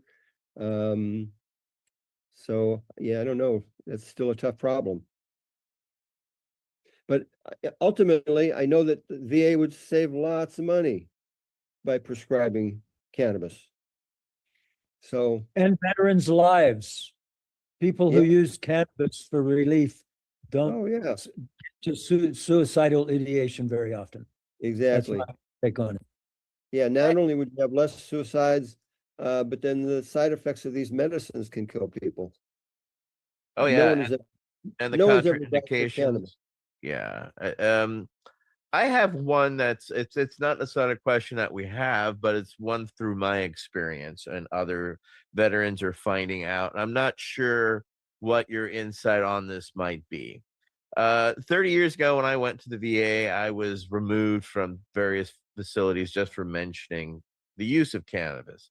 That changed, fortunately, due to Michael Crowitz and others changing VA policy outright. So 30 years ago, when I went to the VA and I would mention my use, I was classified as a known drug user. Okay, so that was a terminology. And now recently we have seen an uptick in a new terminology called cannabis use disorder, called CUD. And unfortunately, any type of cannabis anything is basically being umbrellaed by this cannabis use disorder, which of course has become kind of the sexy name in cannabis for doctors and nurses to be throwing around. Do you have any insight on this or the harm this type of verbiage could be causing? Because it just seems to be a 80s throwback in terminology, or just as another way to demonize cannabis patients because of lack of knowledge potentially by the American Medical Association. Because I know that the American Medical Association, is just recently, we know the Nurse Association and others have just recently only approved education, or even that cannabis can be even a curricula for nurses to understand. So with this, we are seeing a large number of veterans who go to the VA and mention their use get labeled this kind of carte blanche cannabis use disorder. Have you heard about this? And if so, what are your thoughts, or how could we educate our doctors against this willful ignorance that they're seem to be pushing down on us? Yeah, that's a good question, and I think to me it seems malpractice on their part to be labeling somebody with that. So maybe somebody has to maybe it has to be some suits against the VA and some judgments against them, to make them pay attention, because that's a bullshit diagnosis. I even wonder about you're hearing about cannabis hyperemesis syndrome, which is Yes. real symptoms, at least. I mean, at least the alleged symptoms are there, and it could be due to other things. But cannabis use disorder, they're using just for people that use cannabis, right? So that's bullshit. So Well, thank you for your succinct breakdown of that, doctor. I don't have many doctors who are that chef's kiss to the point, shall we say? But I think Peggy Yeah. has a follow up on this. Yes, sir. Thank you, Etienne. I actually do have a follow-up. With your experience with patients switching to cannabis, if they did not stop prescription medications that cannabis also helps with, say they have high blood pressure or they have ADHD or some other thing that cannabis helps with, if they don't stop that prescription drug, could it also mimic a cannabis disorder or allergic reaction of some sort, causing them to have side effects from the medication that they no longer need because they're on an herbal medicine now? there are very few things that cannabis is going to make worse. I mean, obviously, once you look at the intoxication, I mean, I've taken too much, edibles, as I mentioned. So yeah, you can get an overdose, but that's not what we're talking about. You're talking about people being labeled cannabis use disorder. So I think that that's just a misdiagnosis. That's a diagnosis of convenience to label anybody that's using it a use disorder. And from a legal standpoint, they could name it something else if they want. They could say it's illegal for you to use it on VA properties. They don't have to get into this pretending. That's pseudomedicine, I think. And again, I'll reserve the judgment for the cannabis hyperemesis syndrome because I've read about it, and it seems to be that some people really believe that that's a thing, and I'm sure some people have had something like that. I certainly know that if I've had too much when it was the brownie edibles, I would get the whirlies and I wouldn't feel better until I threw up. So I don't know if that's what they're causing cannabis hyperemesis syndrome. I just doubt, I don't know that even existed, but cannabis use disorder doesn't even mean anything. I mean, there's probably some definition I should look up, but at least if they say cannabis hyperemesis, okay, all right. So somebody's throwing up, whether that's the reason or not is a good question. Let's look into that. But cannabis use disorder sounds to me like they're just labeling you a cannabis user. Right, and that's our fear as well. So thank you for your thank you for your assessment on that. Peggy wants to follow up, and then Michael. Something you said triggered another question. It's kind of non-cannabis related, so I'll make it brief. Since you've been in medicine for as long as you have and you've now retired, you mentioned they could change the name on it. I had a condition called complex regional pain syndrome, and to my knowledge and research, since the Civil War, they've changed the name on it 60 times already.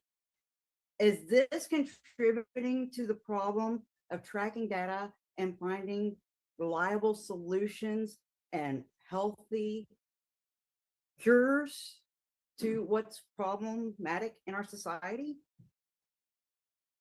Yeah, what's the name of that disorder again? Because I had complex regional pain syndrome. It's Yeah. been known as reflex sympathetic dystrophy and a multiple other things.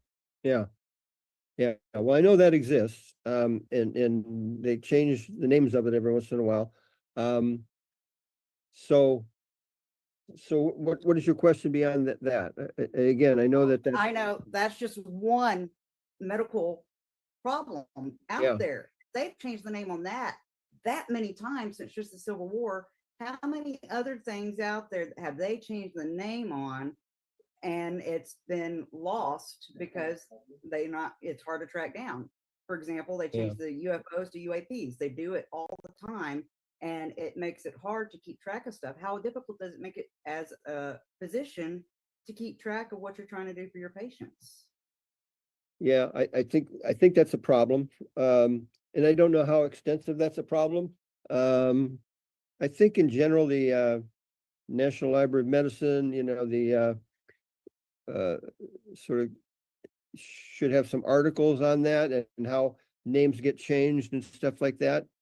So I don't know if there's anything there. And if you've never looked up the National Library of Medicine, PubMed is the thing to remember, just like Club Med, except PubMed.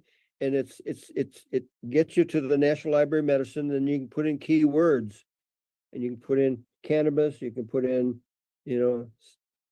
all the illnesses that you saw, or you can just put in those illnesses to see what else it's been called.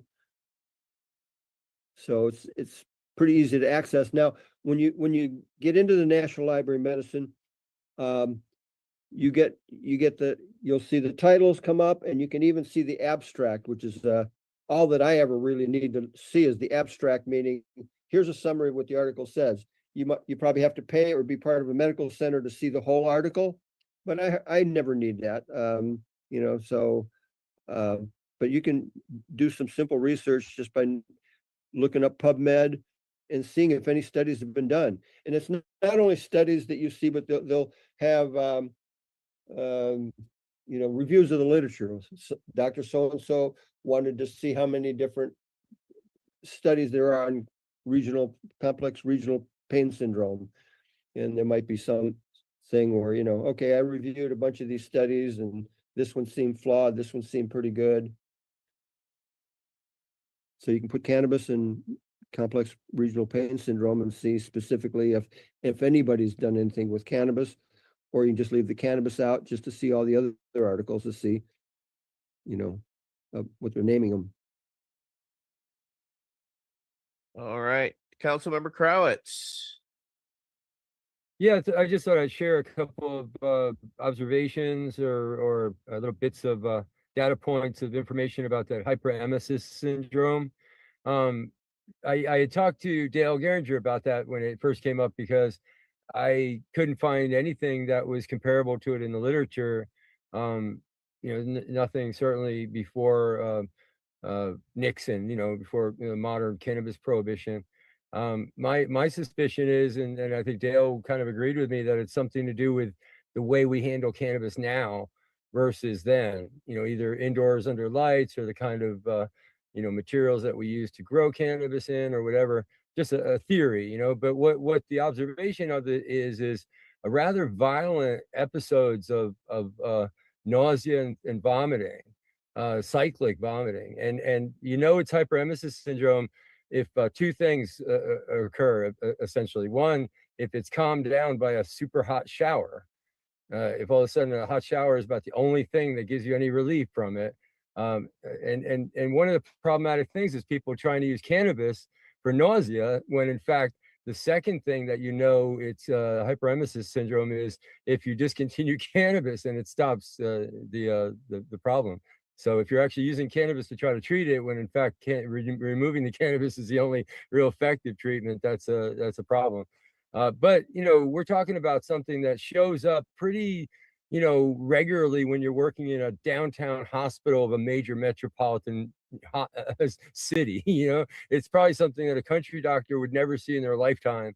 And even, where you were working, you probably would never see it. You'd have to see a huge volume of patients, I think, before you'd run into one. I honestly haven't ran into a single case yet, in my work.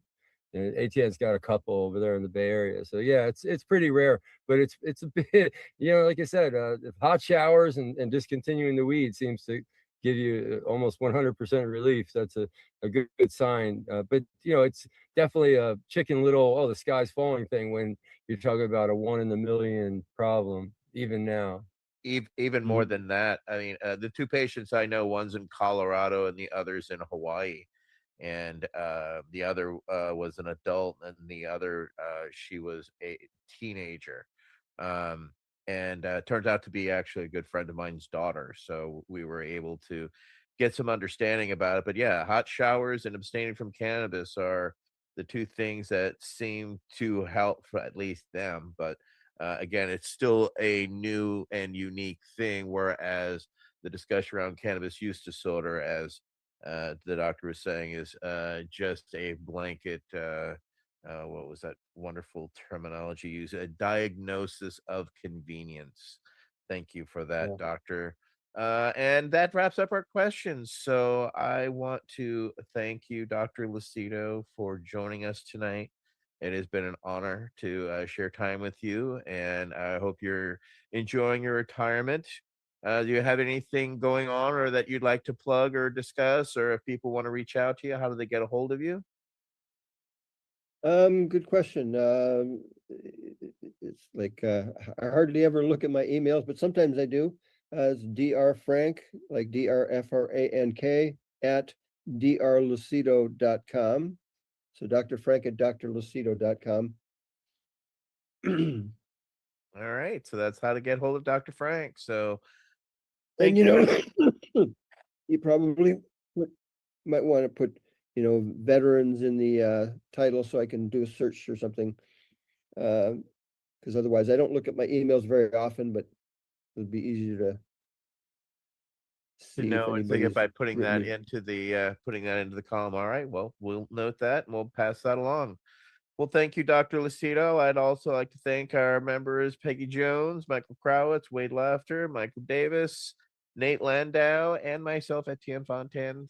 Thank you, everybody, for joining us for our VAC Roundtable number 71. Dr. Frank Lucido. Thank you, everybody. Have a great one. Bye. The Veterans Action Council is a Pace Radio Network content provider.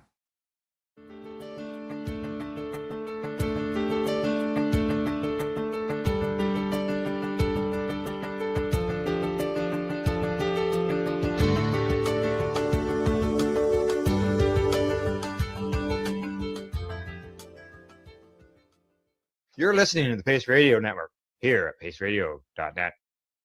The opinions of the individuals during this broadcast are their own and may not be the opinions of their group or other organizations they may be involved with. All medical advice during our broadcast is not a medical opinion and should be checked with your medical physician. Enjoy the buzz of legalization with Campbellford Lifestyle Shop. From lights to plant nutrients, books, consumption accessories, and more, we've got all your basics to grow or consume cannabis. Visit our info center or take a look at our piercing services and body jewelry, now available in-store through Campbellford Lifestyle Shop, 17 Bridge Street West, Campbellford. Limestone City Hydroponics is Kingston, Ontario's hydroponics shop. Take your growing to the next level and create the optimal environment with a tent kit, or maximize your yield with an ebb and flow flood table kit. Either way, Limestone City Hydroponics has more sizes and options to fit your needs. Are you looking for the power of the sun that adapts to your budget? Then look no further, as they have professional grow lighting. They have indoor grow systems that are easy and cost effective, with many options to fit your living space and lifestyle. Cultivate your growing potential. We have everything you need to succeed. And if you can't make it to the store, they offer local delivery to the greater Kingston area.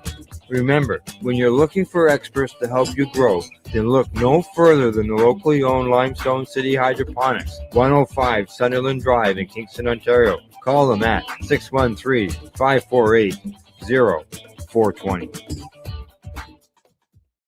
We are people advocating cannabis education here at Pace Radio.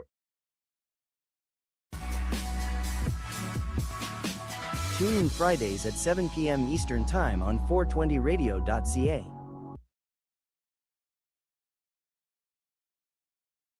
You're listening to the Pace Radio Network here at paceradio.net. The views expressed by the individuals during this broadcast are their own opinions, and they may not be the same as those of their group or other organizations they may be involved with. All medical advice during our broadcast is not a medical opinion and should be checked with your medical physician. I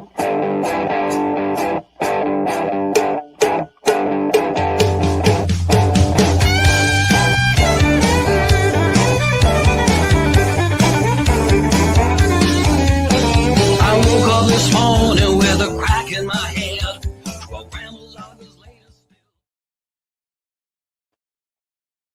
Good evening, everyone. Welcome to the Pace Radio Show. We're live here at paceradio.net as well as 420pace.ca and our social media locations as well. Good evening, Tamara. How are you doing tonight? I'm okay. How are you doing, Al? I'm not doing too bad, staying busy, which is the important thing, doing things. Doing stuff. Whatever. I'm involved in something, some editing or whatever, but staying busy. And then, getting outside in the cooler weathers. It's cold, but it's fresh. Yeah. Yeah, no, I try and get out at least once a day. Well, I have to go to the animals and that. So it's chilly here too. We've got some snow and it's winter. Right. I don't Yes. know what anybody expects. We wouldn't have snow and it wouldn't be cold. It's winter. Well, it's Canada, right? So you gotta expect it, eh? Absolutely. But yeah, no, just kind of gearing up for Christmas. Well, not so much because, like I said, we don't per se celebrate Christmas, but trying to gather some things for some donations for the substitution program, specifically for Christmas this year. Where last year I didn't really, but now that I've got a set group of 27 people that I'm specifically helping, I know how many women I've got and how many men I've got. So right now I'm on a purse kind of campaign looking for purses and women's toiletries, and then we're going to fill men like socks. I'm going to go to a dollar store and grab some like just Christmas socks and fill them with socks and men's toiletries, and of course, regular cannabis and hemp and all in the next next weeks or so. So that's the same old grind. Send me stuff. Where shall they send it, or how do they get a hold of you? So if you want to PM me, I'll give you my address. I'm not going to do that, but you can always e-transfer cash donations to tamaralee9@hotmail.com, and all the money that I make from my gummies and my candy also goes to the cannabis substitution program. So if you'd like to purchase some of those, you can also get a hold of me through that email and order some candy. Yeah, we got candy also down the road for you. Candies, gummies, fudge, cookies. Yes. Yeah, exactly. And all that money goes to the program. So. Yeah. Tonight we've got two guests. Both are patients. One is an artist. The other, I call him an author because he's actually written. I would call them. two books. He's an author. Humanitarians, long-term activists. Yes. Jack of all trades, artists on all levels, and just extraordinary people that have overcome so much. And we've known them probably. Well, I know I've known them for 20 years. So it's been... having that, but they've overcame a lot of things and continue on with their journey. So it's always a pleasure to have them on and catch up with them and find out what's going on. Yeah, exactly. Well, why don't we just bring them into the show? Sounds As great. you say, they're here. They're going to tell their story. Plus, they're going to tell us and everybody else how they can read about their story, read all about it, because, as I mentioned, author, right? So, right. So, we'd like to welcome Christine Lowe and Russell Barth to the Pace Radio Show. Hello, guys. How you doing? Pretty good. Thanks for having us on. Yes. Thank you for coming on to the show. and talking to our viewers about what you guys are doing and what you have done over the past along the ways of cannabis advocacy. Because what I find is that so many of us, we have our we come in, we're in the new, there's a lot of stuff that we're all involved in, and then we sort of start to get to a point where the next wave of people start coming in. And I see that some people at times, they're, I'm not going to really say forgotten, but, now they've just been in so long that, it's just new people just never have heard of it. Yeah. So, Well, yeah. I find that a lot of our work from those days is forgotten anyway. Correct. Most people don't realize how pot became legal in Canada, that the government was forced to do it because the law fell apart and it was the Wild West. And they had to figure something out quick, because exactly opening up all over the place with zero regulation. Well, that's the thing I think that people kind of skip over the Terry Parker ruling too, right? Well, it all started with the Parker ruling, and then the government, Terry Parker to all these other legal battles that have gotten us to where they came to this, right? 11 court rulings.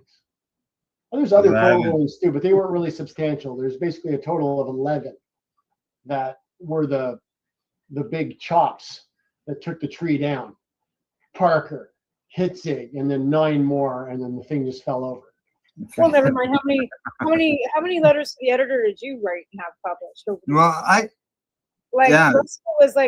Russell was like relentless. Relentless, nonstop. 2006, I had him critiquing Minds Week. It is many letters to the editors published back then, right? I think I had 830 in 8 years. 830 letters published.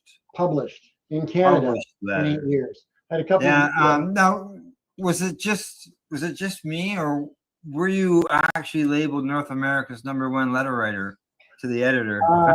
I think I'm the most, as far as I know, I'm the most published letter to the editor writer in Canadian history. I'm the biggest crank this country's ever put out. He was also there's three guys from the States who are ahead of me. There's Robert Sharp and Stan White and somebody else. Sharp, that's right. I remember that. Oh, yeah. I'm in 4th place in the world. So yeah. He also deemed the angriest pothead too. Yeah. Well, that happened by accident. We were after I did the human rights complaint, that was on the John Oakley show. Okay, yeah. And right after that was, in the news and everything, and they had me on with Ezra Levant. Oh. And Ezra was just a pissy little bitch like always. And so they were like, man, this guy was fun. Like, we're gonna have him on again. So I get a call one morning. They're like, hey, there was the thing. Some mayor said something, or a politician did something, or there's I forget what it was. Do you want to come on and comment? I said, oh, okay, sure. So then this went on for, every month I was on. And it was like 6 o'clock in the morning and the phone would ring. It was the only 416? 416. It's the only 416 person I knew was going to call me at 6 o'clock in the morning, because everybody else who was going to call me at 6 o'clock in the morning lived in Ottawa. So I'm like, oh, it's him. So I'm like, I pick up the phone one morning and I go, hey, Victor. And he's like, hey, Russell, the angriest butthead in Canada. I went, oh, that's funny. Oh, we got to use that. Because like Emery with the print, yeah, we got to use that. Tell John about that. We're going to use that on the air. That's hilarious. Like, it was always tongue in cheek. It was never meant as a serious thing. So then he started introducing me as the angriest pothead in Canada. I thought it was great.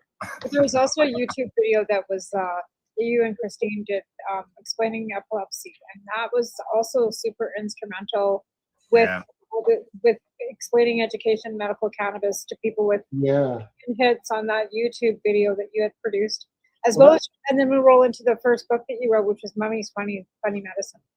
Yeah. Well, it started, Mommy's Funny Medicine came out first, and this is part of what I talk about in my the memoir there, Outlaw Patients. And we were talking to some woman on the street. She had a wheelchair, I had a wheelchair. We were commiserating about the state of the sidewalks and the lack of courtesy from people. And so we said, oh, you ever tried medical cannabis? She's like, oh, no, it's bad as heroin, that stuff. And she's all fussy about it. So we're like, whatever. So as we're walking away, one of us said to the other, we don't remember which one, someone should write a children's book or something. Because this woman was like, oh, what would I tell my grandson? You know. So a little while later, I was on the phone with my mom, who was down in Florida, and I was telling her, listen, we're going to do a thing on CTV News pretty soon. I'm going to be smoking weed on TV, so be ready for that. Sorry if it causes any embarrassment or what. I didn't really care if it did or not, but I'm like trying to be courteous to them anyway. And so we did.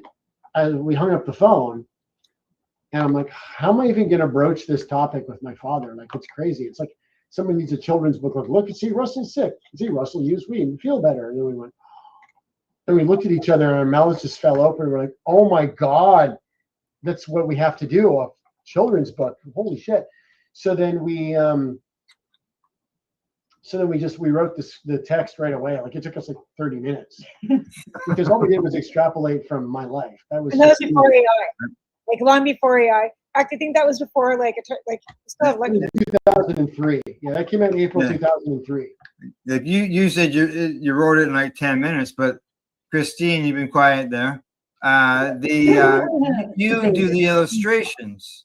And you did the illustrations for that book, Mummy's Funny Medicine, right?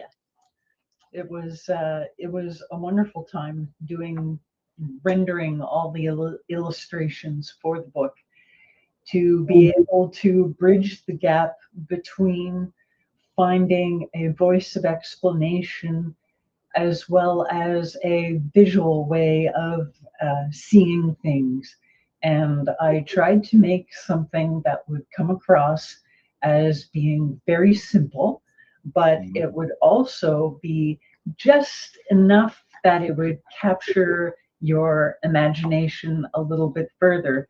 So I'm hoping that when people read the book, read the story about Mommy's Funny Medicine, that it will bridge the gap between the all the questions that are left today. That's what as we came up with the story, which we talked sort of, like I said, about 30 minutes or whatever, because there's not a lot of words in the book.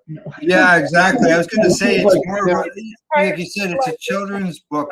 Like it's more like pictures per page, and there's a few words on each page. Yeah, it kind of explains what's going on, Yeah. And basically, I'm Mommy in the book. And Christine is Heather, because she's watching all of this go down, right?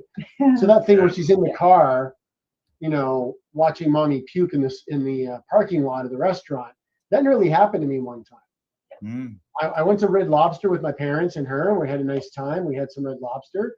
I was feeling fine. I got outside. I was just like, oh God, oh no. And I bent over and I started to retch. And my parents were like, what the hell? And I'm just like, and Christine's like, yeah, it happens sometimes. Just wait and see. And I didn't puke, but I was down on one knee, man. Like my head was spinning, my ears were ringing, just these nausea attacks. Right, exactly.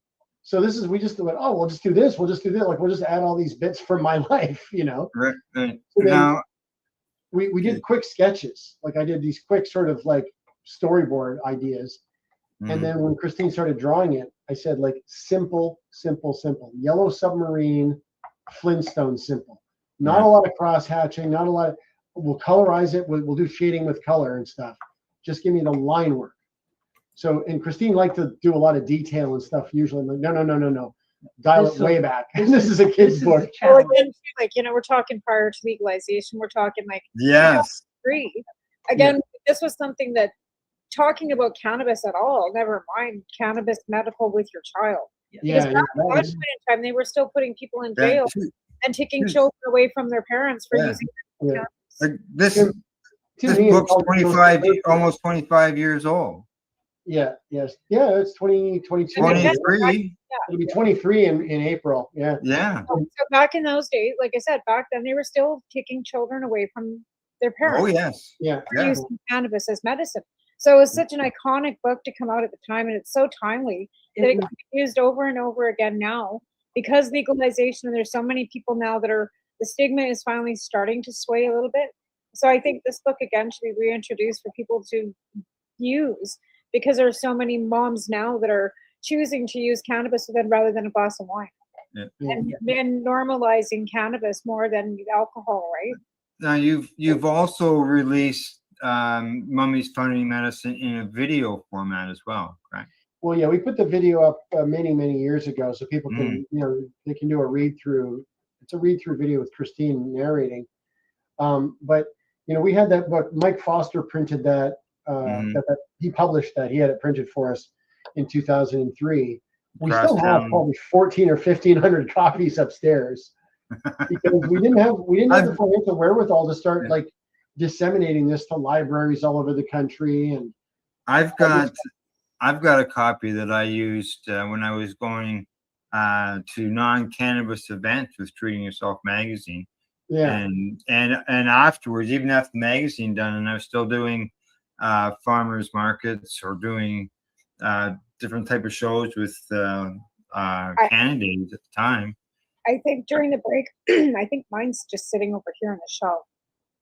I'll have to look. If it, hoping it is, then I'm gonna have to dig, and now I'm gonna be on a mission. Exactly. Now, I want to get into your story as far as your personal stories too, but I want to stick on the books right now. Now, you went from Mummy's Funny Medicine. We've gone, like I said, 22 years, 23 years, and now you've written a second book, and this one is it's a memoir. Pretty much like when we were teenagers. I don't know about Christine, but when I was a teenager, I read quite a few biographies. Jim Morrison, the Beatles, whatever. Yeah. So we used to joke amongst ourselves. Whenever something funny or weird would happen, one of us would say something like, "Oh, that's going in the memoir," or that'll be good for the autobiography," or something like that. Just any kind of quirky thing that would happen. Most of them are completely forgettable now, but it was a kind of a running gag with me and my friend David. Like, "Oh, that's going to be in the book." So when we started doing activism and everything, once we got a few years into it, especially when we got to the human rights complaint and everything, and we noticed that whenever we would meet new people and talk to them and tell them about our lives, "Oh, Christine has epilepsy and I got out of a wheelchair and stuff," the reaction was always the same, which was just,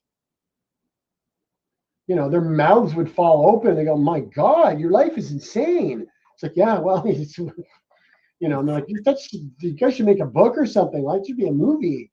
So we thought, I guess.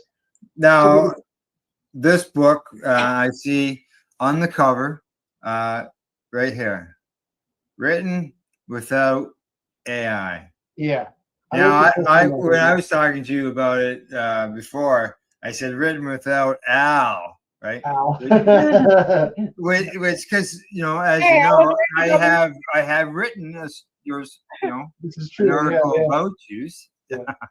So, but written without Al. This is without AI. This is something that you actually sat down and memoir. It's the second memoir I wrote because in about 2015, I thought, well, I should start writing this. I should. And I had a friend who worked for, at the time, she used to work for Chapters. She used to read like 6 or 7 books a week. Speed read, like one of those just down the page. Oh yeah. Like that. She could read like that since high school. Yeah. She learned how to do that. So she's like, yeah, you should write your memoir, like, because it's a story that people would probably, want to read. So I thought, okay, well, before we get to the pot activism stuff, we got to try to explain who we are, Yeah. So a little bit of backstory is important. So, well, actually, to explain me, you kind of have to go back and explain my parents, because my life has been weird since before the beginning. So I did a bit of backstory about my parents and a bit of backstory about myself and my childhood, my teen years, and my rough time during my 20s. And then I get to the point where I'm 32. I haven't written anything about pot activism. I've mentioned cannabis many times because I used it as a teenager a bit.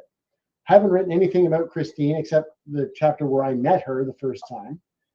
And I realized, wow, this is getting pretty long. So I look up what's the typical length of a memoir. And it's between like 80 and 100,000 words or something, 60 and 100,000 words. Mine's already 76,000 words. I'm like, oh, this thing's going to be 200,000 words by the time I'm done. No one's going to buy it or read it. What the hell am I going to do with this? Yeah, you've So got I a shelved- long story. So I shelved it. And well, yeah, I do. You know, it's You kind of do. like Marcel Proust, right? He wrote this one, this à la recherche de temps perdu, you know, in search of lost time, and it's 1.2 million words long. The guy basically wrote Wow. 12 memoirs about his life. Couldn't you just make it into like a 3 or 4 part series? You know, I like could, you know, but the you thing know? is, when I started writing it again, I thought I want to stick to the cannabis activism. That's the hook of the story. That's what people Yeah. want to know about. Because I didn't become a big enough celebrity that people want to read my whole life story. Crap. Right? Maybe I will after this book. Who knows? But what people want to know about is they're like, yeah. What about the pot activism stuff? Tell us about the 420.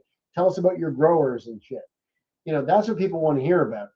So they don't really want to hear about us, except, well, why are you like this?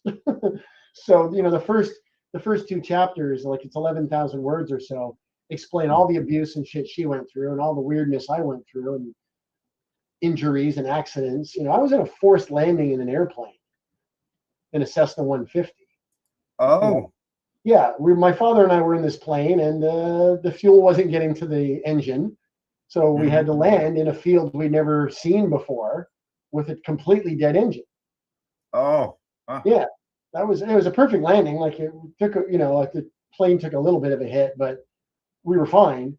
But Right. it's as scary as you think it is. It's just as scary as you think it is. Right? You know, I'm Yeah, like, oh, yeah, I'm it scared is. to Just fuck thinking my that you. neck. Can I swear on this story? I keep swearing. Yeah, well, you know, we were talking about that there last week about the fact that the way you would express things, you know, between I'll try not to friends, swear. you know. So they screwed up my back. And where's my dogs? Lola, Kiki, come here. Kiki, Lola. Oh yeah. The dogs are part of the program as well. That's right. You don't have a choice because this one's always sitting behind me. So Hey, before we get too Lola, far come here, into this Kiki. book, Come. the name of it again is Outlaw Patience. Outlaw Patience. and it's available on Amazon, right? It's available on Amazon and a bunch of other places. What's wrong? Can you get it through Audible?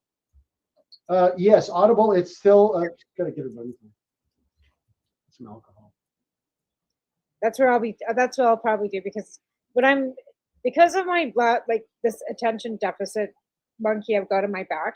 I find that when I read, it's like I don't comprehend so much. Like I read so Yeah, fast. sorry about So that. The audiobook, get her off of there. audiobook for me is It's like coming. It's coming. It's gone through the. stick I it in put my on- ear, off I go. Right? Well, I put it in audio is a website you can upload your audiobook to. Yeah. So now they are okay with it. It passed their muster. So now it's going to Audible and other places. Oh, perfect. To see if that it should be fine. Good. It sounds a little. I don't sound like I'm in a foam room. I sound like I'm at a desk. But the bit rate and everything's fine. Like it's right. But no, I just like I said, I just find like with Audible, like I read more. Like even though I'm not physically reading, but I find like if I'm reading it in. Yeah, with the attention deficit, I've just found that I learn better through ear rather than in front of me. I don't have to go back and reread it. And then I can read faster than I can listen to an audiobook. You know, and I can too, but I don't comprehend as well. And that's the thing, like I read too fast, so that I'm not comprehending it, and I got to go back. So yeah, if I hear it, it's easier. She's having a seizure. Yeah. So I have put the link, the Amazon link for the book. It's also on a bunch of other places: Barnes and Noble, Apple Books, Google Play. Yeah, if anybody just Googles Outlaw Patience, they'll find it. They'll find it. Okay, good. So, yeah, she's I used some of the description here. I'll read it. Outlaw Patience. Is they say here in the description. I'm gonna bring it up now. Do you have to go, Russell, or should I No, that's fine. Okay. Christine's having a seizure. Nothing I can do about it. So. Oh yeah. Yeah. Okay. She'll be back in a little. She won't be able to talk for the rest of the interview, but no, she'll be all right. She'll be okay. You're all right. Yeah. Are you okay there, Christine? It's okay. She can't hear you. Okay. Mm-hmm.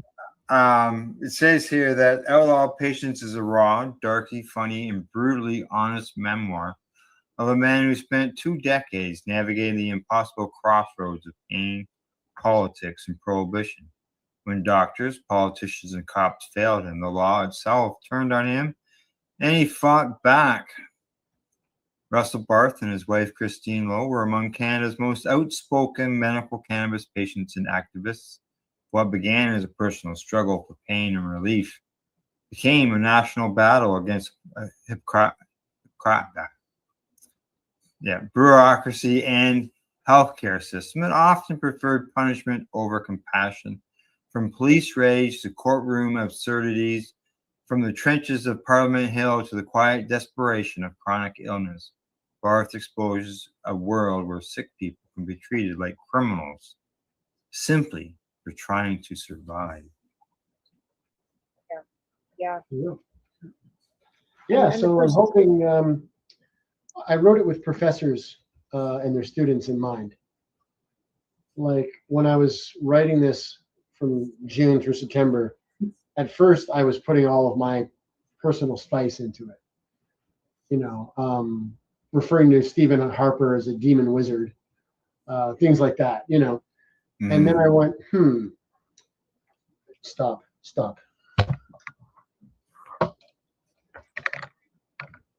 She'll fiddle with everything. So she's taking her foot and she's trying to grab the wire with her toes. That's okay. Okay. All right. Yeah.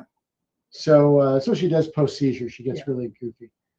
So I thought, well, you know, if I clean this up, I take away all my personal hyperbole and made it straight reportage, a little bit of humor in it, but mainly straightforward, then I can present it to professors who will be able to confidently assign it to their students. Right. You know, because this is, rather than my personal memoir and my thoughts and feelings about things, it's more, this is what happened. Correct. This is what happened to us. This is what we were thinking and feeling at the time, but this is the shit we had to go through, and this is why. So these are the choices we made. And it, I think that's going to make it a lot more appealing to professors, and then they'll, you know, assign it to their students. Right. And it's not just law, it's history, sociology, medical, Right. 10 different disciplines of academia that could potentially add this book to their syllabus. I think there should be the anthropology of cannabis community. The Oh, cannabis yeah, anybody who's culture history, itself okay? is studied at a academic level, because the difference in how it's changed and evolved from the very beginning of reefer madness in the 20s through the evolvement, you know, of the culture through the 60s, through the 70s, and how it's evolved into legalization and to medical patients being able to use through the states, and, you know, with legalization throughout the world.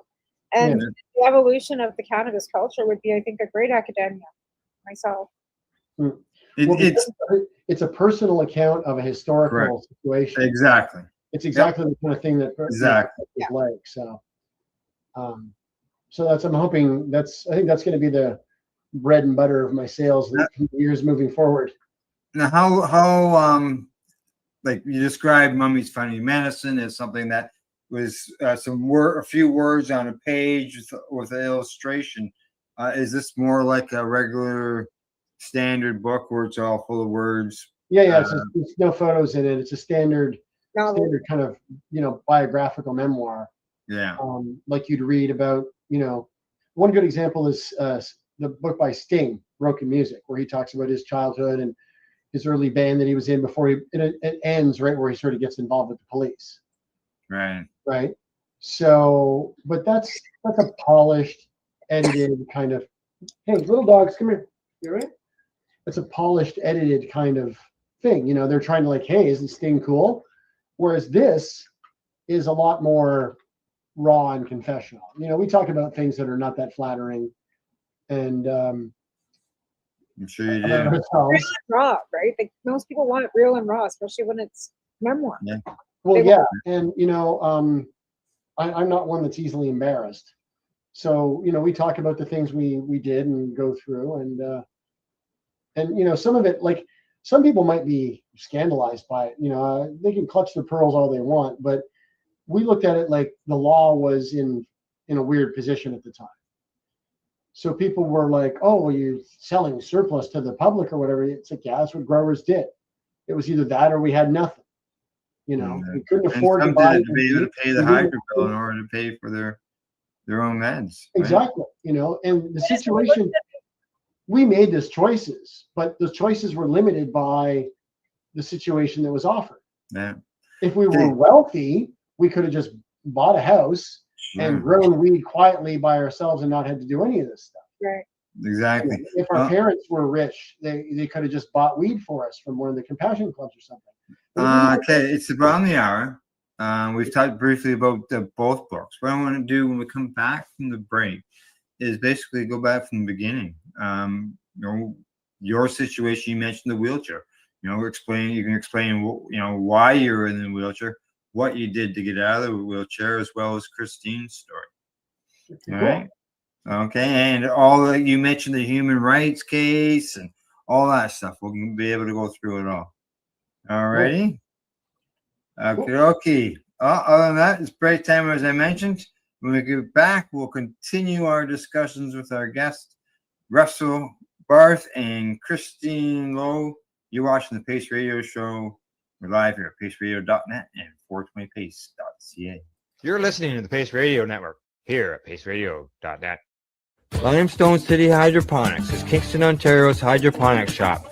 Take your growing to the next level and create the optimal environment with a tent kit, or maximize your yield with an ebb and flow flood table kit. Either way, Limestone City Hydroponics has more sizes and options to fit your needs. Are you looking for the power of the sun that adapts to your budget? Then look no further, as they have professional grow lighting. They have indoor grow systems that are easy and cost effective, with many options to fit your living space and lifestyle. Cultivate your growing potential. We have everything you need to succeed. And if you can't make it to the store, they offer local delivery to the greater Kingston area. Remember, when you're looking for experts to help you grow, then look no further than the locally owned Limestone City Hydroponics, 105 Sunderland Drive in Kingston, Ontario. Call them at 613-548-0420. Are you looking to get your medical cannabis grow license? Limestone City Hydroponics can help patients through the process of obtaining their license to grow medical cannabis. What's that? You don't have a doctor. If you meet the medical criteria, Limestone City Hydroponics has a nurse practitioner who can assess and provide medical cannabis prescriptions. What are you waiting for? Contact Limestone City Hydroponics at limestonecityhydroponics.ca or call them at 613-548-0420. What do you find at paceradio.net? People advocating cannabis education. Enjoy the buzz of legalization with Campbellford Lifestyle Shop. From lights to plant nutrients, books, consumption accessories, and more, we've got all your basics to grow or consume cannabis. Visit our info center or take a look at our piercing services and body jewelry, now available in-store through Campbellford Lifestyle Shop, 17 Bridge Street West, Campbellford. Rerolled Saturdays. Check it out. Nothing but non-stop cannabis and psychedelic programming. Find it at 420pace.ca.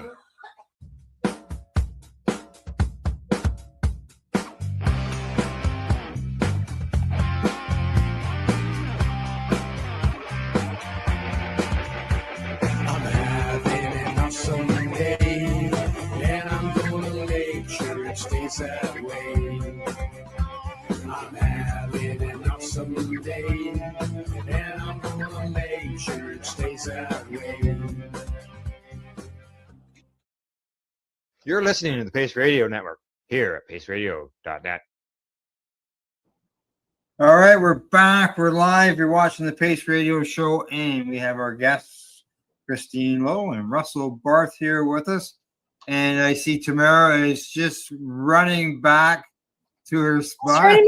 I went to go make some tea, and my tea kettle usually turns itself off, and it just boils itself dry. So yeah, You burnt the water. there's no water to burn it. Well, it's right. I call you burning your water. I burnt the water. So yeah. All right.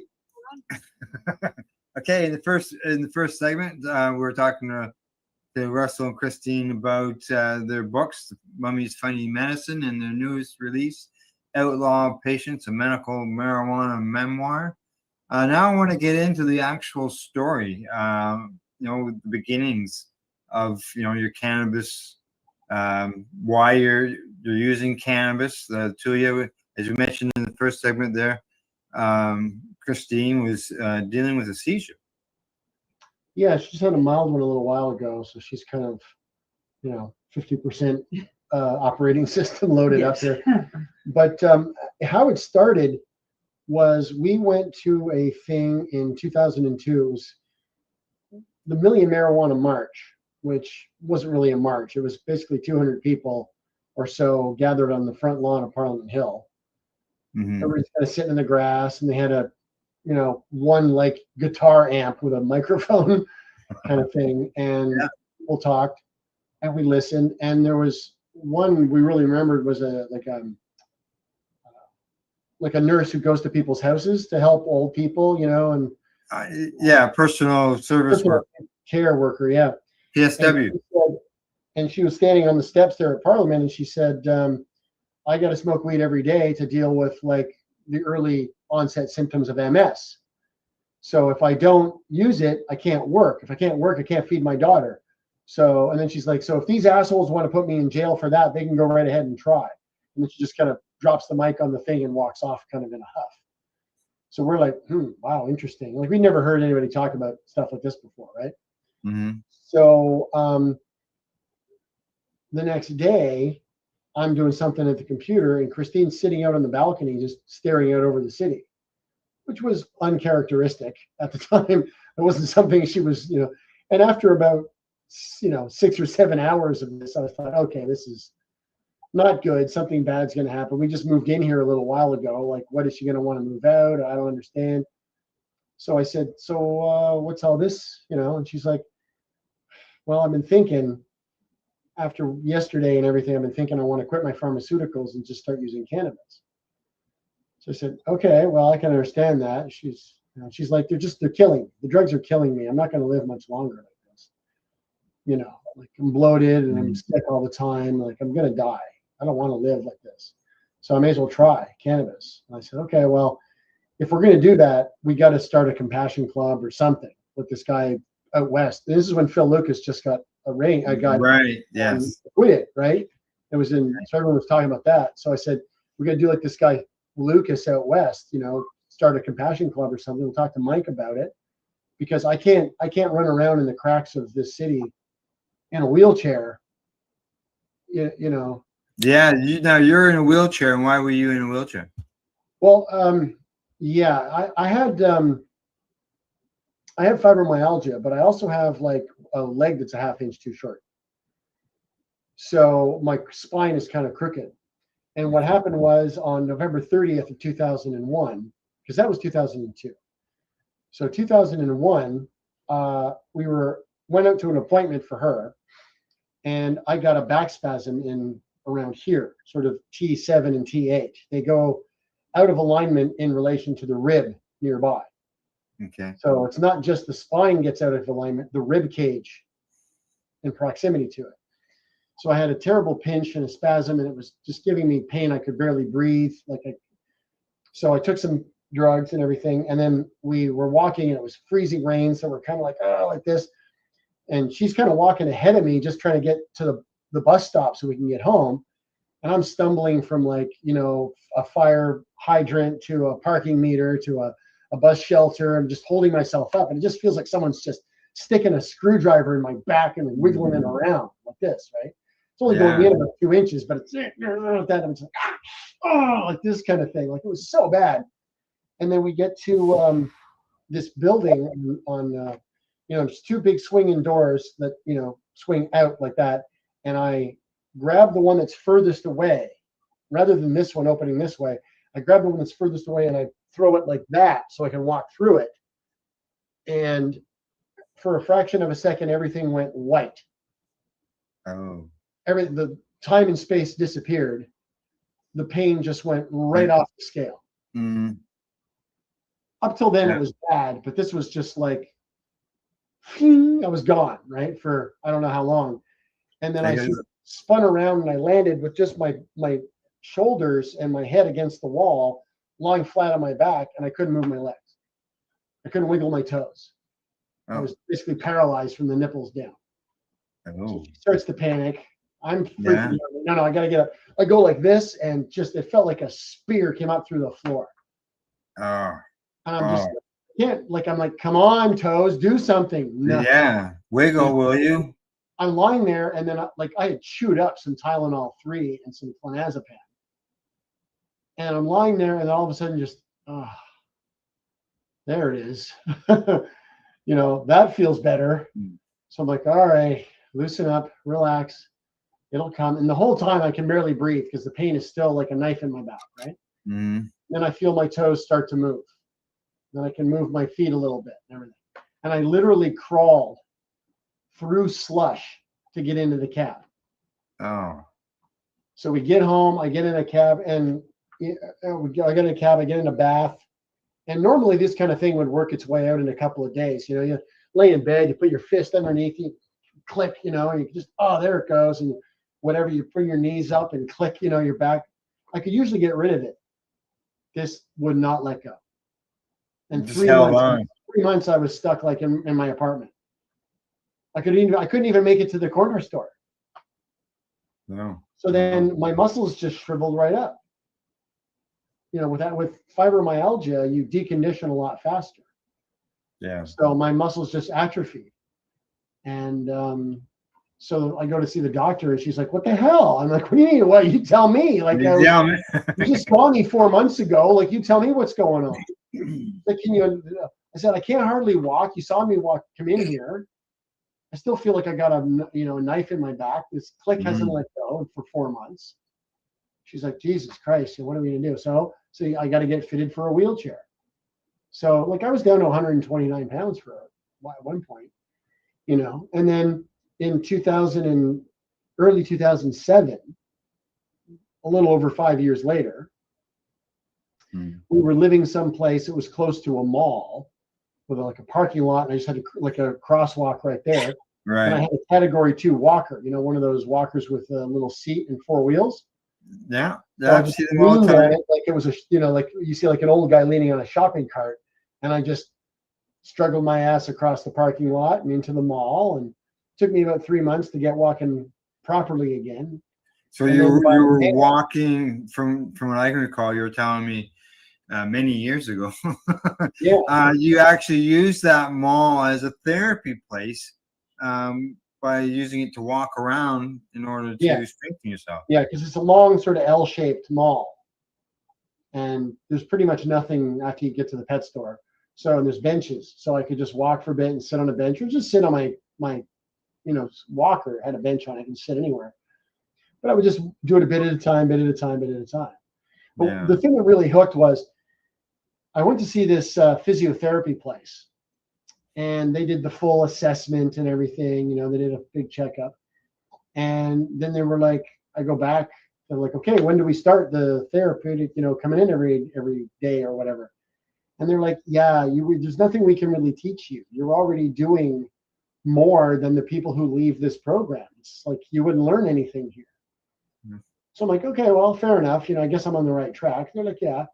So I said, I'm thinking, if I could get, like, for lack of a better term, a big pile of weed, enough to use to, get past the pain and the spasticity, maybe I could build my muscles back up and I could maybe get out of this wheelchair one day.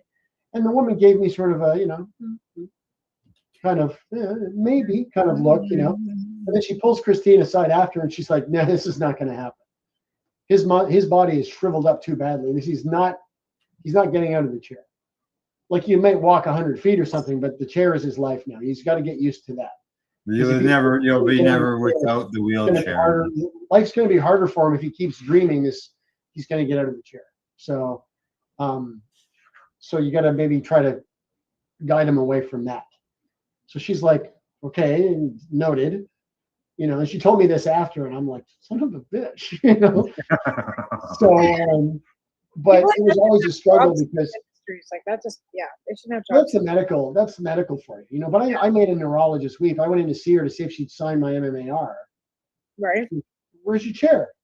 So I don't need it anymore. I did that yoga pose where you put the palm of your foot against the thigh, and then you put your two hands like this, and you stand really Yeah. slow. So I did that in front of her, and she just went, and she slumped back in her chair, and her eyes welled up. She's like, no joke.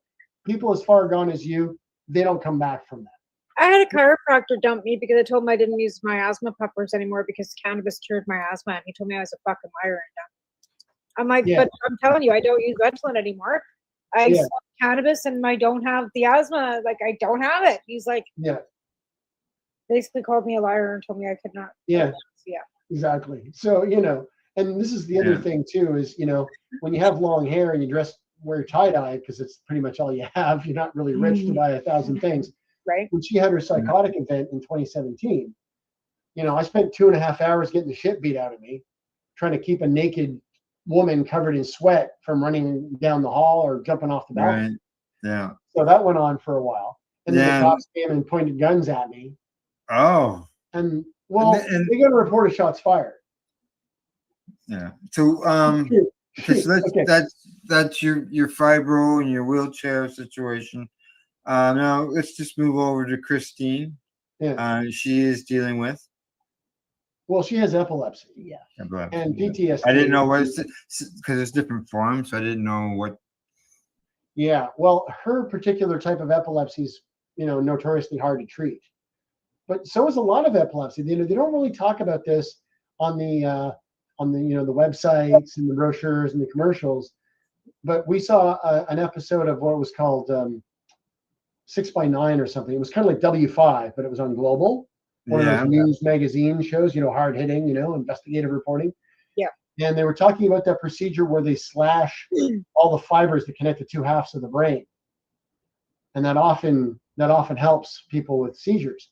But I remember vividly the first line of the show of the segment was, for 1/3 of epilepsy sufferers, surgery and medications don't work. Yeah. Their life is short, brutal, and sequestered. Yeah. So we're like, temporary. oh, we look at each other like, wow, this is going to be good, and it's like 30%, a full third. That's not like the fringe, No. So yeah, okay. So Dilantin and gabapentin, they work great for most of the people, most of the time. Mhm. Old Uncle Bill or whatever only has 1 or 2 seizures a year, and the side effects aren't too bad. Yeah, but they don't talk about the other 30%. They don't Right. talk about the people who just don't react well to the medications and end up dying. And again, like that was one thing that really kind of catalyzed things for you too, as well, was that YouTube video of Christine having seizures and how you dealt with it, and the help that the inhalation and ventilation of cannabis helped her with. Again, it's not a cure-all. We always say No. in our shows, we're not medical. We're medical patients. We are not Yeah. medical practitioners. We have not been trained by medical in any way. We're just sharing our experience. We've got. But again, we've like, got I a viewer. We've got a viewer saying the same, basically the same thing. Sunny Dare 81 says that I have severe mast cell activation syndrome. Cannabis is not going to cure me, but it calms my mast cells, brought down inflammation, helps in so many ways, and just makes life more enjoyable. Oh, that's great. That's That's great, good. And That's awesome. We don't even know if Christine would have more or fewer seizures if she quit using cannabis. No. But because we're kind of beyond that. She's having 25 seizures a month, and we just live with that. She was. There was a time though where she wasn't having. Oh my God! Days So and when she started using cannabis, right? She gets off of pharmaceuticals, start using cannabis, and an embarrassingly small amount. We're talking about like not even 2 grams a day. Right. For her, through a dry bong, and she had 60 seizures of one kind or another from January 1st until the end of May. She had 13 the rest of the year. The following year, she had 13. The following year, she had 9. The following year, she had 5. The following year, she had 3. The following year, she had 1. And then in 2008, in March, she got up, goes for a pee. Hey, good morning. Or she sits on the couch. All of a sudden, she goes into a grand mal. I thought, all right, well, it's been a while. It's been like 267 days or something. Right. Wow. 15 minutes later, she has a second one. Right. Oh. 20 minutes later, she has a third. I'm like, okay, this is bad. Right. Call an ambulance. They come. She has a fourth. Ooh. They're about to shoot her full of Ativan. So you better have have their paddles fired up, man, because she'll go into cardiac arrest on you. They're like, it's Ativan. I'm like, yeah, it's just her. She'll die. She just dies. She does that. She dies. She's been dead twice already. They're like, okay, well, noted. So they take her to the hospital. And when I'm in the hospital with her, I'm like, look at her records. It's right here. Go look at the computer. You can't be loading her up with Dilantin. You can't just give her shooting full of drugs. She's allergic. Right. So the guy's like, all right, well, he sits down, you see him at the scrolling. Okay. And then they get up. So now it's a whole new thing. So they got the paddles ready, right? They're putting a needle into her artery because they got to get the blood. They got to find out how much oxygen is in her blood to see if she's getting air, Right. Because she's been seizing for close to 40 minutes at this point. Right? And there's piss all over the floor. They're shoving a catheter up inside. They're strapping her down. She's having a different kind of seizure, like squirming like I never saw before. I thought she was going to die. And then followed 15, 20 times then since we've been together where I thought, oh, she's dead. She's dead. And she wasn't. Wow. So That's a lot of times. So traumatic. But again, the education that you two together have shared with our community and the world is exemplary. Like the books, the videos, the time, the editorial. The video is the big one. Yeah. That's saved a bunch of lives. Yeah, Christine was telling me that it's now over 6 million views on that video. The first one we put up had a lot of text over it, and it got taken down after 1.2 million views because of the Candace references. So then we already had a second one up. It was just, here's the raw footage. And we put the text in the accompanying text below. Right. Nothing in the video. And then that one has been up, and it's got like 4 million views, 4.3 or something now. So the total is over 6 million total hits. Now there are way better videos since, but ours was the best video on YouTube for years. And the video was showing, just so everybody could it was showing Christine having a grand mal seizure on our couch, and just like thrashing. She breaks a tooth, like you hear a loud crunch, like when a kid bites into a Tic Tac or a Hall's menthol candy, just crunch. And I thought, well, maybe this is grinding, but then I found this like quarter of a molar. We took it to the dentist. He's like, I can't use that, but thanks. But again, like there's so many amazing things that she does with her art too. Like she's taken all of that, the trauma and suffering that she has to deal with, this physical ailment, because there's absolutely nothing she can do to stop this. This is something that's her body's fighting herself, and there's nothing she can do. Her brain's always on key though, right? I mean, I know the seizures have caused a little bit of but her art has always been absolutely magnificent. And I think when we come back, we should talk a lot more about how talented she is. Never mind all the things that she has to go through with these terrible seizures that you both have to, because again, that's the other thing. I mean, her art is, especially the stuff she's been producing the past 5 years. I know it's been is worthy of any contemporary gallery in the world. Oh, absolutely. I'm like, it's not like, scoffing. Everyone else's work is great too, but I keep telling her, it's not like, you're way better than these people, or you're, just as good. It's like, no, your art would not look out of place in any contemporary gallery in New York City. Yeah, London, and it's not just like a picture, a painting of a picture of a regular, like an art scene or whatever. Yeah. The style is different. Yeah, well, she uses this comic book style and this raised beading that she uses along the line work. Yeah, especially like to see one of these paintings in person, especially like their painting called Dahlia, flower one, or the giraffe, or one of her chameleons. It kind of jumps off the canvas at you. They're kind of they're imposing, kind of. They're not just, oh, that's a pretty painting. You walk in like, geez, that thing's like really, I'm in the room with you, you know, like it's even the smaller ones. When I came to Ottawa in 2012, I was able to stay with Russ and Christine.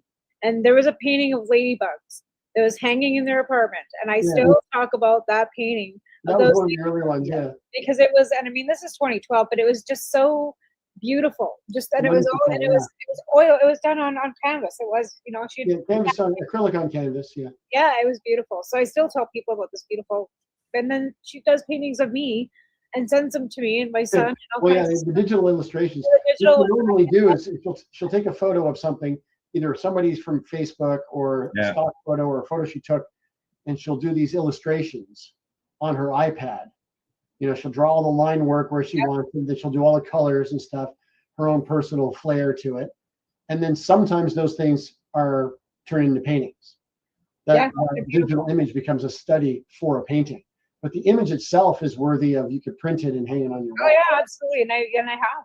And it's just like having my own personal artist. So every once in a while, these beautiful, you know, digital images. Because do you like this? I'm like, of course I do. I love them. Every single one of them. If I was in personal there, I'd be hugging her like, oh my God, because it just makes my day. Because that's what she does. I mean, she can't. We try to keep her from standing up too much.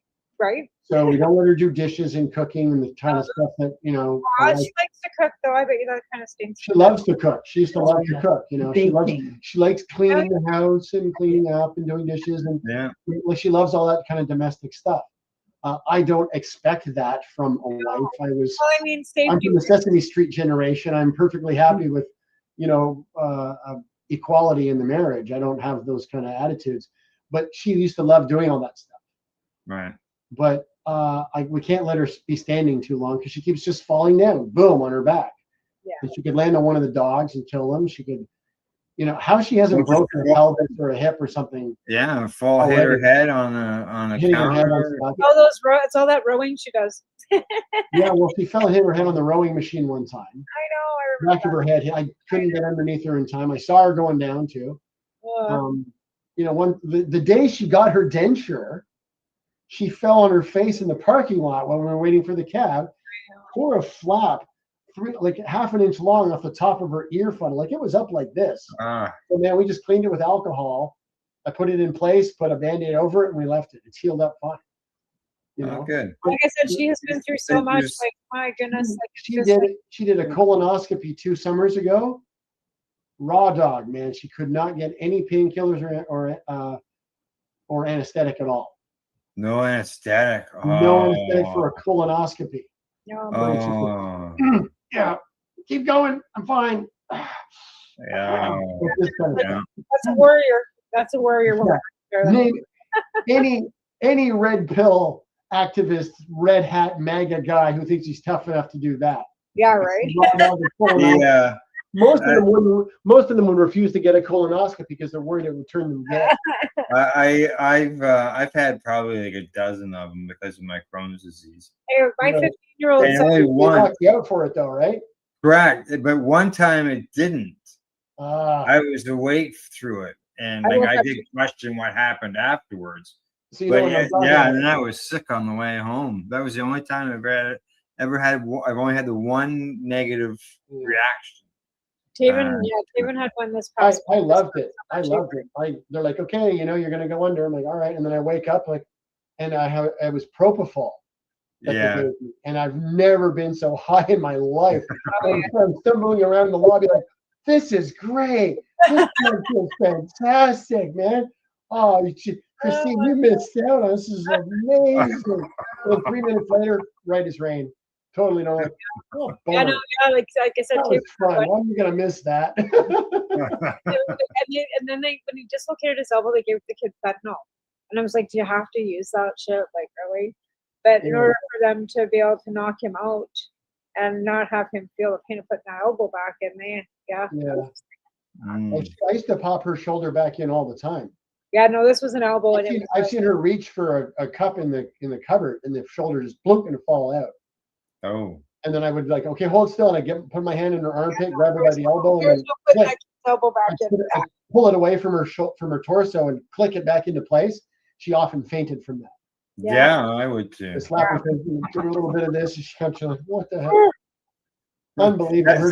Her pain threshold is amazing. That that white scene that you talked about earlier when you got so much pain and you that's one of those moments, man.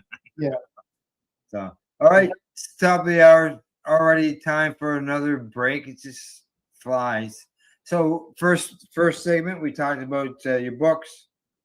This segment we've talked about the two of you, and as far as your medical conditions and cannabis and all that. When we come back, I want to talk about the challenges, such as the human rights tribunal and stuff like that you had to get involved in order to do what you do. So cool. All right. Other than that, we'll be right back. You're watching the Pace Radio Show. We're live here at paceradio.net and 420pace.ca, and we'll be back with more from Christine and Russell. You're listening to the Pace Radio Network here at paceradio.net. Camelford Lifestyle Shop, open Monday to Friday from 10 till 7 p.m. or by chance. Check out our flags, our t-shirts, plus our hats, and look of that supply of rolling papers, plus much more. We've got bongs and your favorite herbal vaporizers. Look at all the incense we have, as well as for those who collect knives, check out these knives in our collection. And while you're here, stop in to see Shay at the piercing room, where you can get poked by Shay. Daily deals, check them out. Camelford Lifestyle Shop, 17 Bridge Street West, Camelford, Ontario. I'm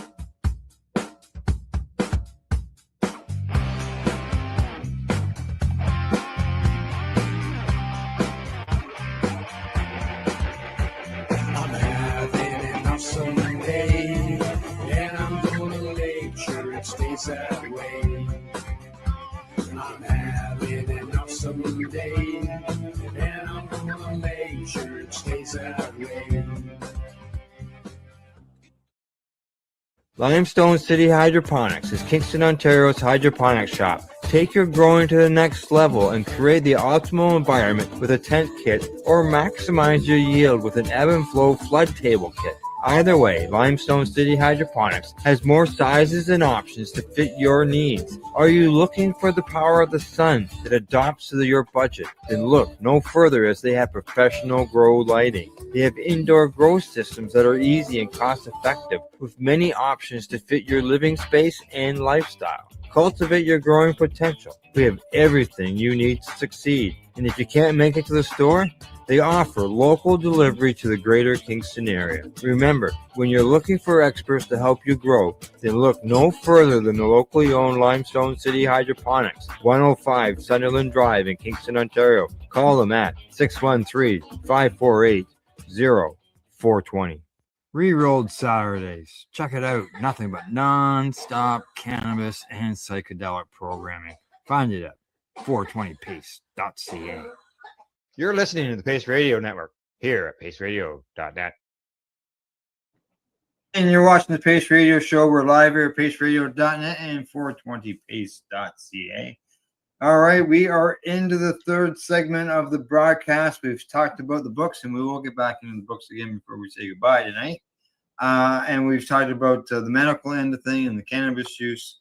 Now let's get into your challenges that you've had over this time, such as I mentioned before the break, the human rights case that you had to deal with. Yeah, well, that was a tricky one. I was outside after getting out of a wheelchair, got back into comedy. It was going pretty well. I was even getting paid gigs, so that was cool.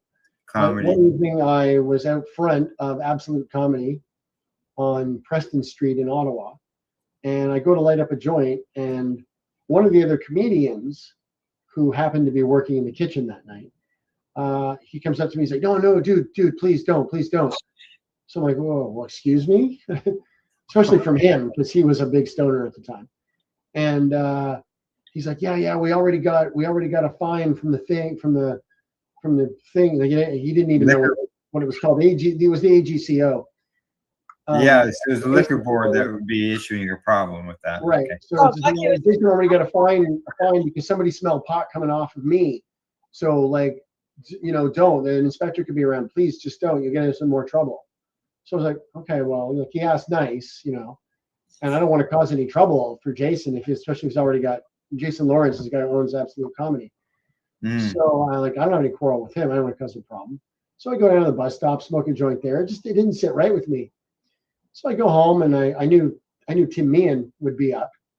So I phone him and I'm like, yeah, it's just Alex just said this and that. He says, you should file a human rights complaint. I said, what, against Jason? That would ruin him. I mean, that's crazy. He goes, no, against the Ontario government. I said, go on. And he's like, I've been thinking about this, and a lot of these federal regulations don't, like your license doesn't jive with a lot of provincial regulation, right? Because the provinces haven't changed anything. Let me check that. I'm going to research this. I'll talk to you in the morning. So by morning time, he'd already scoured through every federal regulation and provincial regulation in Ontario. Because he had an encyclopedic knowledge of the internet. Yeah. So he was able to scour through and find cannabis, marijuana, and all this kind of stuff. And he realized there was all kinds of crazy discrepancies. If, for example, if I have my pot license and I have my pot and we're driving in a car, but I'm not driving, somebody else is, that person is trafficking weed. Now, realistically, I don't think anyone's going to be tried or going to jail for that. But it points out, correct. A cab driver Possibility. He's trafficking weed technically. If my luggage has weed in it and it's in the back of the car, the taxi driver is technically. The bus, I can't use the bus. I can't be in my doctor's office. I can't be in my dentist office. I can't be, on school property. I can't be on campus property at Ottawa U or Carleton or Algonquin. Like all this stuff. Now, I mean, right away we realistically went, well, it's not like anyone's going to get that's not the point. The point is, when you carry your cannabis into a licensed establishment, a restaurant or a bar, you're putting the bar at risk. Your weed falls in your pocket, hits the floor, you pick it up and put it away. AGCO inspector, ACE, whatever, alcohol, gaming, whatever. The inspector happens to see that because these guys are spooks, right? They don't walk in with an inspector badge on them. They walk around looking like civilians. They come to the bar, they enjoy the thing, they watch a comedy show, they snoop around, they watch and see what's going on. If they see people getting overserved, some guy's hammered and he's still getting beers brought to the table, they're going to get a fine for that or a caution or whatever.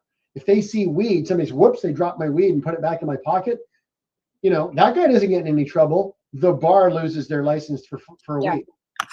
And the server gets fined. $20,000 in revenue. Yeah.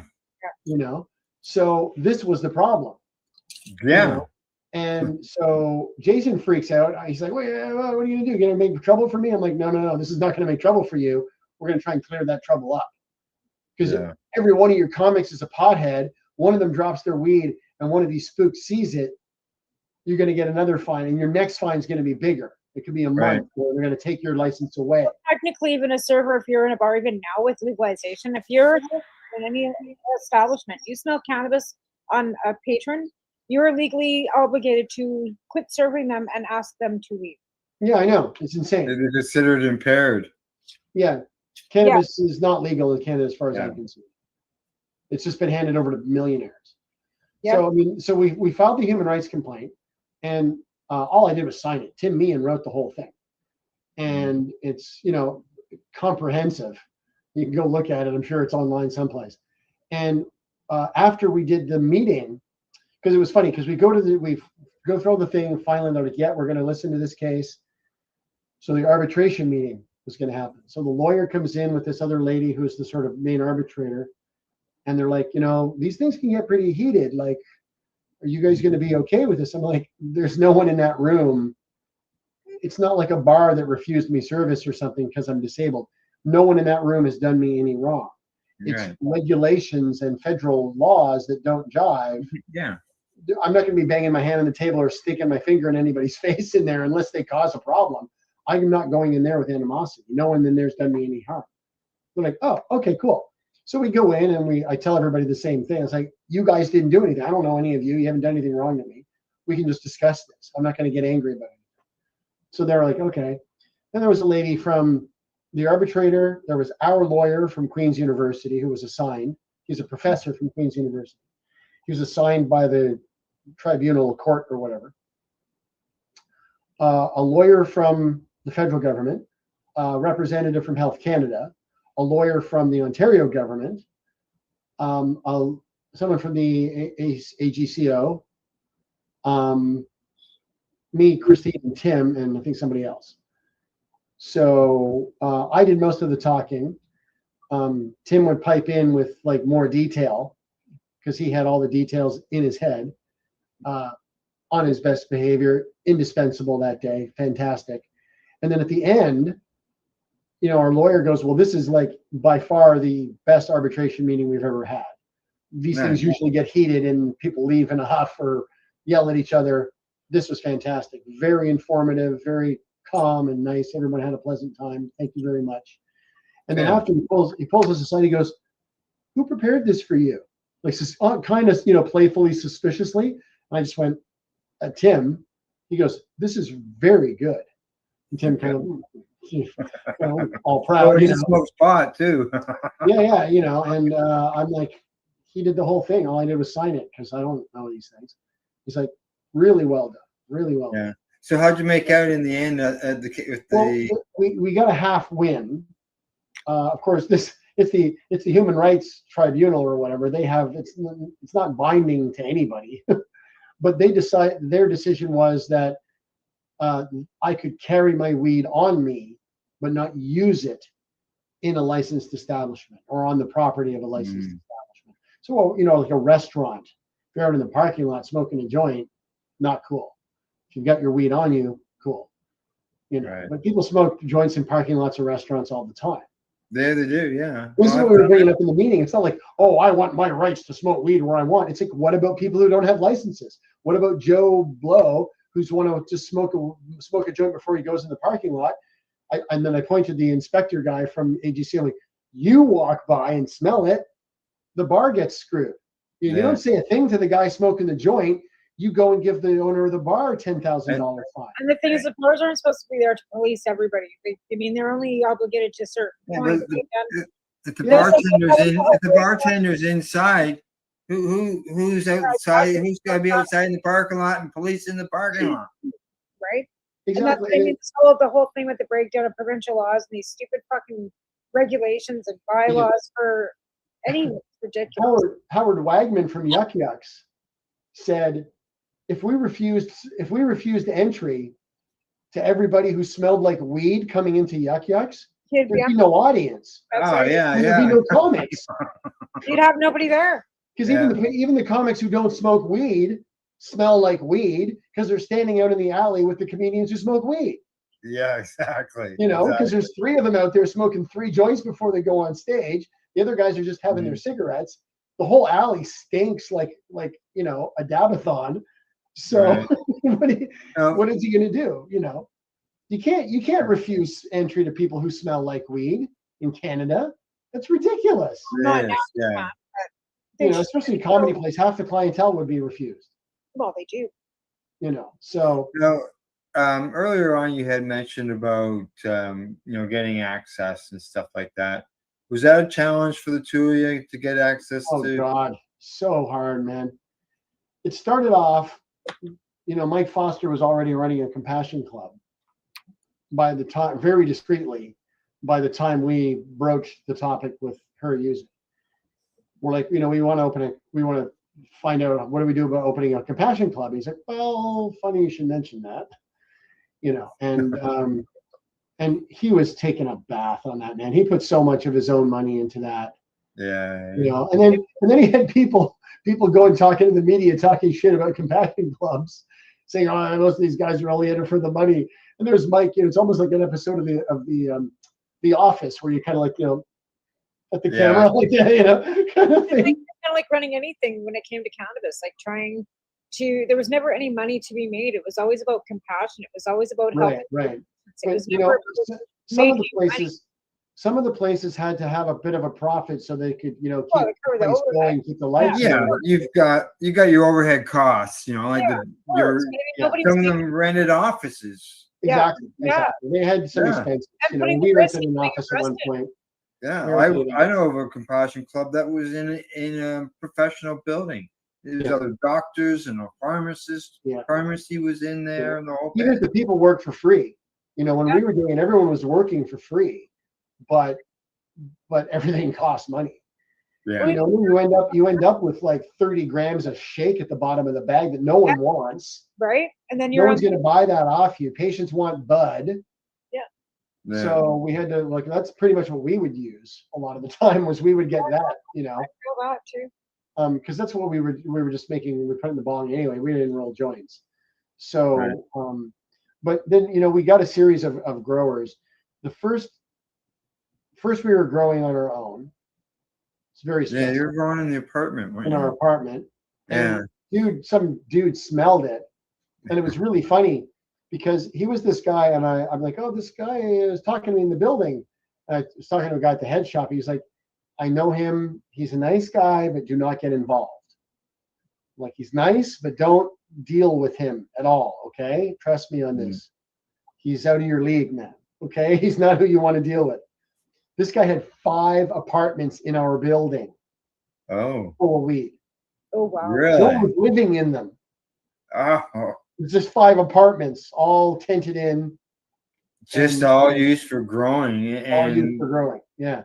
Well, so then maybe they want to smell yours. well, he had his smell under control. Right? did they ruin the He apartment? knocks on my door one evening, and I see him through. I'm like, oh, what's he want? So I open the door. I'm like, can I help you? He's like, I can smell your grow. I said, oh yeah, I don't know what you're talking about. He goes, Shishka berry, blue dawn, and the third one I don't recognize. I went, get in. So he comes in and he's like, oh yeah, see, here's your problem. You got to put a dimmer switch on this so it's sucking all the air toward the charcoal filter, and then you pump it up. You can just filter it back through that way, but you got to keep the dimmer so it's a negative air pressure inside the grow, just enough that it sucks the plastic in. I'm like, not too tight, just enough. And like, oh, okay, cool. So we got a dimmer, we set it all up. It was great. We never had a problem with the smell. Good. But but the lady downstairs in the office, she's like, the whole building can smell it. Everybody knows, man. Everybody knows. Well, I mean, if you have a license and you did the right. Yeah, but still, it was so stressful. We never knew when it was going to catch fire, or when someone was going to break in and steal all our stuff. We never knew. So it was not cool. So we met this lady through crosstown traffic, and she tried to grow for us, but when September came, she was, end of September, she's like, yeah, we harvested it before the hail came because there was bad hail that year, and we got like an ounce from her. It was the raggediest, weakest weed I ever saw in my life. Yeah. And we're like, well, we got burned. So we told all our friends, man, we just got fucked. We could have had our license with somebody good, and we got fucked. So then this guy we knew through the Compassion Club, this young fella, he's like, well, my dad would maybe grow for you.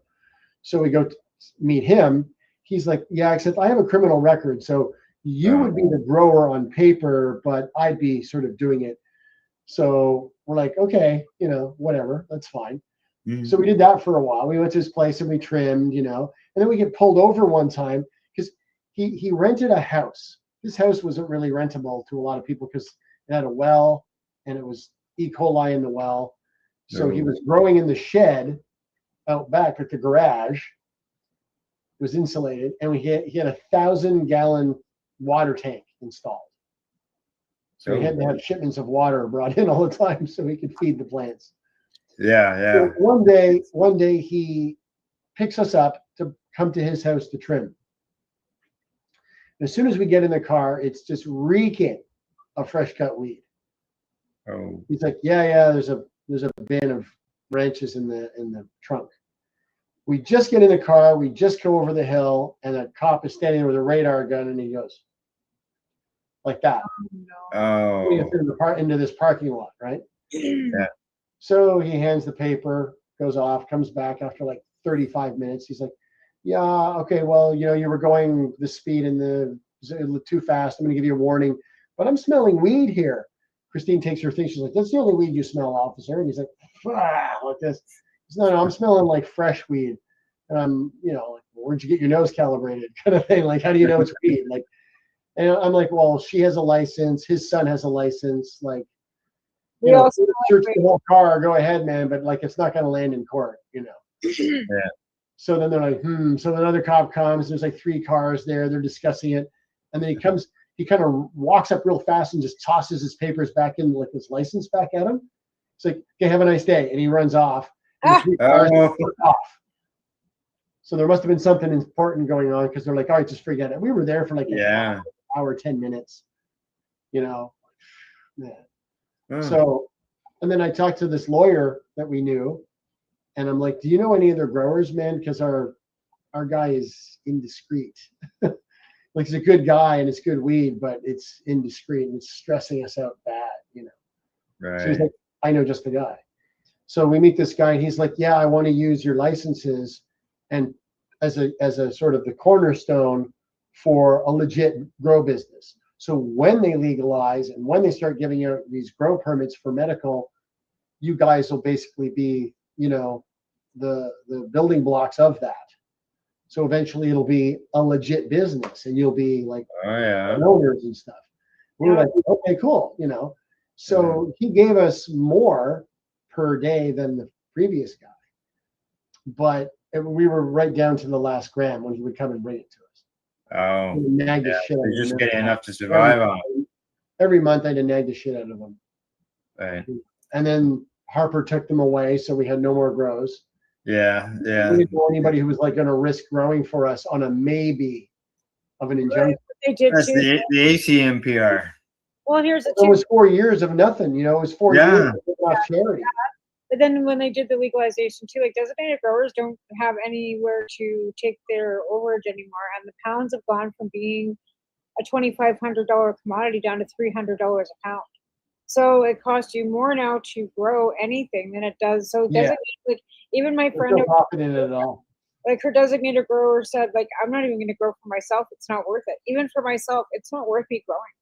It's worth it for us. Like it's it's got a cost, but we're not going to go. We don't go without it. We'll go without food first.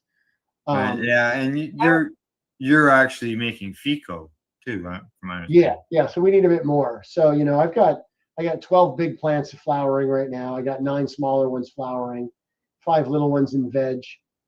Not ideal. I prefer to harvest a plant every week or 2 every week. Right. So I don't have like 9 plants hanging in my bathtub. Yeah. I'm gonna have to figure something out upstairs You'd rather have it spread out versus getting it all. Yeah. It's what I call the conveyor belt method. Yeah. You're harvesting. Otherwise, 2 plants out, can overtake your life. Your flower room is always in every plant's in a different stage. Yeah, eyeball. I look at them and I go, okay, that bud is pretty big. I'm going to start giving them just water now. And then I look at it when the hairs or half the hairs are brown. Yeah. Time to cut. I wish I could, but no power, no room, no nothing. I'm sitting here looking. Well, I got a 500 square foot basement, unfinished, but I got less than half of it blocked off for plenty of room for our needs. But we got arsenic in our well this summer. Oh. Because we had the worst drought in probably Nova Scotia's history. Right. And our well didn't go dry, but our neighbor put up a post going, got my well tested, we got arsenic. I'm like, oh, Christ. So then I see 2 days later, you okay? Mm-hmm. Yep. The province puts up a thing, check your wells, arsenic all across the province. No. The bottom, the whole thing from Lace Bay right down to the bottom tip. Oh, Everybody who's got a well has got. Now, I mean, you can drink water with a bit of arsenic in it. It's not going to kill you, right? It's not a good thing to accumulate in your body. No. But we got a water filter and we started filtering our drinking water. And but the plants are really sensitive to arsenic. Oh yeah. Pot plants especially. So I was checking with ChatGPT, and he's like, "Oh yeah, the slightest bit of arsenic in your well water is going to kill your plants." Yeah. 27 plants I had to scrap. Oh no. 2 months worth of medicine at least. You know, which is why I had to, you know, scrounge from a friend, and I may have to scrounge more. We'll see how but you know, these guys, the ones downstairs now, these girls are probably first 2 weeks of January. I'll have medicine I can use. So. Okay, so I you're think looking I should at be able to speak you're pretty looking fast. at another month before you harvest. Yeah, at least. You know, there's 9. They're between 9 and 10 weeks. I don't even really count. I don't keep dates on them or anything. I You sprout just a go. seed, I put it in soil. I go, okay, that needs to be in a bigger pot. Okay, that's about the biggest it's going to get. Put it in the flower room. Okay, it's flowering nicely. Oh, these leaves don't look good. Pick all these fuckers off. Yeah. Yellow, brown, you know, strip her down. Yeah. And you know, you're a big useless thing. You're not even getting any light down there. No point you getting moisture and food. So I just do that, and other than the arsenic, I did pretty well. You know, I'm not going to win. Yeah, it's too bad about that. Holy fuck. Yeah. Oh yeah, it's pretty. It was Yeah. pretty bad. And then the other thing that happened too early on, I got some seeds from various places, and the sticky zipper, you know, those zipper door things. Yeah. It's like a red tape, and it just came right off of the plastic. So I go downstairs one morning. My basement light had been on all night, and the flap is just open. Oh no. You know, so my plants got a big dose of light poisoning during their flower cycle. So I asked Myrna, I'm like, what's that going to do? He's like, oh, they could go hybrid on you. There's all kinds of stuff, man. They Aphrodite. So what happened was they went seedy on me. Yeah. They're not super seedy, but they're seedy. So I can sprout the seeds. The medicine's still good. Yep. Getting some good FICO out of it. I mean, you wouldn't maybe want to roll up a joint of this stuff. It's funny because one of the Snap, crackle, and pop. Well, somebody came by and they hadn't been by a while. They're like, well, how's your pot grow going? And I went, well, I'm not going to win any awards, but we're getting by. You know, it's all trial and error, and you know, you guys have been at it for. You'll just get better and better each time. Yeah. Well, hey, the first batches we did in Ottawa when we were in the apartment, what? Yeah, it will. We nailed it. But Now it's sophomore time. That's usually when the problems start. Yeah, I couldn't grow in all. It's part of the reason we had to move is I couldn't grow in our Ottawa apartment. I could in the winter, October to April, nice. But then it gets hot. Too hot. Know? And we only had this little sort of crack open of a window. We couldn't put an air conditioner. I couldn't even put one of those, you know, pipe out the window standing air conditioners. Oh, okay. I couldn't even get it out because of the screen and stuff. Yeah. Right. So, and we had central air in the building. But even if I crank it up and leave it on all the time, it's not going to come, you know, do that for those lights. Yeah, especially in the days of those middle highlights and. No, this is 2 years ago. This is just 2 years ago with my LED lights. Oh, okay. It's still pretty In the summertime would be way too hot. The air conditioner would be able to keep the room low enough temps not to get bugs and stuff. Yeah, LED is not magic. You know, they give off heat, man. Well, they do. Yeah, I agree. They do give off. They do give off. They're not as severe as especially the old days. The old oil style of ballast back in the day. Those things were insane. Oh, I found it. And some bulbs downstairs, but I got no ballasts. Yeah. The ballasts are the big cost. All right. Well, yeah, they got flooded, so they got taken away. I see we're at the bottom of the hour. Let's get a little shout out and talk about your book before we say goodbye. Just a reminder. Is this the end of it, or are we going to 11 o'clock? No. We have another broadcast that does follow us. Oh, but, okay. we do have a little space between each show, but well, Outlaw Patience is available in a bunch of different places, including Amazon. And so basically just Google it and you'll find a link to your liking. Maybe you like Apple Books, maybe you like Barnes and Noble, maybe you like Smashwords or whatever it's called. Yeah. There's a bunch of different places that it's available as an ebook and as a paperback and hardcover from Amazon. They listed as a love story, a protest, a warning, a revolution told from the inside. Yep, It's a good it's description. we had a one of a kind. We've had a one of a kind life. Like there's just the craziest, being in Ottawa in that situation, addressing a crowd of 13,000 people while you're handing out books of Mommy's Funny Medicine, Yeah. and there's Yeah. mostly teenagers smoking weed. It's Yeah, crazy. and you also got involved in politics too, which we never talked about. Yeah, I ran in the You were election. part of the marijuana party. Yeah, I ran in 2004. I ran in the election. Yeah. Yeah. So, Well, thanks for having us on. It was great. Thanks for having us on. Thanks for coming on. It's good seeing you thanks for guys. coming on. I really appreciate it. Your story is so long. There's no way that we can cover it all in 90 minutes. Yeah, we could do a whole TV series. We could do exactly. It really is. It's a chapter. It's Yeah. We're gonna shop the movie rights around. Yeah. No. You talk about it could be a movie. How long is the book? How many pages? Just offhand. Pages, I think it's like 128. It's only 62,000 words. It's not very long. All It's right. not like the Thornbirds or something or Jaws, Yeah. It's not that big. Good. Yeah. All right. The audio book is only 5 hours, like 4.5 hours. Is it? Yeah. So it's pretty short.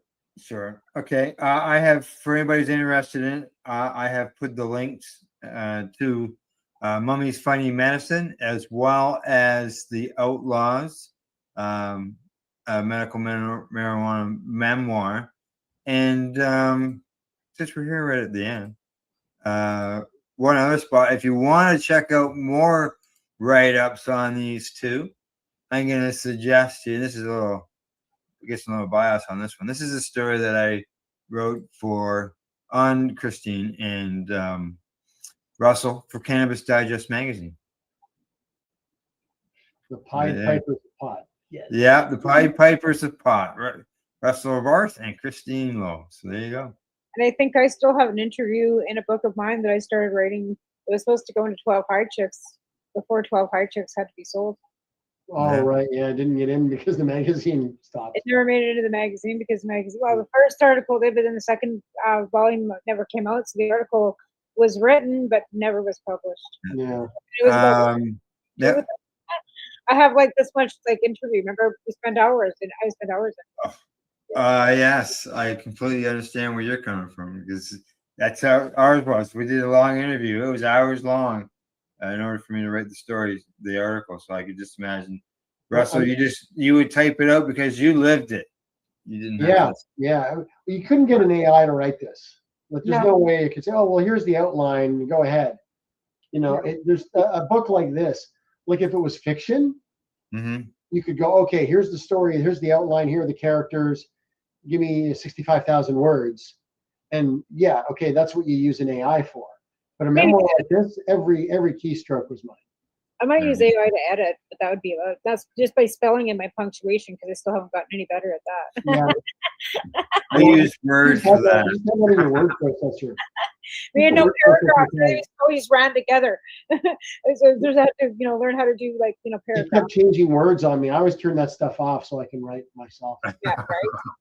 I'd rather have a couple of typos in it anyway. So. Yeah. Oh, yeah. That happens. Yeah. All right. Other than that, find the books on Amazon. Do a Google search or whatever you find it everywhere else. Yeah. Your browser, whatever browser you're using, and check them out. Find the books and give them a read. Anything else other than that? No. Check us out, out. Christine. Read our books. Buy our books and tell everybody. Don't forget about art. Yes. Page art too. Check her art out. Oh, okay. Yeah. Christine Lowe. ChristineLoweArt.ca. There you go. Christine Lowe Art. And Lowe is spelled Lowe. LOWE.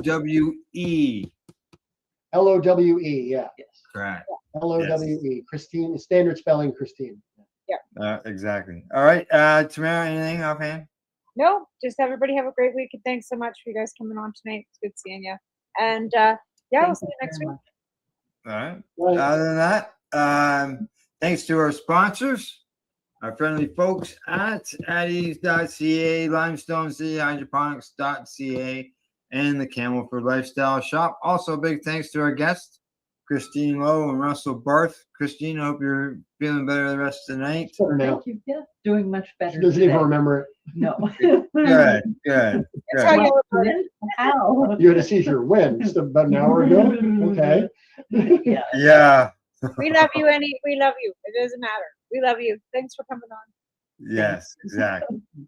All right, other than that, Have a wonderful evening. you too as well. Thank you to everybody and good night. Talk to you next week. Yes. Bye-bye.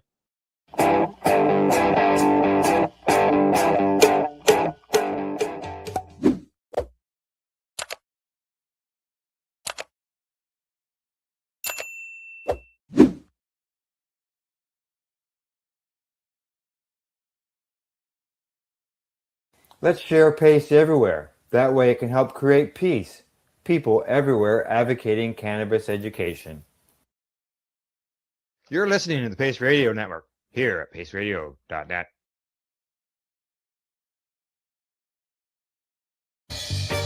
You're watching the 420 Pace, found at 420pace.ca.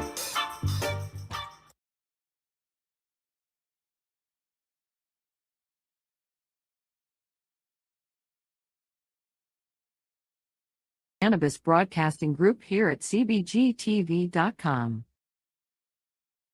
Individuals during this broadcast are their own and may not be the opinions of their group or other organizations they may be involved with.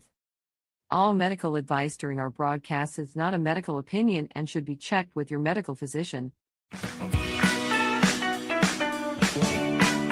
Hi, I'm Timmy. And I'm Mary Jane. He's the newbie. She's the doobie, and this is the show where we toke cannabis talk from both sides. Is that even possible?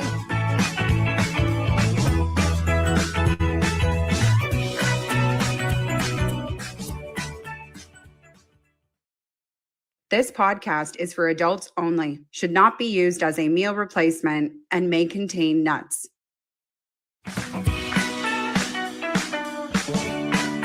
Hey, everybody, and welcome back to another episode of The Newbie and the Doobie. I am Timmy, the newbie. Mary Jane, also known as the doobie. Today is Umbrella Cover Day. An interesting day to be sure, and we'll talk about more about that later. Absolutely. I thought we were celebrating umbrellas, but... It's the covers of the umbrellas. Yes. And Right? we'll get into that later. Who knew? Yeah. Right? Learning every day. There's a whole thing on there. Also, today we've got our high five list. High five. High five. And of course, our word of the week. And we're going to be playing a little newbie or doobie with our special guest, Stephen Stairs. Looking forward to another great episode. This has been fun. We are on episode 12 right now. 12. Is that what it episodes. is? Yeah. I've lost Crazy. track. I haven't. It's I'm 12. glad somebody's keeping track. Literally is 12. And just for the record, I am hearing a lot through my headphones right now, so I am trying to remove that. But anyways, so here's the thing: we wanted to talk about before we get into some cannabis-related conversations, as we are wont to do. We go down other little rabbit trails that we find interesting. Yes, and it was very difficult to ignore the fact that this was Umbrella Cover Day. And like you had pointed out initially when we looked at it, we're like, well, umbrellas, okay. And then we noticed that there is actually a thing, that there are people out there that are pretty passionate about not the umbrella, but the umbrella cover. Yeah, the thing that most people lose. Right. Like I have an umbrella collection. Like when I like something, I get into it. And I happen to have a lot of umbrellas. And when I heard Umbrella Cover Day, I was like, yay, I get to bring the umbrellas out. And I realized that I don't have the umbrella cover for like half of my umbrellas. Right. And I also realized that the umbrella cover is only on the smaller umbrellas. Okay. And not the large, like the fighting style umbrellas. The umbrella cover to me is the thing that if I ever bought an umbrella, and I'm going to admit right now, I'm in the minority here. I don't buy umbrellas. So you're saying that your 2 umbrellas here you didn't purchase? They were gifted to me. Okay. People gave them to me because they have connections to things that I enjoy in life. But if it's raining, I go walk in the rain. I don't. That's true. There has That's never true. been a time that I have walked outside and felt that it was raining too hard that I needed an umbrella. I put my hood up maybe and go. At the very least, I take my pants off and just enjoy the afternoon. But there Go is singing in the rain. So umbrellas to me are I don't really utilize them in general, but I do have 2 that I enjoy. See, I think they're an accessory. Well, they're a very like people miss it. They don't think about it. But if it's rainy day, you're not going to want to have an umbrella that doesn't go with your outfit. But is a cover? So then that means that the umbrella cover is an accessory to an accessory. Exactly. Oh my gosh, I never thought of that. So here's where I think the market is leading. Then I think what we need to do is to create a protective cover for your umbrella cover. No, you know what we need to do? Create an attachment Sorry, piece. I got caught up in your hair. Is it? It's just the way their light reflected off of it. You look like Morticia Adams from the Is Adams it better family. that way? No, it looked pretty hot before. Anyways. Okay. There we go. Anyways, sorry. So we need to, when kids used to lose their gloves all the time? Yeah. And we would put that little clip thing. Yeah, we attach it to their. We need to make one of those Right. to attach to the umbrella. Yeah. See, if I was using one of these umbrellas, if it was raining and I was using one of these umbrellas, the first thing I would get rid of and throw in the garbage would probably be the umbrella cover, because it's just stopping me from utilizing my umbrella. Well, honestly, I feel they're impractical because I can tell that this one's been used by the way that it's been shoved back into the cover. Yeah. And this is the problem, that when you take it out of the umbrella cover and open up the umbrella, Yeah. it's darn near impossible to get it. It's like a sleeping bag. How you roll them up and get them in the cover is beyond me. It's near impossible. An unnecessary, necessary element. But how could you not love umbrellas? Okay, so let's look. Let's just look right here. So, what you got? A cannabis one? I got a cannabis Clearly, one, okay, which I got from Nova Scotia with a nice cover. Yes, with a nice cover, Okay. which now I'm realizing I probably No, won't be able to. don't put the cover back up. Yeah, don't worry about putting Okay. it in. And what's this one here? That is my latest edition. Oh, you took it out. Okay. No, it's fine. It's fine. It has to come out eventually.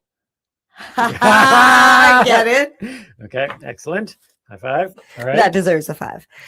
Let's do. So then I have my Batman one. Now, once again, gifted, but a beautiful gift. That one was from me. It's a fantastic. And I'm not looking one. ashamed to admit that I found that at the Dollarama They're selling Batman for for $1. $4. $4. Remember when Dollarama actually meant dollar? A buck or two. Yeah. They're not Like buck or two $17 anymore. items in there. Yeah, it's sad. That's a Dollar weird- Tree. That's where everything was like $1.25. Yeah, and there now were they're trees. starting to go. Well, there's always trees, isn't it? That's very true.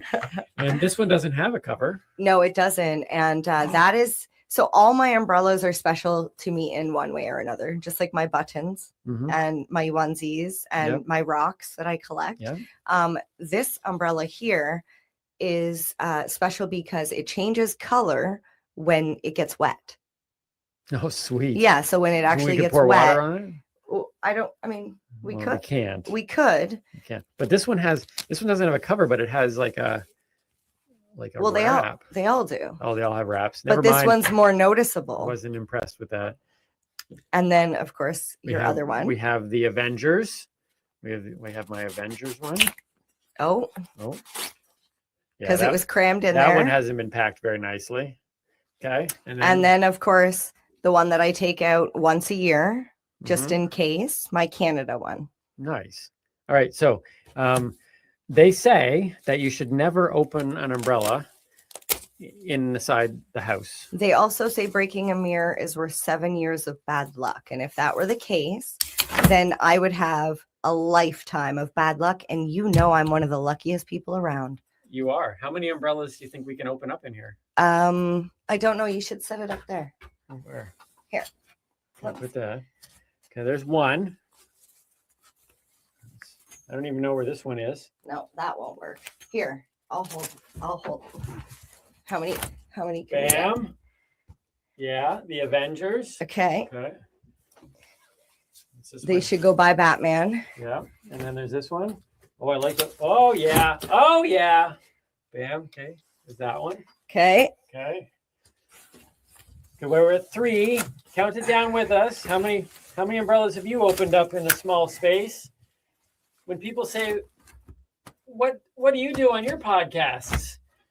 We do stuff like this. 4. Yeah. I can't hold anymore. Yeah, let's do it. You're gonna have to hold them. 5. Finally, we have the cannabis. one Canada. Right Oh yeah, beside the Canada one. nice. Can you do it? No. Jeez. You didn't open it. It has the wrap. Oh, it has remember? the wrap's very, very well done. It holds it in place. Well, that's good to know. Woo! Ladies and gentlemen, 6. 6 umbrellas is the new record in the podcast world. We'd like to Yes. challenge other podcasters to open more than 6 in their small studios. I'm losing it. We've done it. Okay. All right, so let's just put these down here for now, in case it rains. Here, you take this one. I'll take this one. Ooh, I'm dropping them. So, on my high 5 list, Okay, they're going down. on my high 5 list, it's connected to this whole umbrella thing. We're gonna do our high 5 umbrella list, a word of the week, and bring in covers. Stephen Stairs, who is Whew. I shouldn't have wore a dress for this episode. That was hard work. hey, yeah. All those days of carrying dishes and catching chickens really I came in I handy. barely ever open an umbrella. Get it? and- Handy. oh, the puns are flying today. I'm on a roll. So here's I was trying to think of what should my high 5 list be today. Timmy's high 5 list. I try to connect it to the day. Yes. Sometimes I do the day and cannabis. Sometimes I just do cannabis. Today, though, I was thinking about these umbrella things, and for me personally, I'd be like, that's so unnecessary. Like, what is the point of these things? I would toss these things immediately because it Okay. would get in the way of. I seriously got to keep putting that back on. It's like, just get rid of that. I'll Yes. just open my umbrella. And when I now need you it. have 4 to put on. Now I have 4 to put those on later. That's so funny. I thought about, but is unnecessary that I won't get rid of. Okay. So Timmy's high 5 list today is 5 things that I have in my house that I won't how did I rate it? You Unget wouldn't rid get- of? yeah, you wouldn't get rid of, I wouldn't but they're unget rid- useless. They're unnecessary, but I wouldn't unget rid of them. Okay. Or I would unget rid of them. You know what I'm saying? I'm trying to use the word un in there. It doesn't really matter. The point is You would keep them. I'm keeping these Okay. things. Okay, so here we go. Number 5 on my list at the bottom. I have this, and I'm probably not alone in this. Feel free to comment on the YouTube or wherever you see this thing. I have a box about this big of cables. Some of these cables go to my old BlackBerry phones. So these aren't even cables that, in case my toaster breaks, Yeah. like I'm going to somehow mechanically fix that with some other plug.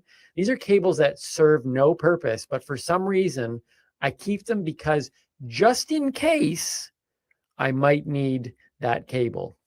So you do know that some of those cables could be extremely rare and worth a lot of money. You can sell cables? You can sell anything nowadays. Really? Absolutely. Well, I have a bin, but for some reason I cannot bring myself to get rid of them. I'm probably Well, not alone. If in you that. ever want to test somebody's patient, Yeah. like their patient level, Yeah.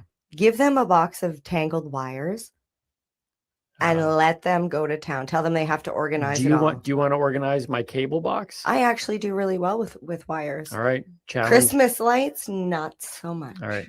That job is yours, but I'm going to see how much money you have. I take 30%. All right. Let's make a mint. Okay.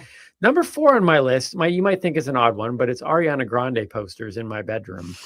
Now, No, I don't think it's odd personally because I've asked you why they're still up there and you kind of just dismissed the conversation. look, I'm not going to lie. They're unnecessary. Do I need Ariana Grande posters? Dangerous Woman on my bed in my bedroom wall. I don't have very They are few things hot on my bedroom photos, wall. but you should have other. I have 3 hot things on photos. my wall. I have a Canada flag, I have a picture of you, and I have 3 Ariana Grande posters. You have a picture of me. It's a painting. All right. It's abstract. It's abstract it's for sure. cute. But those are unnecessary, but I still have them and I'm not getting rid of them. So I'm just saying, but unnecessary. Number 3 on my list of unnecessary things that I unget rid of Okay. is my LED dance party lights surrounding my entire room. Mary Jane over here encouraged me and went out and encouraged. You mean like got them, brought them to your house? It was like we're hanging these in your bedroom. So now I have the ability, if need be, we can have a party. To have a dance party. They flash all different colors all the way around my room, and I can control them. You can set them to music. Yeah, I can play music with them. I can honestly say that I have used them twice. That was for videos we did for TikTok. Once we did a video, and once they turned on by accident because I said, you said turn on the party Google, light. Turn on party. I said turn on party lights. But that was an accident. Yeah, yeah. Okay. I didn't mean the party lights. So unnecessary, but I've got them. Number 2 on my list of unnecessary things that I unget rid of is VHS tapes, not just DVDs. I have a whole shelf of VHS tapes. Now, but you have a VCR. I do have a VCR. I got gifted a VCR. That would be sad if you didn't have a VCR. Right? I got gifted a VCR. I'm a stand-up comic. We do a tour called The Circuit. We have a lot of regulars. They know my love for the 80s. Yep. And on one tour, one of our fans gave me the VHS copy of Batman 1989. Yes, the best Batman. The best Batman. Yes. So he gave me that. And then I told the story to other shows and I posted it online. And by the time we got to Sarnia area, someone gave me a VCR so I could watch it. But here's the thing, really, if you think about it, when is the next time, even not saying it's even a bad movie, but when am I going to watch Basket Case again on VHS? I could probably Google it and find it. Basket Case? Basket Case. Let me share with you. Sleepaway Camp. Have you seen that? No. No? Okay. All right. Have you seen Basketball? Xanadu? Have you seen? I know. Do you know Basketball? I do. You have it on VHS? I don't. VHS wasn't even around when Basketball came out. Oh, well, see, that's the thing. I have these movies on VHS, but am I going to get rid of them? Do you have any of the old Disney movies? Because those would be worth money too. I actually do have those. Yeah, I have the ones that we are need to go through your house, Timmy. I don't even sitting on a gold mine. I don't even need to do this podcast no anymore. more comedy. I'm literally a millionaire. You're out. Let's go. Yeah, actually, that actually being a millionaire would allow me to do this podcast even more, right? Because I'd have no worries at that point, right? Or see, I'm wondering what makes the number 1 because I have a few ideas. Okay, well, here we go. The number 1 unnecessary thing in my house that I refuse currently to unget rid of is my Google Home. Listen. That's funny. That's not what I thought it was. I walk into my bedroom and right here, for those in the podcast, literally like an inch away from my hand is my light switch. That's and like I could right just, where, light switches I are could when you just walk in switch the it room. on. Yeah. For those of you who are listening, Right on the wall. just think about where your light switch is. I could switch it, but instead I look over at it and go, not today. Google, turn on bedroom lights. No, you don't. You walk in your room and you say, hey, Google, I'm home. Okay, that's true. Okay. And what does it say? It says, wait, what is it? Wait. And all the people rejoiced. That's right. And all the people rejoiced. Okay. Yeah. And when the lights turn on, and let there be light. And when I go to bed, I say good night, and it says, Timmy, you're awesome. Yes. Yeah. I didn't set these things up. Yes, I did. So, but it's so unnecessary, but I use it every day. And then the worst thing about it is that I say, Google, turn off bedroom lights, and it turns off my bedroom lights. But before it does, it says, okay. And it yells it at the top of its lungs. At least it's in an Australian accent, a female Australian accent, which is the best. And you say, okay, turning off bedroom lights. Just turn off the lights. No, it says turning off 2 lights. Or 2 lights. Yeah, that's right. As if to say, not just one. Not just one, it has to do 2. But it says that specifically because it wants me to know that the party lights are still available. Just these 2 lights are going off. These aren't the party lights. Party lights are not the bedroom lights. Those are the party lights. Yes. These are the bedroom lights. Anyways, 5 things. Those are 5 unnecessary things. I'd be interested to know. Please comment below in this YouTube or on the podcast form or on our social media. What is it that you have that is so unnecessary, but you refuse to get rid of it? I'd like to know it. What did See, you think was number 1 on my list? I honestly, I thought it was going to be your entire collection of teddy bears. Those aren't yours, are they? No, I can't Okay, get rid you're of them. gonna Not live by mine. that. Someone else's. So in my house, Those aren't mine. In my house, they're Tim's, right? Okay, so in my house, I can only think of one off the top of my head. Okay.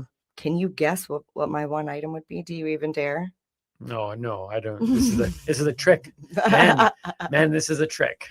Okay, but at least I'm giving you the option to opt out. Okay, I'm opting out. So it would be my rocks. No, but they have sentimental value. So yes, I disagree. Yes. However, a lot of them I just spent money on, Mhm. and they're different crystals. They weigh a lot, Mhm. and to move them, when I have to move, I have to pack really small boxes, Mhm. and it's a pain. Takes a whole truck. It takes a whole truck, and it takes up a lot of space in my house. Yeah. And there's just like, I got vases of rocks, I got shelves of rocks, and yeah, although some of them have sentimental value, just like my buttons, Mhm. it can get to a point where, like, you and I have been somewhere and you've heard me, I'm like, okay, like 2. I tell myself like 2, so I end up like picking up a bunch pocket and full leaving of with like rocks. 2. Yeah. Yeah, right. So Well, I think there's sentimental value there. Anyways, that is my list, and we'd like to hear from you as well. All right, let's do our word of the week and then bring in our guest, Stephen Stairs. all right. So our word of the week is tinctures. Tinctures. Yes. So basically, a tincture is a liquid form of cannabis used. You'll find it with glycerin, alcohol, or an MCT oil. Okay. So it's kind of like an extract, but it's in liquid form. All right. So most generally, you'll see it in an eyedropper, and it's administered sublingually. Subliminally. So you don't know what's happening. No, under the tongue. Okay. And the effects of a tincture are very similar to an edible because it's going through the same system, except it hits you faster because it's meant to be like held in the mouth under the tongue to go directly into the bloodstream, and it's supposed to hit you quicker. Okay. Yeah. It's in my opinion the more thought upon as medicinal way of taking your medicine, because you can dose it by the milliliter, and you can, in your drink, in your mouth. So is tincture, let me see if I'm learning stuff along the way here as the newbie. Would tincture be in the same thing of going, you can have a joint, an edible, or a tincture? Like, would it be in, could you describe it that way? Like, is it a version of consuming? So flower, edible, tincture, topical, extract. Okay. Or concentrate. Those are all the different ways. Different types. The different types. Of different types Okay. of cannabis. The tincture. Yes. All right. Cool. Yeah. Excellent. All right. That's a good word. I just like saying it. Tincture. All right, let's get to our guest, Stephen Stairs, who has been waiting patiently. We're very excited to have him on the show. Yeah, Stephen's done a lot out where he is, and done a little bit in the politics. I know he's done a lot in the activism world, and I'm excited to hear about 420 and plans coming up, because I heard a little bit about it, and yeah, I'm gonna let him talk about it, hopefully with more stuff. And yeah, without further ado, let's bring in Stephen. Hey, Stephen, how are you doing today? I'm great, Timmy. How you doing? Doing very well. Thanks so much for being on the show. I don't know much about you, only what I've heard from MJ, and I don't know which stuff is true and which is not. But from what I've heard, it sounds pretty awesome. So thanks so much for joining us today. Thanks a lot for having me, you two. I appreciate it. Yeah, so I met Stephen, I want to say through social media first. Yeah. Okay. And Here's a guy who's going through life trying to make the best of it and found, just like most of us, that cannabis is beneficial and it's helping him. And he wanted to be vocal about it. So I was like, I need to reach out to this person and, actually see what he's doing and how he's doing it and what can I do locally, because Stephen you're in Manitoba? Yep. Okay. Yeah, Winnipeg. So after all that research and buildup of going, I really got to check. Were you disappointed when you eventually connected and found him? No, No, okay. absolutely not. All right. No, Fair enough. and even less so when I met him in person. Okay, Yeah. all right, nice. So thanks, MJ. Now, Stephen, I don't know. I assume you might be aware, just simply by the title of the show, that she's the doobie, I'm the newbie. So I'm always very interested in how cannabis even became a part of your life, how you entered into the community. Have you always been involved in it? How did that journey begin? Well, I have watched the show, so I get the premise. And honestly, your two banter is perfect. It's exactly what the internet needs right now. Thank you. Yeah, no, but it keeps me entertained. Hilarious. I was laughing a lot during your high five things. Man, I've got beta clips, VHS, everything. Man, we could talk. And I don't have a beta player, so it's kind of sad, but That's whatever. funny. But no, I got into cannabis kind of on a whim, actually. I always used cannabis as a kid, but teenager in my adolescent years. And then I didn't smoke cannabis for about 3 years. It was just a lifestyle thing. I wasn't doing it. And then I was at U of M and just starting my political science degree. And someone mentioned to me that I should get into medical cannabis. And that was in 2009. And I thought, well, that sounds cool. And then I did a little research on the paperwork and kind of parlayed it into a advocacy career at the U of M, and then it snowballed into this first student group of its kind in the country at a post-secondary education institution for medical cannabis, and I rolled with it from there. And ever since then, I've gotten the medicinal benefits of cannabis, but also the social benefits of creating a dialogue regarding the change that needs to be encompassed with cannabis. And that's given me the passion that's driven me for the past 11 years to constantly fight for not only the needs of cannabis users, but cannabis itself and how we interpret it in society and how it's accepted. So what do you use cannabis for, Stephen? Tell people, please.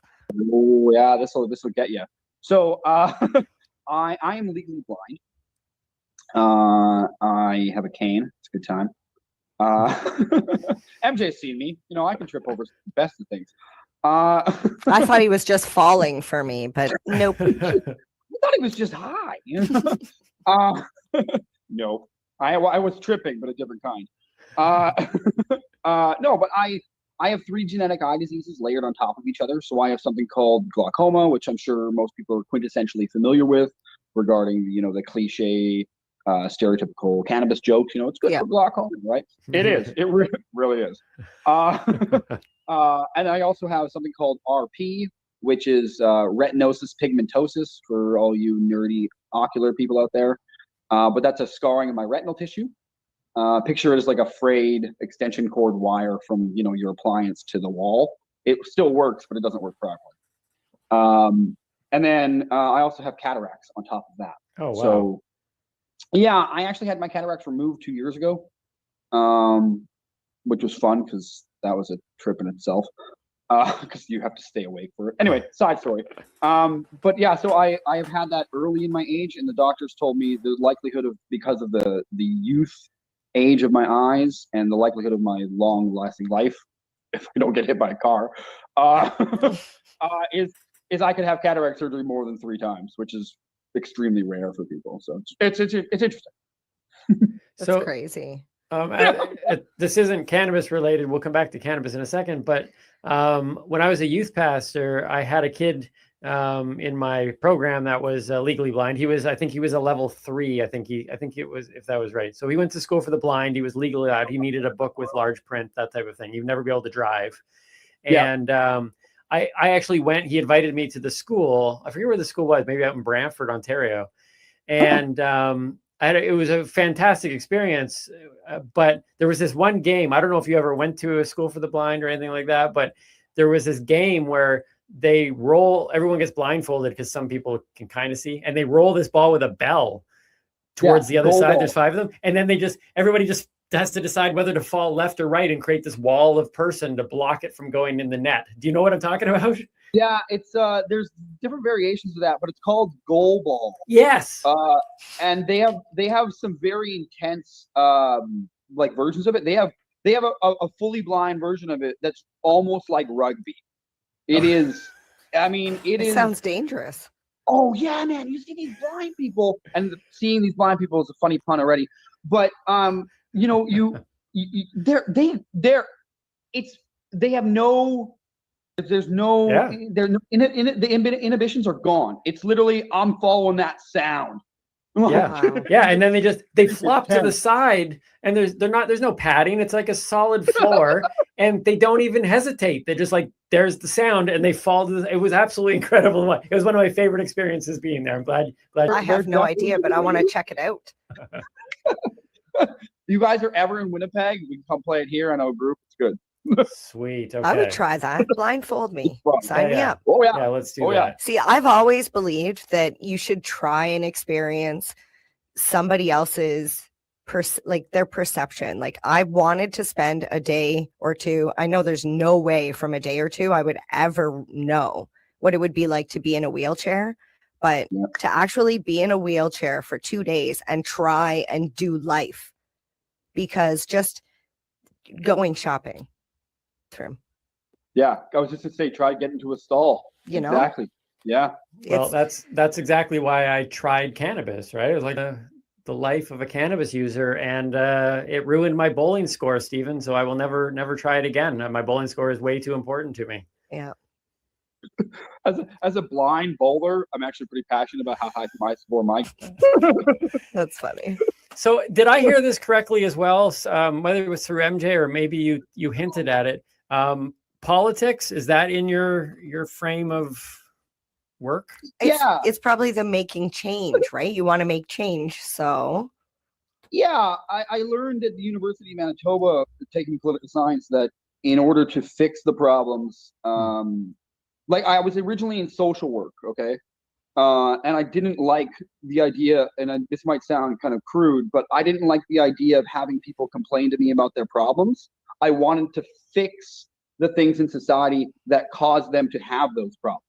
And that's a systemic issue. That's a policy and framework issue that only comes from politics usually, right? Sometimes it comes from non-governmental organizations, but generally it's politics. So I figured, well, I don't really trust any of the politicians. They're all affluent people who've never struggled or had to pay a cell phone bill or worried about what's in their fridge. They're all these, I'm not going to lie, now it's changed a lot, but 20 years ago, that's all it was. It was basically affluent people who, white men who called the shots. And I figured it'd be smart to have a disabled person who maybe has had a hard time in life to actually know what it's like to be part of society and have things, be a chore, be a struggle, to be a real citizen of this country, not an overly privileged one. And those are the people we need in power in Ottawa making decisions. So I ran for the Green Party. In 2015, the year Trudeau came into power, I ran for MP that year in Winnipeg.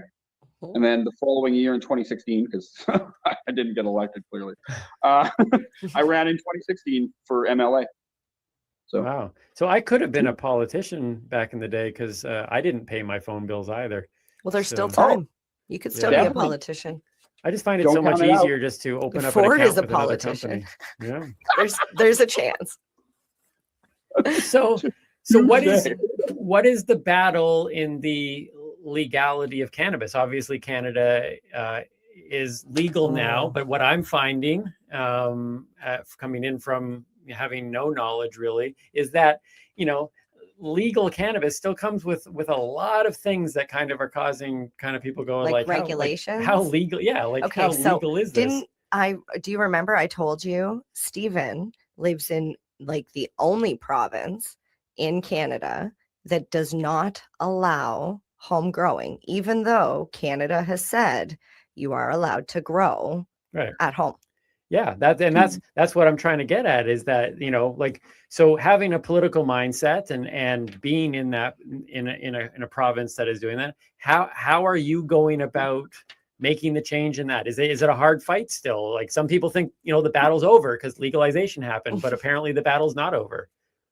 No, I mean, that's a great point, is that legalization, all it did was just cause the fight to have a different battlefield. I mean, in my advocacy, I've always been a proud, proponent of the idea that you need to know when to hold up a protest sign, and you need to know when to sit around a board table. And if you can do both of those, you will be a successful cannabis advocate, or any advocate for that matter. But I mean, if you talk about the serious systemic changes that need to be made in Manitoba, Mary Jane touched on it. I mean, well, technically Quebec has a ban on it too, but that was ruled unconstitutional. The province is appealing it, but the appeals court is most likely to uphold the decision because it's a constitutional thing. So Quebec is pretty much taken care of. Manitoba, with our ban, it has a provincial constitutional challenge here, started by a guy named Jesse.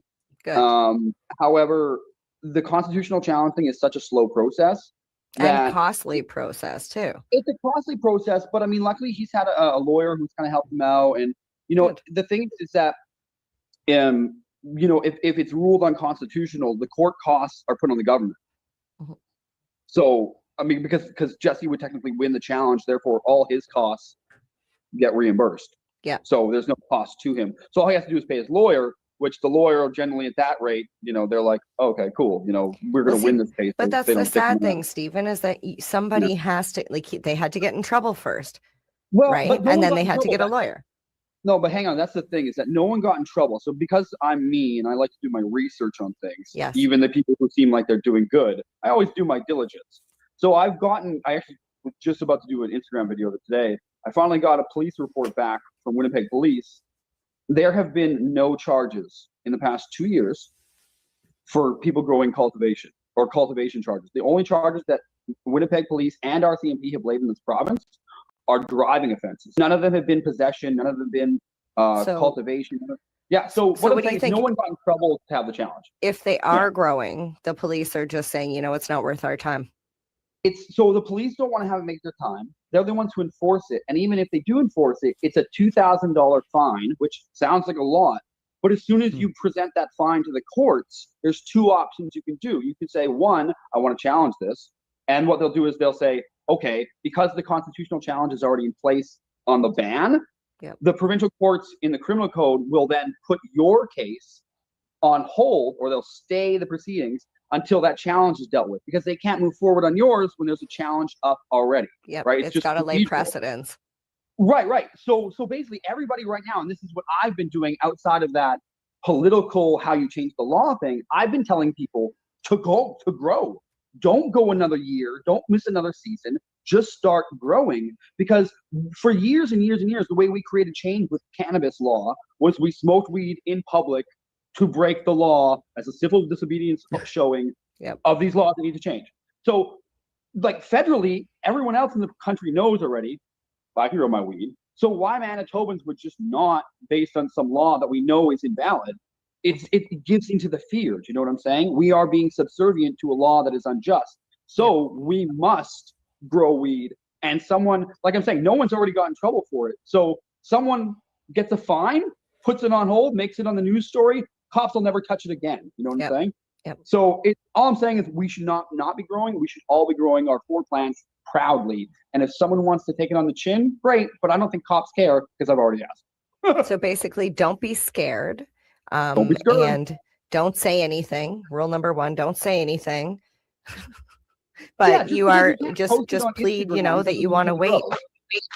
But I like that Stephen said civil disobedience, because that's what 420 was in the beginning, right? It was like a celebration, but also civil disobedience. We had the police surrounding the whole block or the whole area, and they never stepped into the area. They just made sure that no trouble happened. And at least that's how it was in Toronto. They kind of kept us confined in the square, right? Yeah. In 2018, actually, when we had a meeting with the city, the police actually thanked us for organizing 420, because they stopped coming. And see, that was in 2018. So what's happening now? What's the big change? Like, what do you think? So I know they didn't say anything. Well, they didn't say anything, but I have a feeling this is just a bureaucratic paperwork thing. So I don't know if your audience knows, but basically Winnipeg 420 had plans to have our, 420 after pandemic event, like we normally would. We've been planning for years, at the same location we've always had it. It's been discussions with city, provincial, police officials that was our goal. So I just been curious. It's 10 months away from 420. This is the time as the organizer. I've got to start thinking about next year, which is weird. But the province gave me back an email kind of randomly that just said, nope, sorry. And I think it was because there were some people that kind of changed positions. This lady I'd been dealing with for like 25 years. She had been there. She's retired and someone else took over for her job. And I honestly think that the solution will fix itself. But at the same time, I mean, I live in a province where there's a ban on homegrown cannabis. So, I mean, my optimism is only, so rational to the point where I have to come up with backup plans to have a different location for 420. But it's going to be really neat this year. Concert, cannabis sales, consumption, it'll be sweet. Camping. Yeah, absolutely. I know Vancouver had some trouble a couple of years ago with they didn't want it on the beach or whatever. They wanted them to move the location, and people are like, it's been here for years and it's never been a problem. And then they just went there. But in Toronto, I don't know if people know, we had Yonge and Dundas Square, and then they moved us to or we decided we were going to go to City Hall. And that was a huge problem with the city. They did not want a bunch of stoners around the big Toronto, was it Nathan Phillips Square or whatever, City Hall? Yeah. They were like, no, we don't want you. A lot of police presence. And they had never shut down people selling bongs or anything like that before. And they shut down everybody that year. Everybody. And they walked right through the square. And the next year, we ended up in Woodbine Park. And that was where I took you for the first time. Yep. And I bought you a rain suit because you don't believe in protecting yourself from rain. Right. And exactly. I brought a tent. Way and to I brought tie in chairs, the theme with. And I brought a rain suit and rubber boots. And he was sitting there for 3 hours, 4 hours, and was like, so this is what it's like to be comfortable in the rain. It's true. It's true. The cannabis culture technically taught me how to camp. You know what? We try and think of everything. We look at every aspect, every side, and we plan our days. Or is this just me? Steven, do you I'm going to the beach. I know what I need to get. 100%. 100%. It's like a methodical. It's because when you smoke weed, it creates new waves of thinking in your brain. So therefore, you think, all right, what do I need to pack?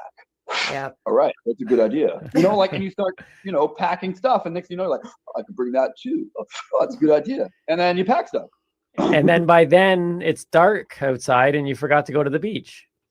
No. By then you just got ash in all your stuff you've packed. That's funny. It's not like the song, I was gonna go to work, but then I got high.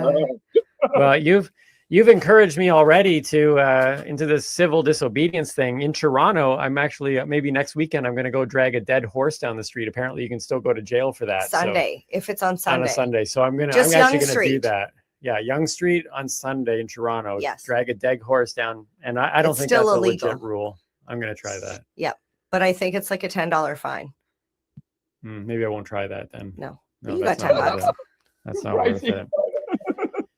So what do you think is going to be the impetus to change that particular setup in Manitoba that is still kind of causing this problem? What is going to cause it to happen? Just more civil disobedience?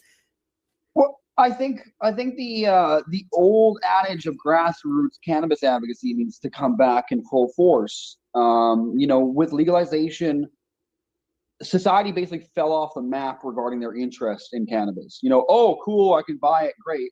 But all the nuances of legalization and where it can be sold and all those kinds of things are only cared about by the people who really cared about cannabis, you know, the real advocates. And unfortunately, those are very far and few between. So it's almost like after legalization, the hardcores out there are at a point where we need to create another group of people in this after legalization society who are just as passionate, who realize, oh yeah, we still got a lot of work to do. And that's where that change will come from, where it's not only just business owners who are being involved, it's users, well, cannabis users, that sounded bad. You know, it's everybody who's part of that society being part of the change, rather than it just being the one or two really loud people who it was before. Those might be the drivers and the impetus, like you're saying, but it needs to come from society as a whole. And I think with legalization, we've gotten past that hurdle. Now it's more of an education thing, right? Yeah.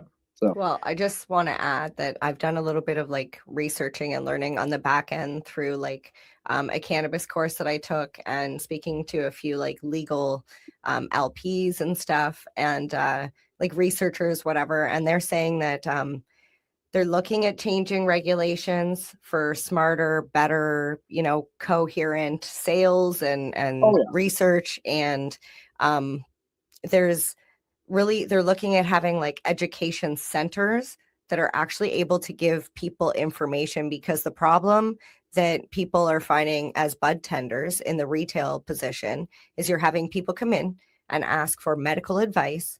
And in the recreational aspect of it, you cannot speak to the medical benefits. And as we've said many times, if you experience a medical benefit from cannabis, it's dependent on you. Not everybody is meant to have cannabis. Not everybody gets a beneficial experience. Some people have negative experiences. And I mean, it is what it is. It's a plant.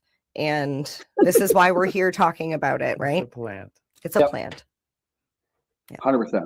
Okay, so with all the nuances that might be available, let me just ask you this question. True or false? Cannabis is legal in Canada. True. Okay. With regulations, but anything that is legal has regulations. Yeah, Agreed. I know. So it's interesting though, because I think just in the conversations that I've had, people within the industry and without, like some people, okay, so coming from the world that I came from, a lot of people feared the legalization of cannabis because they thought that it was now going to be just the Wild West. that's Everything because you say you people. Yeah. I got to mention that after. That's like because most people stereotype. So there is a cannabis store that is opening up in Timmy's town, right underneath where Timmy lives. And his son seen the store and was like, I didn't open his son. No, his son seen the store and did this little, right. And he's like 18, has no interest in cannabis or drinking, or, you know, he's a very level-headed kid. And I say kid, but he's a grown-up. But anyways, so we were having a conversation the other day, and I was talking about getting Invisalign braces. And he said, well, I don't know if that's good for someone like you. And I was like, someone like me? What does that mean? And he said, well, you know, because you like the munchies. And I laughed because he just assumed that because I smoke cannabis, and it's natural, right? What do we see in every stoner culture movie or I've ever heard? Stoners get the munchies, right? Man, I've smoked weed for the majority of my life. There is no way that I haven't figured out how to quash the munchies and still look like this. Just saying. This is not just all chocolate and chips and donuts and like when I snack, honestly, when I snack, I have carrots and hummus. That was a really good point, MJ. So it was funny that like that's the thing. Non-cannabis consumers. You can look forward to that clip on Instagram. That is a soundbite. I am more looking forward to the conversation with your son. Oh, dear. Wait, are we going to have time to play a game of newbie? No, I want to do this for sure. Okay. Stephen, are you willing to play a game with us that we call newbie or doobie? So it's pretty simple. I'm sure you know it. You're going to choose either the newbie or the doobie. Yeah. Okay. All right, here we go. Some people have done this game better than others. We're going to see Kelly where you rank. Green Kelly did killed amazing. So I love Kelly. right? How can you not love Kelly? I know she is like a ball of energy that I feel like this. I mean, don't get me wrong. There's a lot of really cheery people, but she brings a cheer that you couldn't bottle that stuff. She is a rainbow into my heart. Right? Like, legit. That was a good expression. There's nothing that every time I turn into Orno and I turn onto Main Street, I get this intense feeling of, oh my God, Kelly. Oh my God. See, she's infectious. I love it. She is. Well, the kind of infectious we want right now. Okay, so you're up against Kelly. I love the fact that we have one guest on and everyone's talking about the other guest we had on. Well, that's the thing. Yeah. When you're so into the community and you're a good person, good people, and how many times have our guests said, "Oh yeah, I love this person," and it's a past guest. Yeah, they're awesome. Yeah, it is one of the positives of the community for sure. All right, here we go. We're gonna play Newbie or Doobie with Stephen Stairs. Who is most likely to misplace their car keys?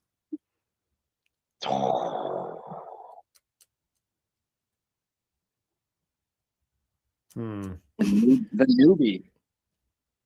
No, I am most likely to lose my car. I can never find where I parked my car. That's true. Really? But MJ loses her car keys all the time. Mine are always in the place. Dude, where's my car? What's funny is we drove to the hotel last night and we're standing there checking in and Timmy's like, "What's the license plate number?"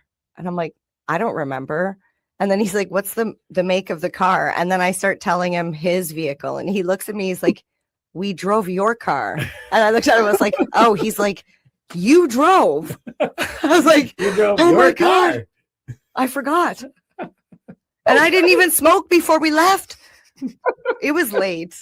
It was late. It's never the weed anyways. No, never it is. So I might lose my car. She loses the car keys, except for last night. That was a different thing. That was weird. Good to know. Okay, number 2. Who is most likely to disappear and never return? Disappear and never return. Yeah, I know these are deep questions that most people don't ask. Newbie or doobie? I've got to say MJ.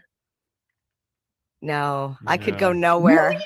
I love people way too much. Oh, the moment this podcast generates enough cash that I have enough to sustain myself, I am out of here. I might still do the podcast, but it will be from a remote location, probably a beach place, and I will never come back to society. Never. And you will see me at every event.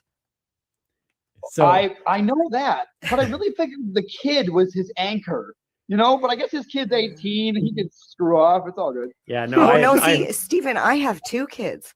I have an 11 and a 16-year-old. The 18 thing I figured would be like the grown up. I mean, 16-year-olds are their own independent kid already. My 11-year-old didn't want to have anything to do with me. He figures that's why your 18-year-old's still at home. My now I really get to look forward to that conversation. Yeah, he's at home. I'm really bad at this game. All right, so 0 for 2. Kelly was already 2-0 at this point. That's funny. Here we go. Who would be the first to die in a zombie apocalypse? Newbie or newbie? Yeah. Right? Well, I want to say MJ then. Yeah, that would be me. Yeah. I'm not running anywhere. MJ absolutely would. I just figured you're so nice, you'd like offer the zombie like a joint. Like, no, honestly, you know what the problem is? I don't see anything other than people. I see people. Doesn't matter if you're, black, white, what color you are, what gender you are. I just see people. So I would look at a zombie and be like, "Oh, did you want a light?" Yeah, that's the vibe I got. That's the vibe I got. Yeah. Well, and I love comedy so much that if I saw zombies coming towards us, I would run and push MJ to the ground because those scenes in movies make me laugh so hard. That's true. Or when adults make a kid cry. They push children. You like when kids cry. Like that scene in Billy Madison where he's throwing the dodgeball balls at the kids. Oh yeah. Oh yeah. Yes. Funny every time. Here we go. I was thinking Seinfeld when George. Yes, with George, right? It's Yeah, always funny. that's So what I I'm would thinking. push her to the ground for humor's sake, and then find out like, oh, wait a minute, oh, that was a bad idea. But by then it'd be too late. So then it's just save yourself, Timmy. That's funny. Here we go. You're 1 for 2. 2 questions to go. Most likely to fake their own death. Who's most likely to fake their own death? You. Yeah. Newbie. That kind of sets up with the never return thing. Yeah, you actually want to have your own funeral, though. Yeah, I'm actually going to set up a fake death that's public. I'm going to tell everybody about it, bring everybody in, get people to write their statements of how much they love me, because I won't be there when it actually happens. So I want to do this whole thing. So I'll invite you now that you've been a guest on the show. I just suggested we should do it for his birthday. And then, we'll have the coffin there, and everybody will know it's his birthday, but you must show up in black, and you must be sad. Yeah. People think that's kind of morbid, but I don't know. I think it's good planning. We talked about planning earlier. I think I want to make sure that it's all done right. Yep. Good planning. So 2 for 2. Here we go. Last one. Newbie or doobie, who is most likely to look best in a kilt? Oh. Have you seen my legs? No. I'm intrigued now. Right? So you would think this would be an easy one. Well, I think it would be an easy one. I want to say MJ. Right? But I'm going to go with Doobie. Me? He's going with Doobie. Is it me? Yeah. It's me. He picked you. Okay. No, is that the answer? I don't think that's the answer. Oh. I have these yoga legs that are outstanding, quite frankly. I'm a little bit. Well, what does the card say?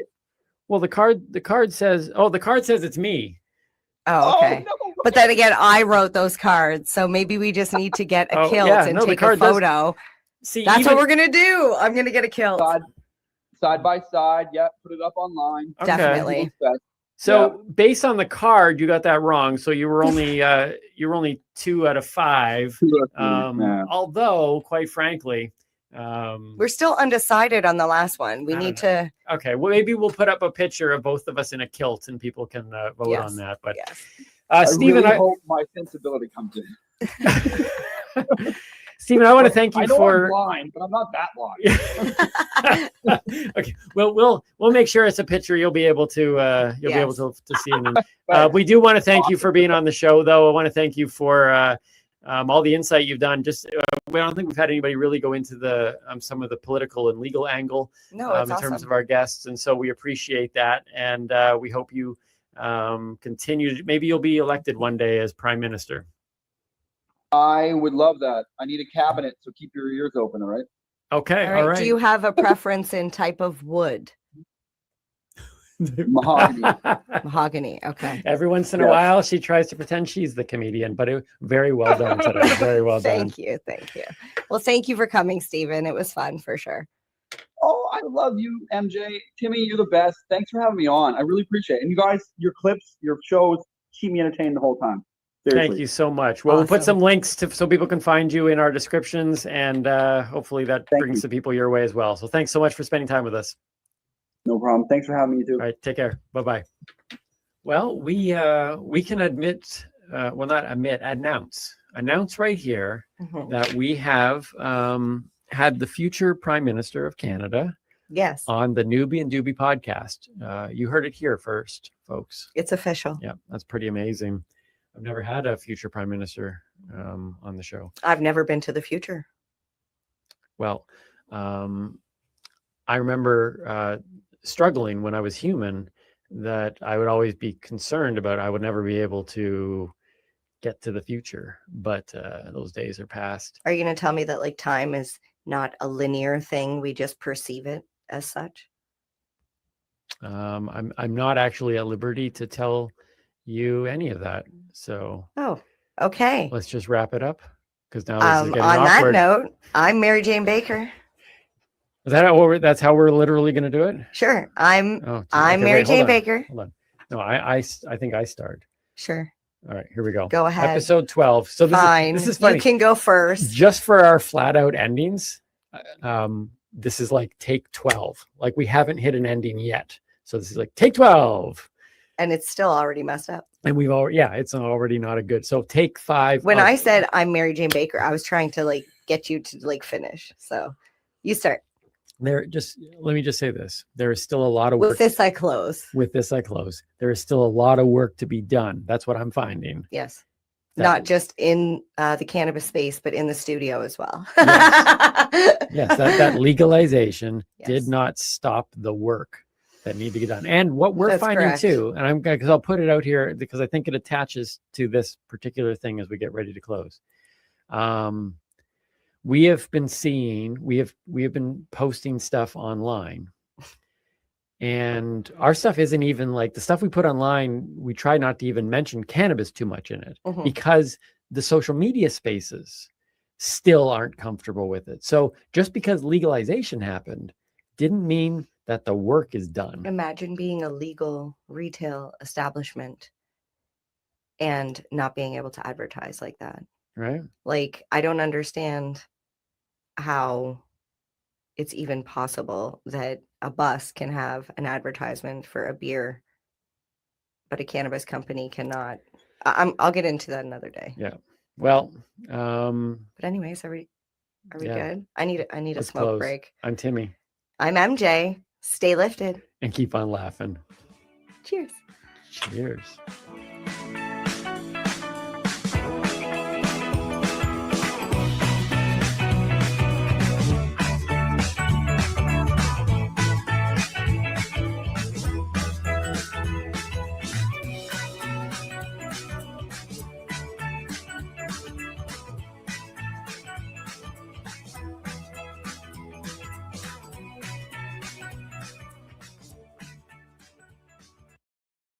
This broadcasting group here at CBG.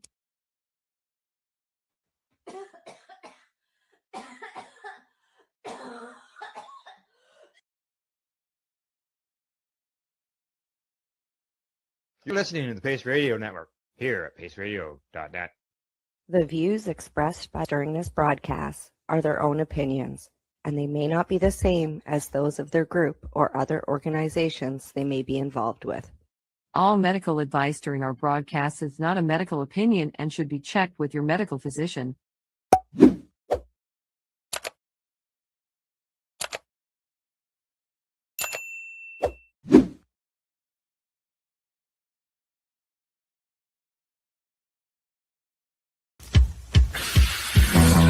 Oh yeah, baby, that's lovely.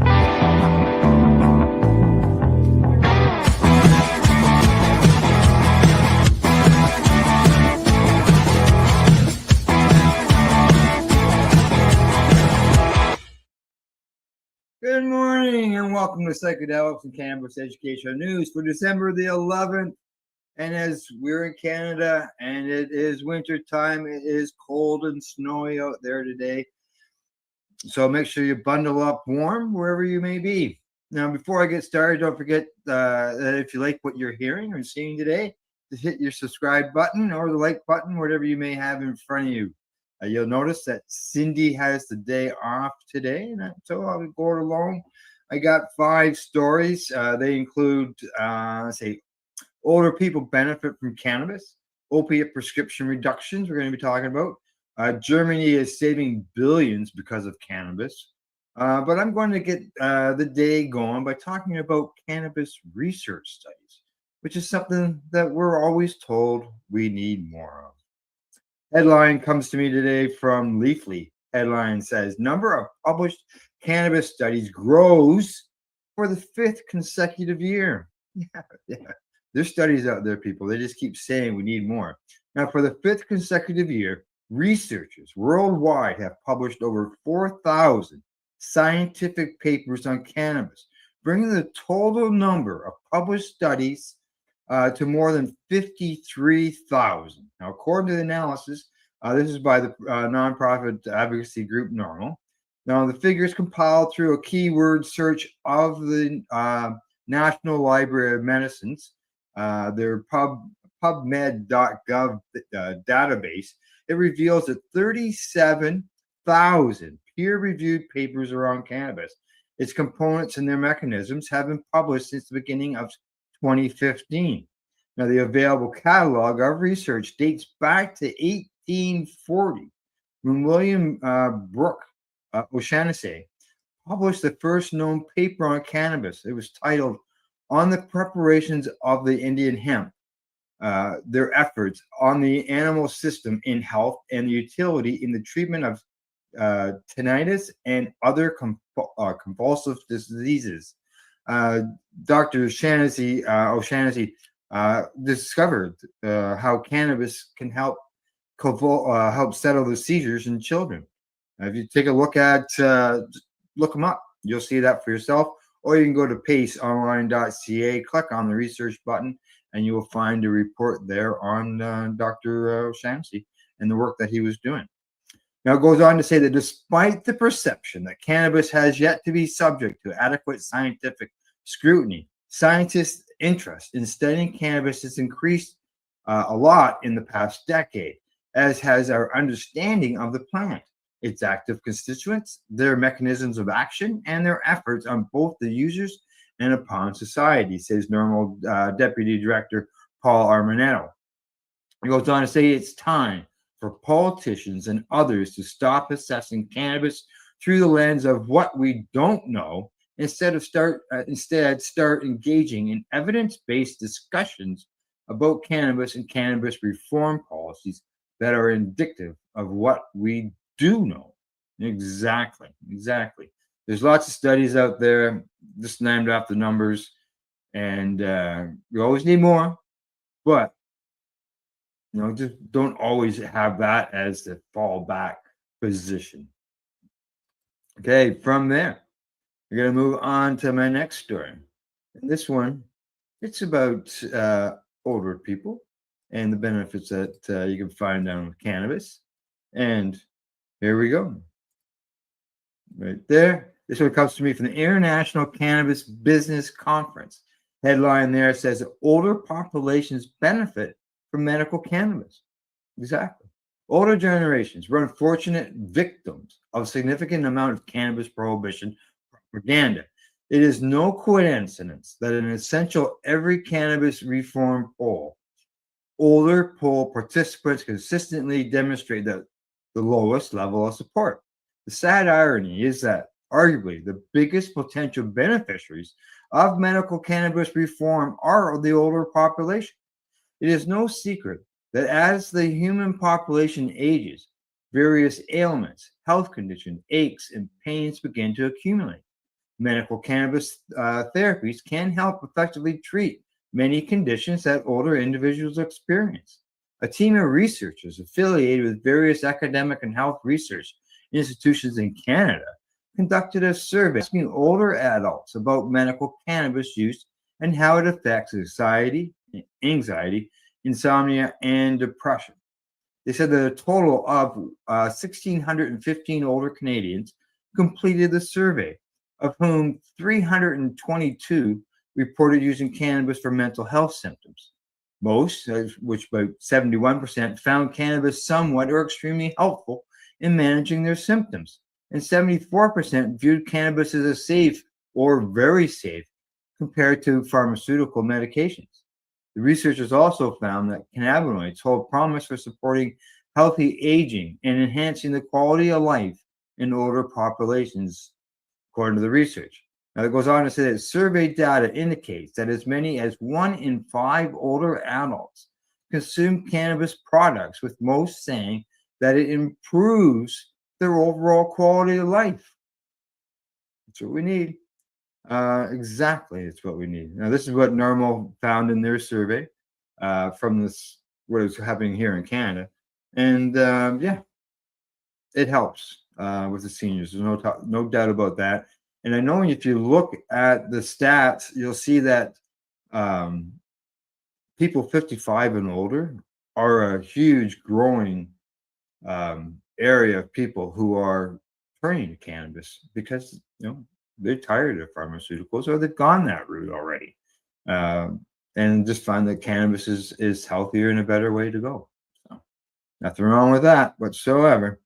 All right, from there I'm going to move on to my next story, and this one is talking about opioid use, which is something that I've liked to talk about as I get going through the story. But here's the headline on it, anyways. And that is coming to me from the Cannabis Health News. And it says medical cannabis linked to reduction in prescription opioid use. Now, I can completely understand where that's coming from. I had my Crohn's. I was diagnosed back in 2003 with it. And during that time, in all these years, I've only had 2 prescriptions for opiates, and that was while I was hospitalized. Other than that, I haven't used any opioids out of the hospital to deal with my Crohn's in all these years. All I've been using is cannabis. Does it kill all the pain? No. Does it dull it? Yes. But all you can do is keep, try.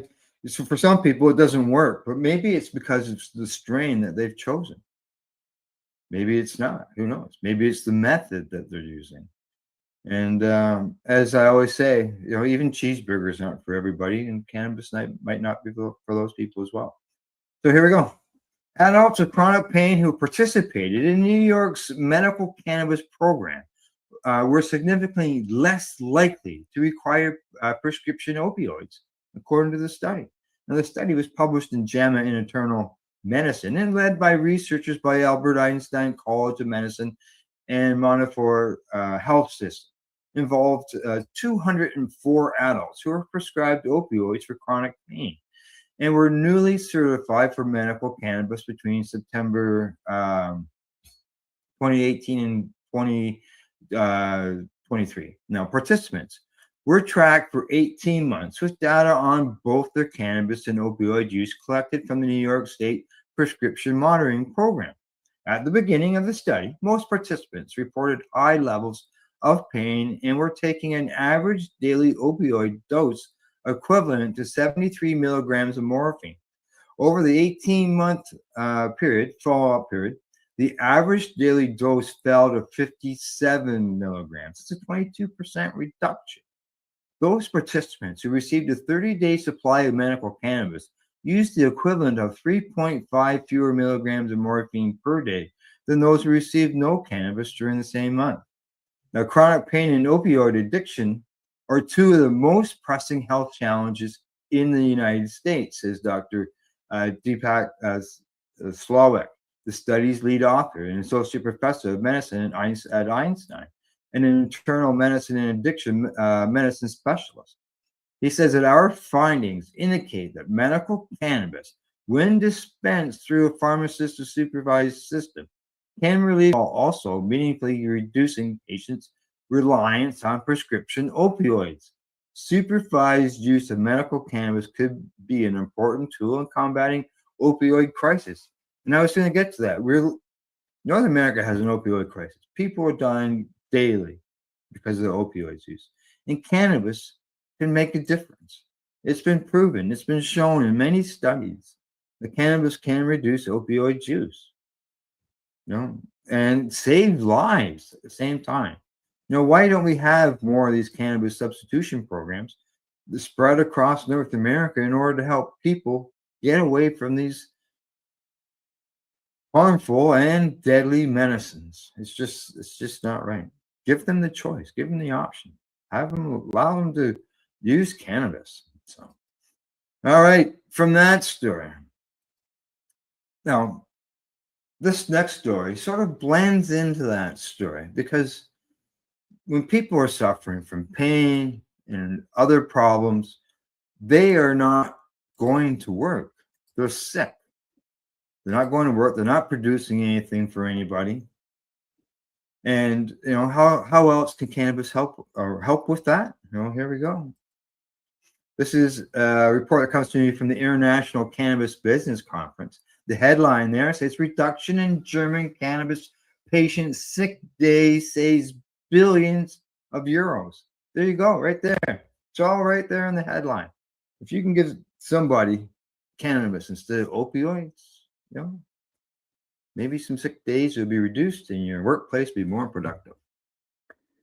So the story says, when medical cannabis policy is driven by political whims of cannabis opponents rather than science and medical professionals, it is the patients who suffer the most.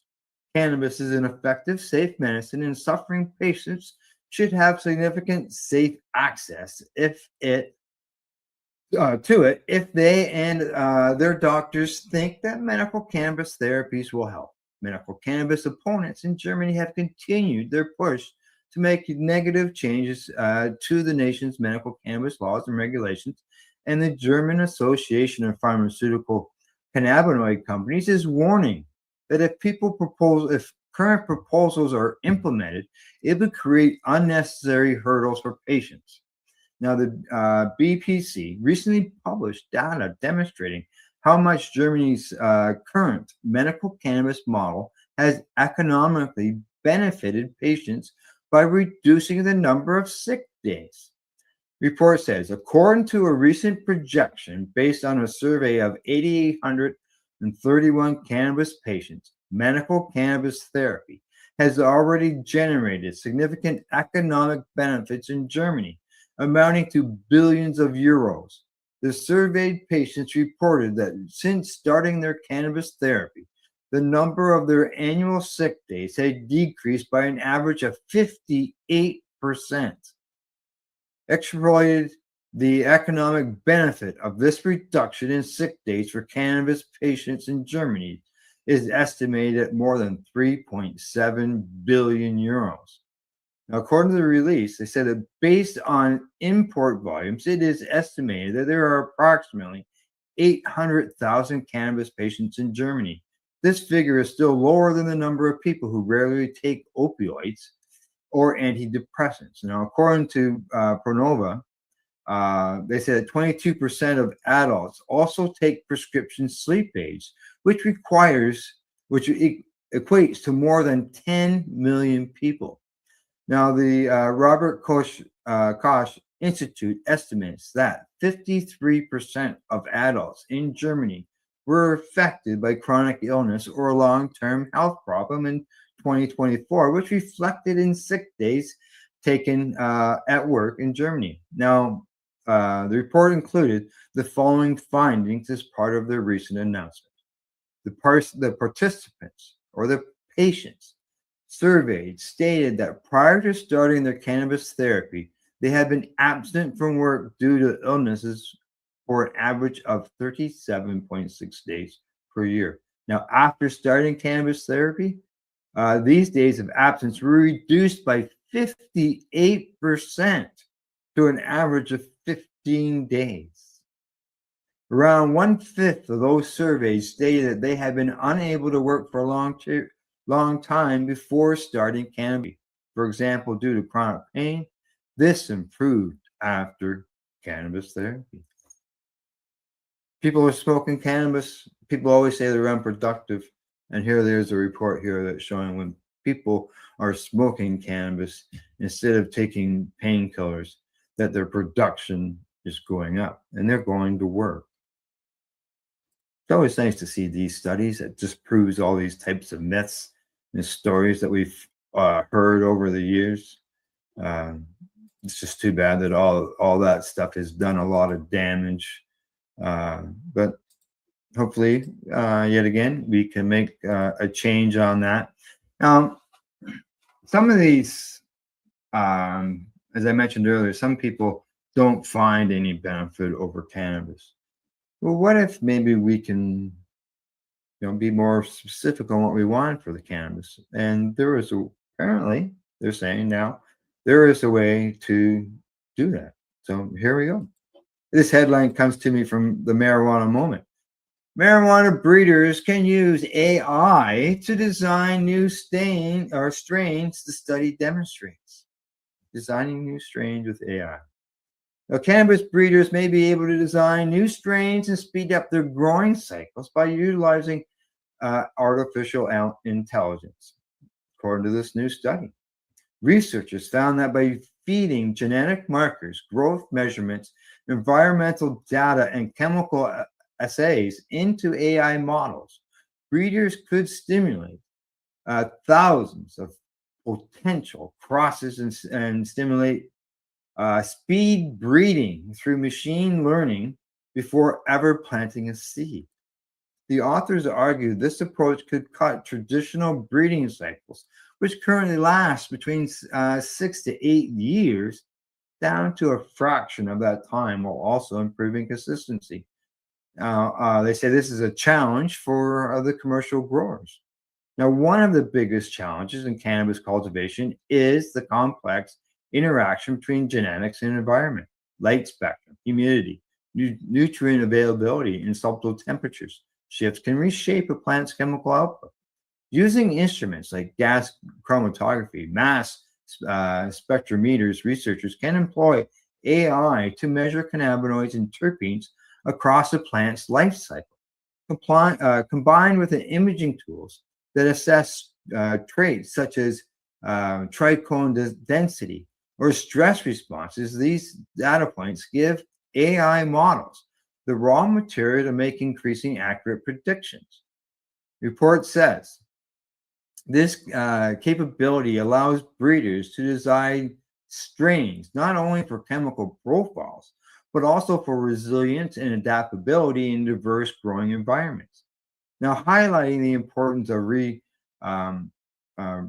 reproducibility, they noted that the global cannabis industry demands high quality, reproducible strains, creating the need for precision breeding technologies that reduce time to market while maximizing yield and potency. Now, the writers caution that for all its advantages, AI enabling cannabis breeding faces challenges, including data quality constraints that affect the accuracy of genotypic and phenotypic predictions. They also note complications surrounding complex polygenetic traits, ethical considerations, and regulatory barriers, observing that legal restrictions on cannabis research may limit data or access. So there you go, AI helping you design and figure out what cannabis strains you want, and how finding the strains that you want. Who knew? Maybe someday they become popular, but right now I think a lot of people are going to the tried true method and see what happens down the road. So there you go, people. That's it for today. I'm done. 5 stories, zip, zang, boom, got them all done. I hope you found it informative and educational. Thanks go out to you guys, everybody, for tuning in to the program, whether it's the audio podcast afterwards or right now in the live video one. Other than that, thanks to our sponsors, Limestone City Hydroponics.ca, the Campbellford Lifestyle Shop, as well as at ease.ca. We'll see you at our next show, Monday morning, 10 a.m., right here at paceradio.net or 420pace.ca. And as I always say, and I've been saying this for, well, I'm going to say probably since 2008, don't forget to educate, medicate, and do not incarcerate. You're listening to the Pace Radio Network here at paceradio.net. The opinions of the individual broadcast are their own and may not be the opinions of their group or other organizations they may be involved with.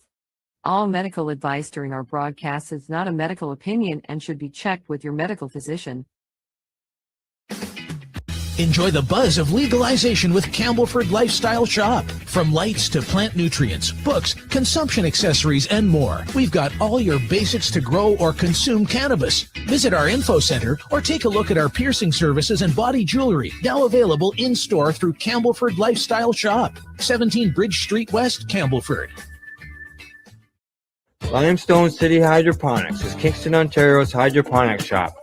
Take your growing to the next level and create the optimal environment with a tent kit, or maximize your yield with an ebb and flow flood table kit. Either way, Limestone City Hydroponics has more sizes and options to fit your needs. Are you looking for the power of the sun that adapts to your budget? Then look no further, as they have professional grow lighting. They have indoor grow systems that are easy and cost effective, with many options to fit your living space and lifestyle. Your growing potential. We have everything you need to succeed. And if you can't make it to the store, they offer local delivery to the greater Kingston area.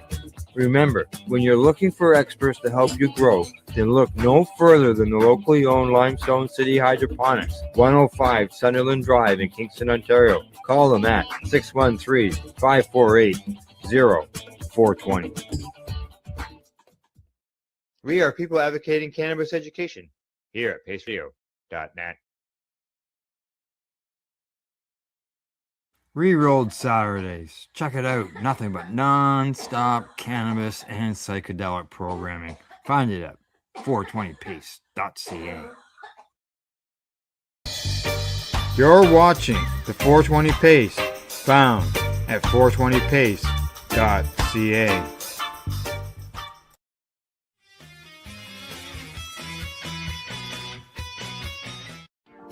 You've been watching Rerolled Saturdays. Thank you to our guests, our hosts, and our viewers. Up next, Rerolled Saturday Nighttime Edition. It gets started at 4 p.m. See you then.